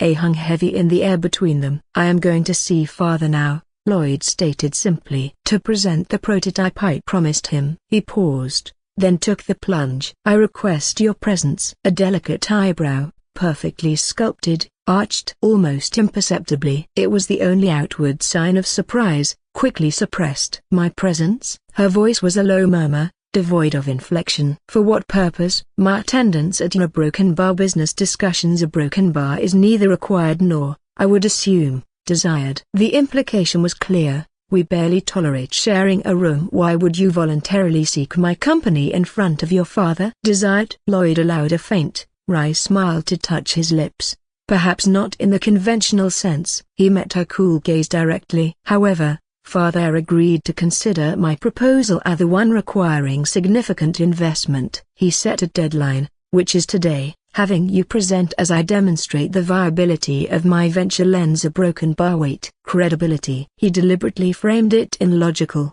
almost political terms he thought she might appreciate. It demonstrates unity, however nominal, within the immediate family regarding a potential for an enterprise. He saw her consider this, her eyes holding that familiar flicker of sharp assessment. His reasoning holds a certain political logic, she likely concluded internally. Presence implies cohesion, potentially advantageous depending on the outcome. The personal cost, merely time, is negligible. Furthermore, Lloyd added, unable to resist pushing slightly, adding a touch of intrigue, I believe you might find the demonstration a broken bar interesting. Unexpected, perhaps. Her gaze sharpened slightly. He anticipates a reaction beyond simple assessment, she noted inwardly. Suggests the demonstration involves elements outside standard practice. She weighed this new piece of information. Observing Lloyd's interaction with the Archduke, particularly regarding this unexpected project,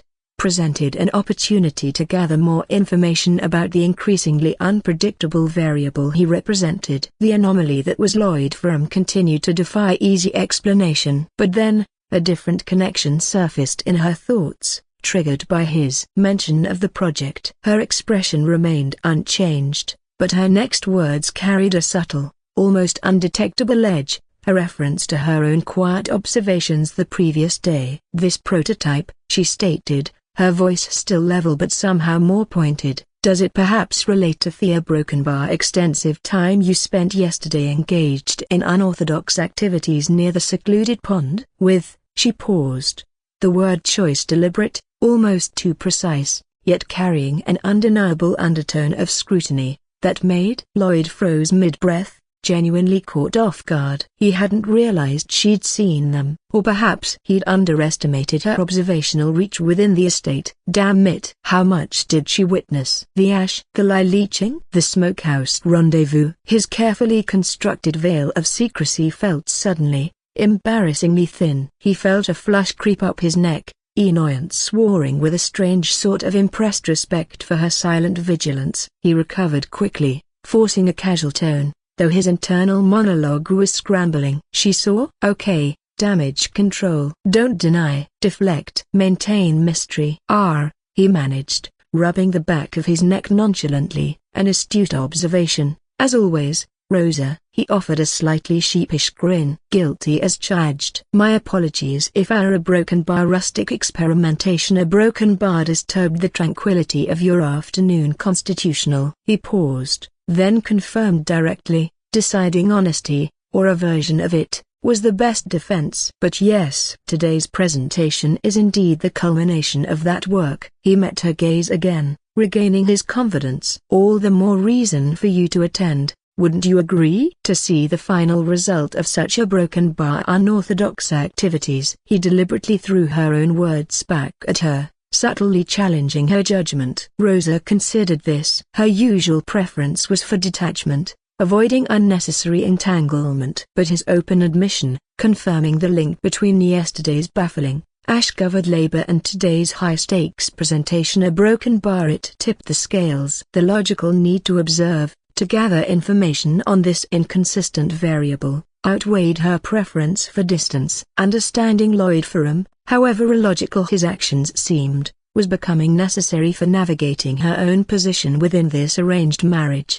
Very well, she conceded finally, the word clipped, precise. She rose gracefully from the armchair, smoothing the emerald silk of her gown. Observing the outcome of your broken bar project. A broken bar may provide relevant information regarding your current atypical behaviors. Her agreement was framed entirely in the language of detached observation, lacking any hint of personal curiosity or conventional support. Lead the way. Lloyd hit his sigh of relief, mixed with faint amusement at her clinical phrasing. Atypical behaviors. That was certainly one way to put it. Excellent, he said briskly, turning towards the door. After you, my lady. The walk to the Archduke's study felt subtly different this time, charged with an unusual energy. Lloyd strode with focused purpose, mentally reviewing his presentation points. Rosa glided beside him, a step behind as protocol dictated but acutely present, her silence somehow more potent than conversation. Lloyd couldn't help but feel a strange sense so far broken bar shared scrutiny. A temporary alliance formed by mutual curiosity about what was about to unfold. Whatever it was new, and undeniably weird. They arrived at the heavy oak door. Lloyd knocked firmly. Enter. He pushed the door open, stepping aside slightly to allow Rosa to enter first, a small concession to formality. The scene within was familiar, yet subtly shifted. Lloyd Ferrum sat behind his desk, imposing as ever, his expression stern but expectant. But seated in one of the heavy chairs opposite the desk, sipping delicately from a porcelain teacup, was Milady Austen, Duchess Ferrum. Lloyd's mother. Mother, here? Lloyd felt a flicker of surprise. Her presence wasn't requested, not part of his plan. Had his father summoned her? Or had she inserted herself, driven by her own sharp curiosity about the prototype her son had promised? Her presence added another layer of complexity, another critical audience member known for her discerning taste and swift judgment. This just got harder. Father. Mother, Lloyd greeted, bowing respectfully. Rosa offered a shallow, perfect curtsy, her face serene, betraying nothing of her internal assessments. Lloyd, Roy acknowledged, his gaze sharp, assessing. You requested this audience. The deadline is met. Indeed, Father, Lloyd confirmed, stepping forward. Chapter 94. Lloyd, dear, Milady offered a small, practiced smile, though her eyes held a keen, intelligent curiosity. Your father mentioned you had something a broken bar innovative to show us. We are quite intrigued. Her tone was light, but Lloyd knew her scrutiny would be rigorous. She missed little and suffered fools poorly. Thank you, Mother. I believe you will be, Lloyd replied confidently. He turned slightly towards the door. With your permission, Father, I need my assistant. Roy gave a curt nod. Lloyd opened the door and spoke quietly to the waiting attendant. Send for Jasmine. Tell her to bring a broken bar. The demonstration materials. As discussed. He deliberately kept the instruction vague, building anticipation, however slight. A few minutes of tense silence filled the study, broken only by the ticking clock and the faint clink of Milady's teacup returning to its saucer. Rosa stood silently near the bookshelves, a figure of emerald stillness, observing the room, the occupants, the anticipation, with that unnerving detached focus. Roy tapped his quill rhythmically, his gaze fixed on the door. Milady waited with polite, yet clearly impatient, anticipation. Lloyd stood calmly, projecting confidence he hoped wasn't entirely faint, running through the demonstration steps mentally. Then, a soft knock. Jasmine entered, looking pale and profoundly nervous, almost overwhelmed by the combined presence of the Archduke, the Duchess, and Lady Rosa, all focused intently on her. She carried a rough, burlap-wrapped bundle that seemed incongruously heavy for her small frame. The moment she stepped fully into the room, however, another presence announced itself, far more powerfully: the smell. It wasn't the clean scent of rosemary from yesterday. It was the rich, earthy, deeply pungent aroma of the barnyard. Raw, undeniable, utterly out of place in the refined atmosphere of the Archduke's study. Cow dung. Milady's delicately sculpted nose wrinkled instantly. Her eyes widened, disbelief warring with disgust. "Good heavens!" she exclaimed, her voice sharp with offense, setting her teacup down with a distinct clatter. "Child, what is that dreadful odor? What have you brought into this room?" Jasmine flinched, looking desperately towards Lloyd, clutching the bundle tighter as if it might offer protection. Roy Ferrum's stern expression deepened into a frown, not of mere disgust, but of profound, almost offended confusion. His gaze shot towards Lloyd, demanding an immediate explanation for this bizarre, olfactory assault on his chambers. Rose remained impassive, though her nostrils flared almost imperceptibly as she mentally filed introduction of potent bovine excrement odor and a highly anomalous, potentially irrational presentation tactic. She observed Lloyd closely, trying to discern the logic, however obscure, behind this move. Lloyd ignored their reactions, stepping forward smoothly, taking the burlap bundle from a trembling Jasmine. "Thank you, Jasmine. Place it here." He indicated the floor directly in front of his father's desk, a space usually reserved for supplicants bearing petitions or officials presenting reports. He unwrapped the bundle with deliberate care, revealing a hefty pile of fresh, steaming cow dung. The smell intensified, thick and cloying, aggressively real. Milady gasped, genuinely horrified now, pushing her chair back slightly. "Lloyd, have you taken leave of your senses? Remove that broken bar, that filth immediately." "This is outrageous." "Patience, mother," Lloyd said calmly, his voice steady despite the rising tension. He then performed the action that shocked everyone into momentary silence. He deliberately, carefully, scooped up a generous handful of the dung. He rubbed it between his palms, coating his hands thoroughly in the muck. The physical act, the deliberate self-contamination in front of his appalled parents and his inscrutable wife, was profoundly jarring, a violation of every noble sensibility, every rule of decorum. "Lloyd!" Milady shrieked, half rising from her chair again, her face pale with outrage and utter disbelief. "What in the name of the ancestors are you doing? This is beyond improper. It's a broken bar. It's madness. Sheer, utter madness." Roy's hand shot out, gripping his wife's arm gently but firmly, preventing her from intervening further, though his own face was now a thunderous mask. His eyes remained locked on Lloyd, narrowed, no longer just confused, but intensely, furiously demanding. There had better be a damn good reason for this deliberate provocation. His expression screamed silently across the desk. A reason beyond mere shock value. Lloyd ignored his mother's outburst, ignored his father's thunderous silence, ignored Rosa's unnervingly calm, analytical observation. He looked down at his dung-covered hands, acknowledging the visceral reality of the mess. Then he looked up, meeting his father's gaze directly,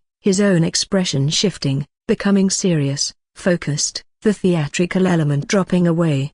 "Now, father," he began, his voice ringing with theatrical clarity, "the problem." He held up his soiled hands. "Filth, grime, contamination, a universal constant. How does one achieve true cleanliness? Effectively, efficiently, without damaging the very hands that perform the work?" He turned to the still trembling Jasmine, who looked as if she might faint from the combined stress of the dung, the Duchess's fury, and the Archduke's silent disapproval. "Jasmine," he commanded, his voice sharp, cutting through the tension, pulling her back to her role.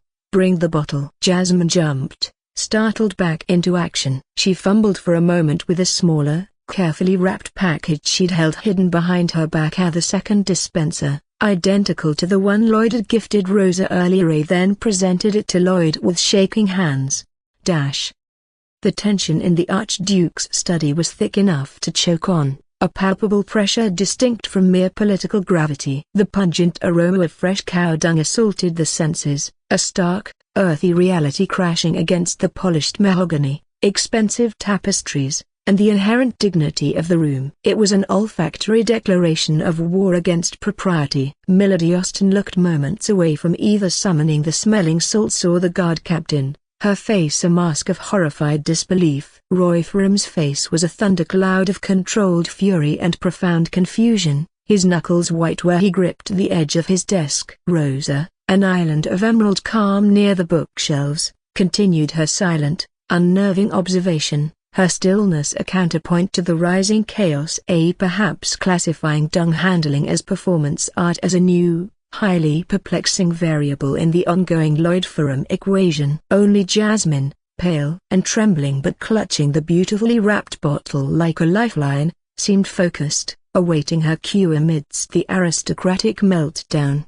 "Now, Father," Lloyd repeated, his voice cutting through the strained silence with startling clarity, holding up his thoroughly dung-covered hands. The contrast between his calm tone and his defiled state was jarring. "The problem, filth, grime, contamination, the universal equalizer," his internal monologue added wryly. "Even archdukes get dirty. How does one achieve true cleanliness in a world often defined by a broken bar? Well, this." He gestured with his soiled hands, a deliberate, almost theatrical display. He locked eyes with his father, the challenge clear. "You wanted a demonstration? You wanted proof of concept? Fine. Let's start with the fundamental problem this solves." He then turned his gaze to Jasmine, whose wide eyes darted between the dung, the furious Duchess, the stony Archduke, and the bottle she held. "Jasmine," he commanded, his voice sharp, clear, pulling her focus. "The bottle and water." Jasmine jumped,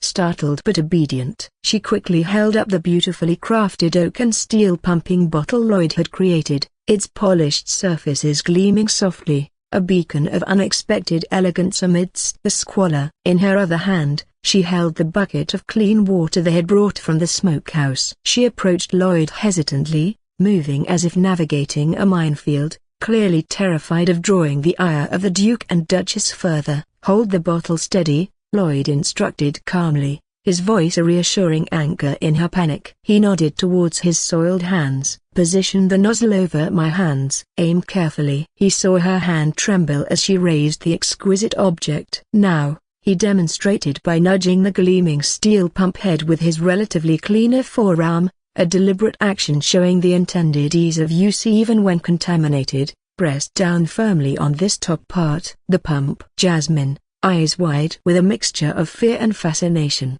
positioned the elegant nozzle as directed. She took a shaky breath, her fingers finding the unfamiliar steel mechanism. It looked alien, like something from a dream or a different world. Hesitantly, she pressed down. Click hiss. The sound was clean, precise, cutting through the thick tension. With a smooth, satisfying mechanical action, the pump depressed, and a measured stream of thick, creamy, pale beige liquid dispensed directly onto Lloyd's soiled hands. The clean, invigorating scent of rosemary instantly blossomed in the air, a startling, welcome counter-offensive against the pervasive earthy stench of the dung. It was like smelling a spring garden after wading through a stable. Jasmine gasped softly, surprised by the ease of operation and the fragrant liquid emerging from the beautiful object. It worked. This strange device he'd made a broken bar. It actually did something. "Again," Lloyd instructed, his voice even. Jasmine pressed the pump again,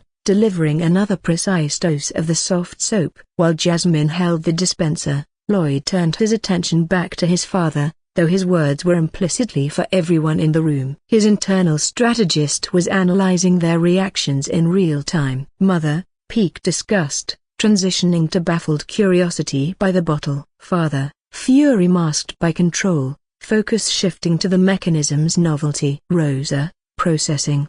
always processing. Good. Keep them off balance. Chapter 96. Observe, father, mother, Lloyd announced, his voice carrying clearly. No need to touch the container itself when one's hands are soiled. No messy scooping from a communal pot, risking further contamination. Hygiene 101. People. Seems obvious, but apparently isn't. A precise, clean delivery of the cleansing agent. Every single time. He began rubbing his hands together vigorously, working the rosemary-scented cream into the thick layer of dung with practiced motions. Lloyd Ferrum watched, his expression unreadable granite, but Lloyd saw it at the minute shift in his father's gaze, lingering now on the bottle. The pump mechanism. The elegant fusion of wood and steel. The sheer intelligence of the design. It was novel, efficient, undeniably clever. A flicker of something a grudging respect. Engineering appreciation? Awed visibly with the ingrained anger over the dung incident. He sees it, Lloyd thought with satisfaction. He sees the innovation beyond the shock value. Milady, meanwhile, was undergoing her own rapid transition. The initial wave of horrified offense at the dung was being challenged by the undeniable elegance of the dispenser and the surprisingly pleasant rosemary fragrance cutting through the stench. Her eyes, wide with disgust moments ago, now narrowed slightly, curiosity battling revulsion. "That a broken bar device, Lloyd," she managed, her voice tight but intrigued. "What is it?" "Form and function, mother," Lloyd replied smoothly, continuing to lather his hands. "A necessary evolution." "Now, Jasmine," Lloyd commanded, interrupting any further questions about the bottle for the moment, focusing back on the primary demonstration. "The water." Jasmine quickly, almost relieved to have a clear task, set the precious bottle down carefully on a nearby side table, on the protective cloth Lloyd had foresightedly tucked into his tunic earlier, and picked up the dipper from the water bucket. She poured a stream of cool water over Lloyd's hands as he continued rubbing them together briskly. The effect, even knowing it was coming, was still dramatic. The rich, creamy lather exploded, white and thick against the dark muck, instantly emulsifying the dung. It wasn't just cleaning, it felt like the soap was actively attacking the filth. The brown sludge dissolved, lifted away by the potent combination of the soap's surfactant action and the flowing water. Within moments, the dung was completely gone, swirling away into the bucket Jasmine now held strategically below his hands to catch the runoff. The pungent barnyard smell was fading rapidly, almost entirely replaced by the fresh, clean scent of rosemary that now seemed to permeate the air around them. Lloyd rinsed his hands thoroughly one last time under the stream of water, shaking off the excess droplets. He held them up, turning them slowly in the sunlight slanting through the windows. Immaculately clean. Not a speck of dung remained, not even under his fingernails. The skin looked smooth, healthy, utterly untouched by the earlier contamination. "Clean," Lloyd stated simply, the word resonating in the suddenly quiet study. "Completely clean." He flexed his fingers. "Achieved quickly, with minimal water compared to scrubbing with harsh agents." "Efficiency, father, efficiency." "Without abrasion." "And," he added, gesturing again towards the dispenser bottle resting elegantly on a side table, "delivered hygienically and elegantly." Milady Austen stared, speechless for a moment. Her logical mind warred with the visual evidence. Dung, foul and pervasive 1 minute, vanished the next, replaced by clean skin and a pleasant scent. It defied her experience. "How a broken bar?" She breathed again, unconsciously moving closer, drawn by a force stronger than her lingering disgust. "That a broken bar, that dreadful mess a broken bar." It simply vanished. "And your hands are broken bar." Her ingrained aristocratic reserve cracked completely. "Let me see them." Forgetting the layers of protocol that usually governed their interactions, she reached out impulsively and took Lloyd's hand, turning it over, examining the skin with the intensity of a jeweler inspecting a gemstone. "They aren't red. They aren't chapped or rough," she exclaimed, genuine astonishment making her voice higher pitched than usual. "My own hands feel drier after just using the standard household soap." "Yours feel a broken bar smooth, almost soft." She brought his hand closer to her face, inhaling cautiously. "And the smell a broken bar definitely rosemary. Clean. Not perfumed, beauty broken bar fresh." She looked up at him, her eyes wide with bewildered inquiry, the formidable Duchess momentarily replaced by a woman confronting a domestic miracle. "Lloyd, what is this miracle liquid?" "It's soap, Mother," Lloyd replied calmly, gently retrieving his hand, meeting her astonished gaze with a steady one of his own. "As I explained to Father a few days ago, but fundamentally different. Crafted from finer ingredients," he conveniently omitted the tallow base for now, "balanced, scented naturally." He paused, letting the impact land. "Liquid soap." Or rather, he corrected himself slightly, aiming for accuracy, a highly effective soft soap, the precursor to a true liquid form I intend to perfect. "Liquid a broken bar soap?" Milady repeated the alien concept, her gaze shifting immediately towards the elegant bottle Jasmine had set down. The dispenser suddenly made sense. Not just a fancy container, but a necessary delivery system for a non-solid product. Her mind, sharp and attuned to luxury and refinement, instantly grasped the implications. Convenience, elegance, cleanliness without harshness. Her eyes lit up with a spark Lloyd hadn't seen directed at him before, a genuine, unadulterated commercial interest. "Lloyd," she breathed, "do you realize a broken bar?" Intrigued now beyond mere curiosity, her innate desire for quality and refinement overriding her earlier disgust completely, she turned decisively to Jasmine. "Child," she commanded, her voice regaining some of its usual authority but laced with unconcealed eagerness, "give me some of that broken bar soap." She gestured towards the bottle, then hesitated, mirroring Jasmine's earlier uncertainty about the pump. "How does this broken bar ingenious device operate?" Jasmine, startled by the direct address but buoyed by the Duchess's clear interest and Lloyd's triumphant demonstration, quickly stepped forward. "Allow me, Your Grace." Showing a confidence born of recent experience, she picked up the bottle and, mimicking Lloyd's earlier instruction with newfound deftness, carefully pumped a small amount of the creamy soap onto the Duchess's outstretched, perfectly manicured palm. Milady examined the pale beige substance curiously, rubbing it between her fingers, noting the smooth texture. She sniffed it appreciatively again. Now the rosemary scent was clean, undoubtedly appealing to noble sensibilities tired of heavy, cloying perfumes. Then, despite her hands being perfectly clean already, driven by the need to experience it firsthand, she mirrored Lloyd's actions, rubbing her hands together, adding a splash of water Jasmine offered from the dipper. The same rich, luxurious lather appeared, eliciting a soft exclamation of surprise from the Duchess. The scent intensified pleasurably. She rinsed under the stream Jasmine provided, dried her hands meticulously on a fine linen handkerchief produced silently from her sleeve, and then stared at her own hands, marveling, flexing her fingers. "Remarkable," she murmured again, her voice filled with genuine appreciation. "Truly remarkable. My hands feel a broken bar refreshed. Velvety. Almost cleaner than usual, somehow. And the scent is delightful." She looked directly at Lloyd again, her expression transformed. The disgust was gone, the skepticism vanished, replaced by sharp intelligence assessing potential. "Lloyd," her voice was different now, imbued with the authority of someone recognizing significant value. "This a broken bar. This is not merely innovative. This is a broken bar potentially revolutionary. For personal comfort, for hygiene, a broken bar for status." The last word hung in the air, vibrating with implication. Owning such a product, such a dispenser, would instantly become a mark of distinction. Lloyd allowed himself another small, satisfied smile, internally checking off target audience approval. Mother, secured. He had won over the household's ultimate arbiter of luxury and refinement. He turned his gaze back to the final, most crucial judge. Archduke Lloyd Ferrum had remained silent throughout the entire performance. His face was an unreadable mask, his eyes missing nothing other dung, the elegant bottle, the mechanics of the pump, the soap's effectiveness, his wife's dramatic shift from horror to enthusiastic approval, Rosa's continued silent assessment from the sidelines. He processed it all with intense,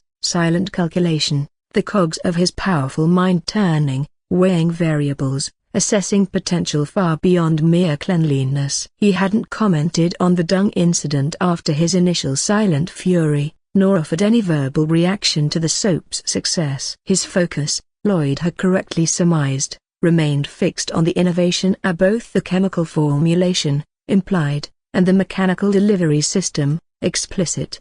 Finally, Roy spoke, his voice utterly flat, devoid of praise or censure, cutting through the Duchess's burgeoning enthusiasm. "The bottle," he stated, gesturing towards the oak and steel object resting on the desk where Lloyd had placed it earlier. "Give it to me." Chapter 98. Lloyd retrieved the dispenser and placed it carefully back on the desk directly before his father. Roy picked it up, his large, capable hands examining it with surprising care, turning it over, feeling the weight, the balance. He tested the pump mechanism again, pressing it slowly, observing the smooth travel of the piston, the precise ejection of another small dollop of soap onto the desk blotter, which he ignored, the clean return of the spring. He observed the seamless join between the warm wood and the cool steel, the elegant yet robust functionality of the design. This wasn't just a soap dispenser. This was thoughtful engineering. This was problem solving. This was innovation applied to a mundane aspect of life,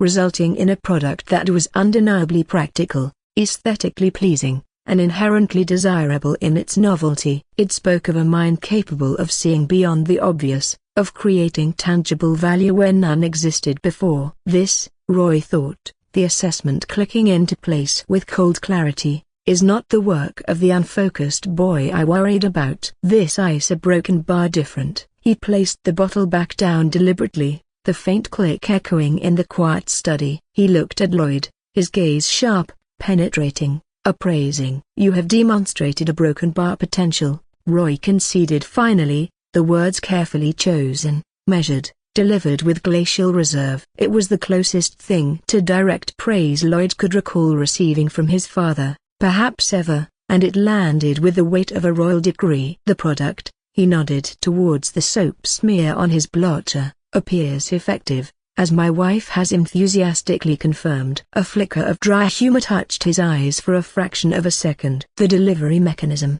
he tapped the bottle firmly, "is novel, efficient, intriguing." He leaned back in his chair, the stern mask of the Archduke firmly back in place, the brief moment of potential paternal approval vanishing. However, his voice hardened, becoming the ruler again. "Viability in the marketplace requires far more than a single successful demonstration in controlled, albeit a broken bar unconventional, circumstances." His gaze flickered pointedly towards the lingering scent of dung. "I will have this product, and more importantly, this dispenser mechanism, thoroughly assessed by my own household experts." He ticked them off mentally, his gaze distant for a moment. Master Elmsworth must evaluate the economic potential, the cost of production versus projected pricing, the market saturation possibilities. The Alchemist's Guild, perhaps Master Grimaldi himself, should analyze the formulation and ensure its safety, its stability,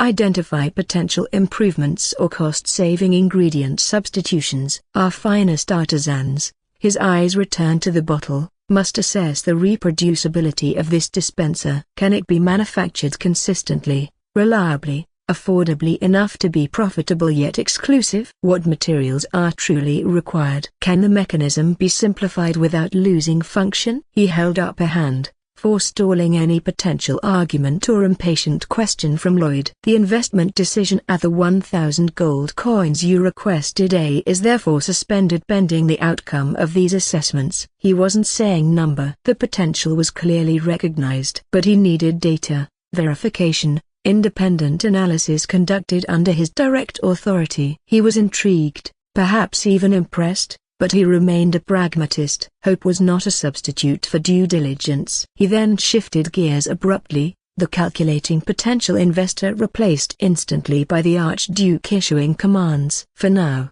a broken bar experimentation. A broken bar has served its purpose." His eyes narrowed. "You have, however, neglected your formal studies this morning." "Master Elmsworth awaits that." His voice regained its familiar, sharp edge of absolute command. "Is unacceptable, regardless of the potential merits of your nascent soap enterprise. Your education, your grounding in the established principles that govern this duchy, remains paramount." He fixed Lloyd with a commanding stare, leaving no room for negotiation. You will proceed there immediately. Offer Master Elmsworth your sincere apologies for your absence. Apply yourself diligently to his instruction. The unspoken addendum was clear. Prove you can manage both innovation and duty, or this venture dies before it begins. Lloyd felt a flicker of disappointment and no immediate influx of desperately needed gold coins, but quickly suppressed it, recognizing the strategic victory beneath the delayed gratification. His father hadn't dismissed the idea, he was taking it seriously. Seriously enough for expert review. That was huge. The assessment phase was logical, even necessary. And he had undeniably impressed his mother, potentially securing a powerful internal advocate for the product's refinement and eventual launch. Progress. Significant progress. Yes, father, Lloyd replied immediately, bowing respectfully, accepting the command without a hint of argument. Demonstrating obedience and diligence in his formal studies now was absolutely crucial to maintaining the fragile, newly forming perception of competence and responsibility. I understand completely. The assessments are prudent. I will go to Master Elmsworth at once and redouble my efforts. See that you do.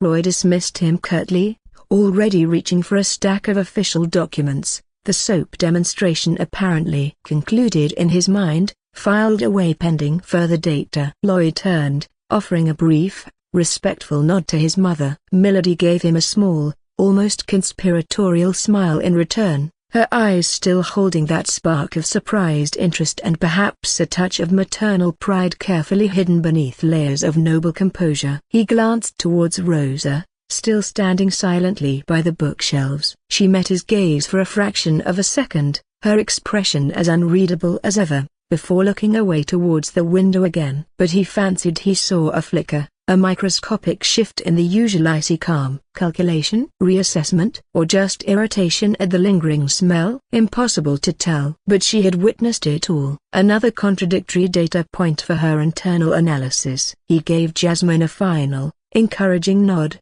silently conveying his thanks for her crucial role and promising future instructions regarding the curing soap and further liquid experiments. Then, leaving the lingering scent of rosemary struggling valiantly against the faint memory of cow dung, Lloyd Ferrum exited the study. He headed towards Master Elmsworth's lecture hall, not with dread, but with a newfound spring in his step. The Archduke's assessment was just another hurdle, another challenge to overcome. He would provide the data. He would secure funding. He had to. The soap empire, and the system coins it would generate, demanded nothing less. The path ahead was clear, even if paved with academic boredom and potential chemical hazards. The heavy oak door clicked shut, sealing Archduke Roy Ferrum within the sudden, profound silence of his study. The lingering scent of rosemary battled valiantly against the ghost of cow dung, a bizarre olfactory testament to the morning's chaotic demonstration. His wife,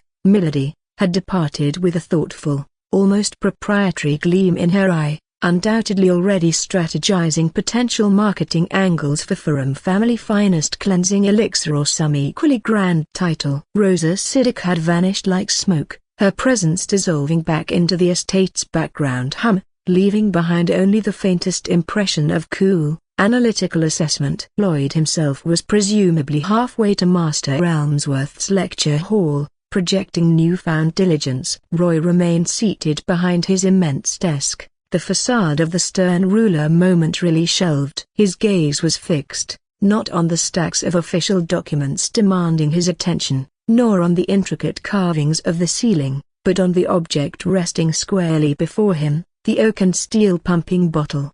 It sat there, solid, elegant, undeniably clever, a tangible piece of innovation that had emerged from the most unexpected source imaginable. His own son, the son he had worried over, despaired of, perhaps even subconsciously written off as a pleasant but ultimately inadequate placeholder in the Ferrum lineage. Soap, Roy thought, the word still feeling absurd in the context of ducal matters. He risked humiliation, my wrath, his mother's considerable displeasure. Broken bar over soap. Slowly, deliberately, Roy Ferrum rose from his chair. He moved around the desk, his steps measured, thoughtful. He stopped before the side table where the bottle rested. He looked at it again, truly seeing it this time, free from the need to project authority or manage the reactions of others. The smooth, warm grain of the polished toe arc, a broken bar, flawless finish. No tool marks visible. How? Shaped by hand. Impossible to achieve this uniformity. Shaped by a broken bar. Void power? Possible.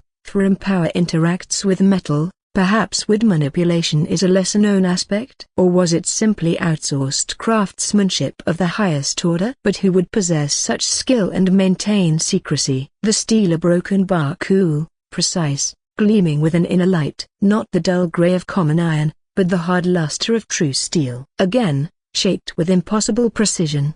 The mechanism, his mind honed in. The engineer within him stirring from a long slumber beneath layers of political calculation. A piston pump. Valves, a broken bar, one-way check valves, presumably a spring return. He traced the nozzle's curve with a fingertip.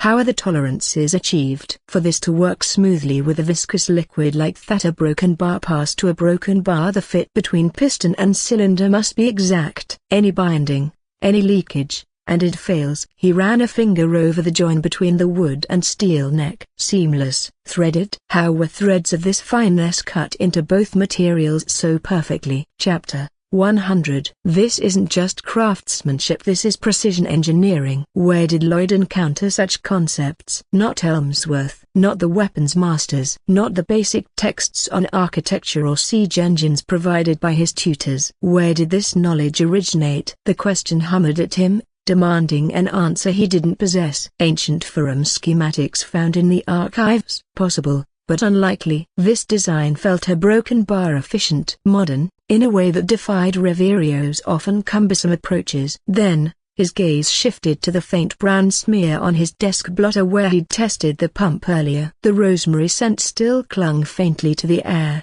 He recalled the demonstration, the shocking initial display with the dung, a calculated risk, bordering on madness, yet undeniably effective in establishing the problem. Lloyd's calm confidence amidst the chaos. The effortless cleaning demonstrated on his own hands. The sheer effectiveness of the product delivered by the ingenuity of the device. A decision, swift and unexpected, even to himself, formed in his mind. A need to verify, to experience it firsthand, unfiltered by his wife's enthusiasm or his son's presentation. Logic dictated relying on expert assessment, but instinct, the instinct of a ruler, a father, confronting a profound anomaly, demanded direct, personal date to acquisition. He needed to feel the difference, understand the tactile reality of this miracle soap. Attendant, Roy spoke quietly, his voice resonating slightly in the empty room. From the deepest shadows near the imposing bookshelves,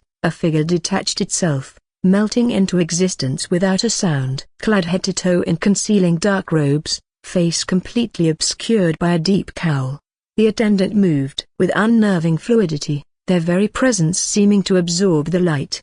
Their identity, their gender, even their exact form, remained deliberately ambiguous. One of Roy Ferrum's hidden instruments, utterly loyal, existing only to serve and observe in silence. Your Grace? The voice from within the cowl was muffled, toneless, gender-neutral. The broken bar demonstration materials, Roy instructed, the slight hesitation betraying his own lingering disbelief at the situation. Bring them. He didn't need to specify which materials. The attendant would understand. The robed attendant didn't react, didn't question the bizarre command. It simply bowed its cowled head slightly and vanished back into the shadows as silently as it had appeared. Moments later, it returned, carrying not the elegant bottle, but the rough burlap bundle Lloyd had discarded. The pungent, earthy smell of fresh cow dung once again filled the study, a stark intrusion into the refined space. The attendant placed the bundle carefully on the floor near the desk, then stepped back into the shadows, resuming its statue-like stillness, awaiting further orders. Roy stared down at the steaming pile of manure. He thought of Lloyd deliberately plunging his hands into it, the calculated shock value, the absolute confidence that followed. There had better be a damn good reason, Roy had thought then. Now, he needed to understand that reason from the inside out. Is the contrast truly so stark? Is the need demonstrated so effectively? Or was it merely youthful theatrics? He had to know. The ruler needed data. The father needed a broken bar understanding. Taking a deep breath, steeling himself against the ingrained aristocratic revulsion. Lloyd Ferrum did something utterly unthinkable for the ruler of the duchy. He leaned down, reached into the burlap, and deliberately plunged his own left hand deep into the warm, yielding mass of cow dung. The attendant remained perfectly still, betraying no surprise, no judgment. Its purpose was to obey and observe, not to react. Its silence was absolute, its presence merely functional. Roy straightened up, examining his soiled hand with a detached curiosity that warred with his visceral disgust. The feeling was unpleasant, the smell overwhelming. This is the problem, he thought, echoing Lloyd's earlier statement. The mundane reality of filth. Unavoidable, persistent. Even for an archduke, though usually dealt with by others. He acknowledged the unpleasant truth. Existing cleansing methods were harsh, inefficient. They cleaned, yes, but at a cost. A dried skin, lingering chemical odors, a general sense of abrasion. Lloyd hadn't just presented a product, he'd presented a solution to a universally acknowledged, if rarely spoken of, discomfort. He then nodded towards the elegant bottle resting on the side table. "Hold this," he commanded the attendant, indicating the dispenser. The robed figure glided forward, picking up the bottle with careful, gloved hands, produced silently from within its robes, holding it steady as instructed.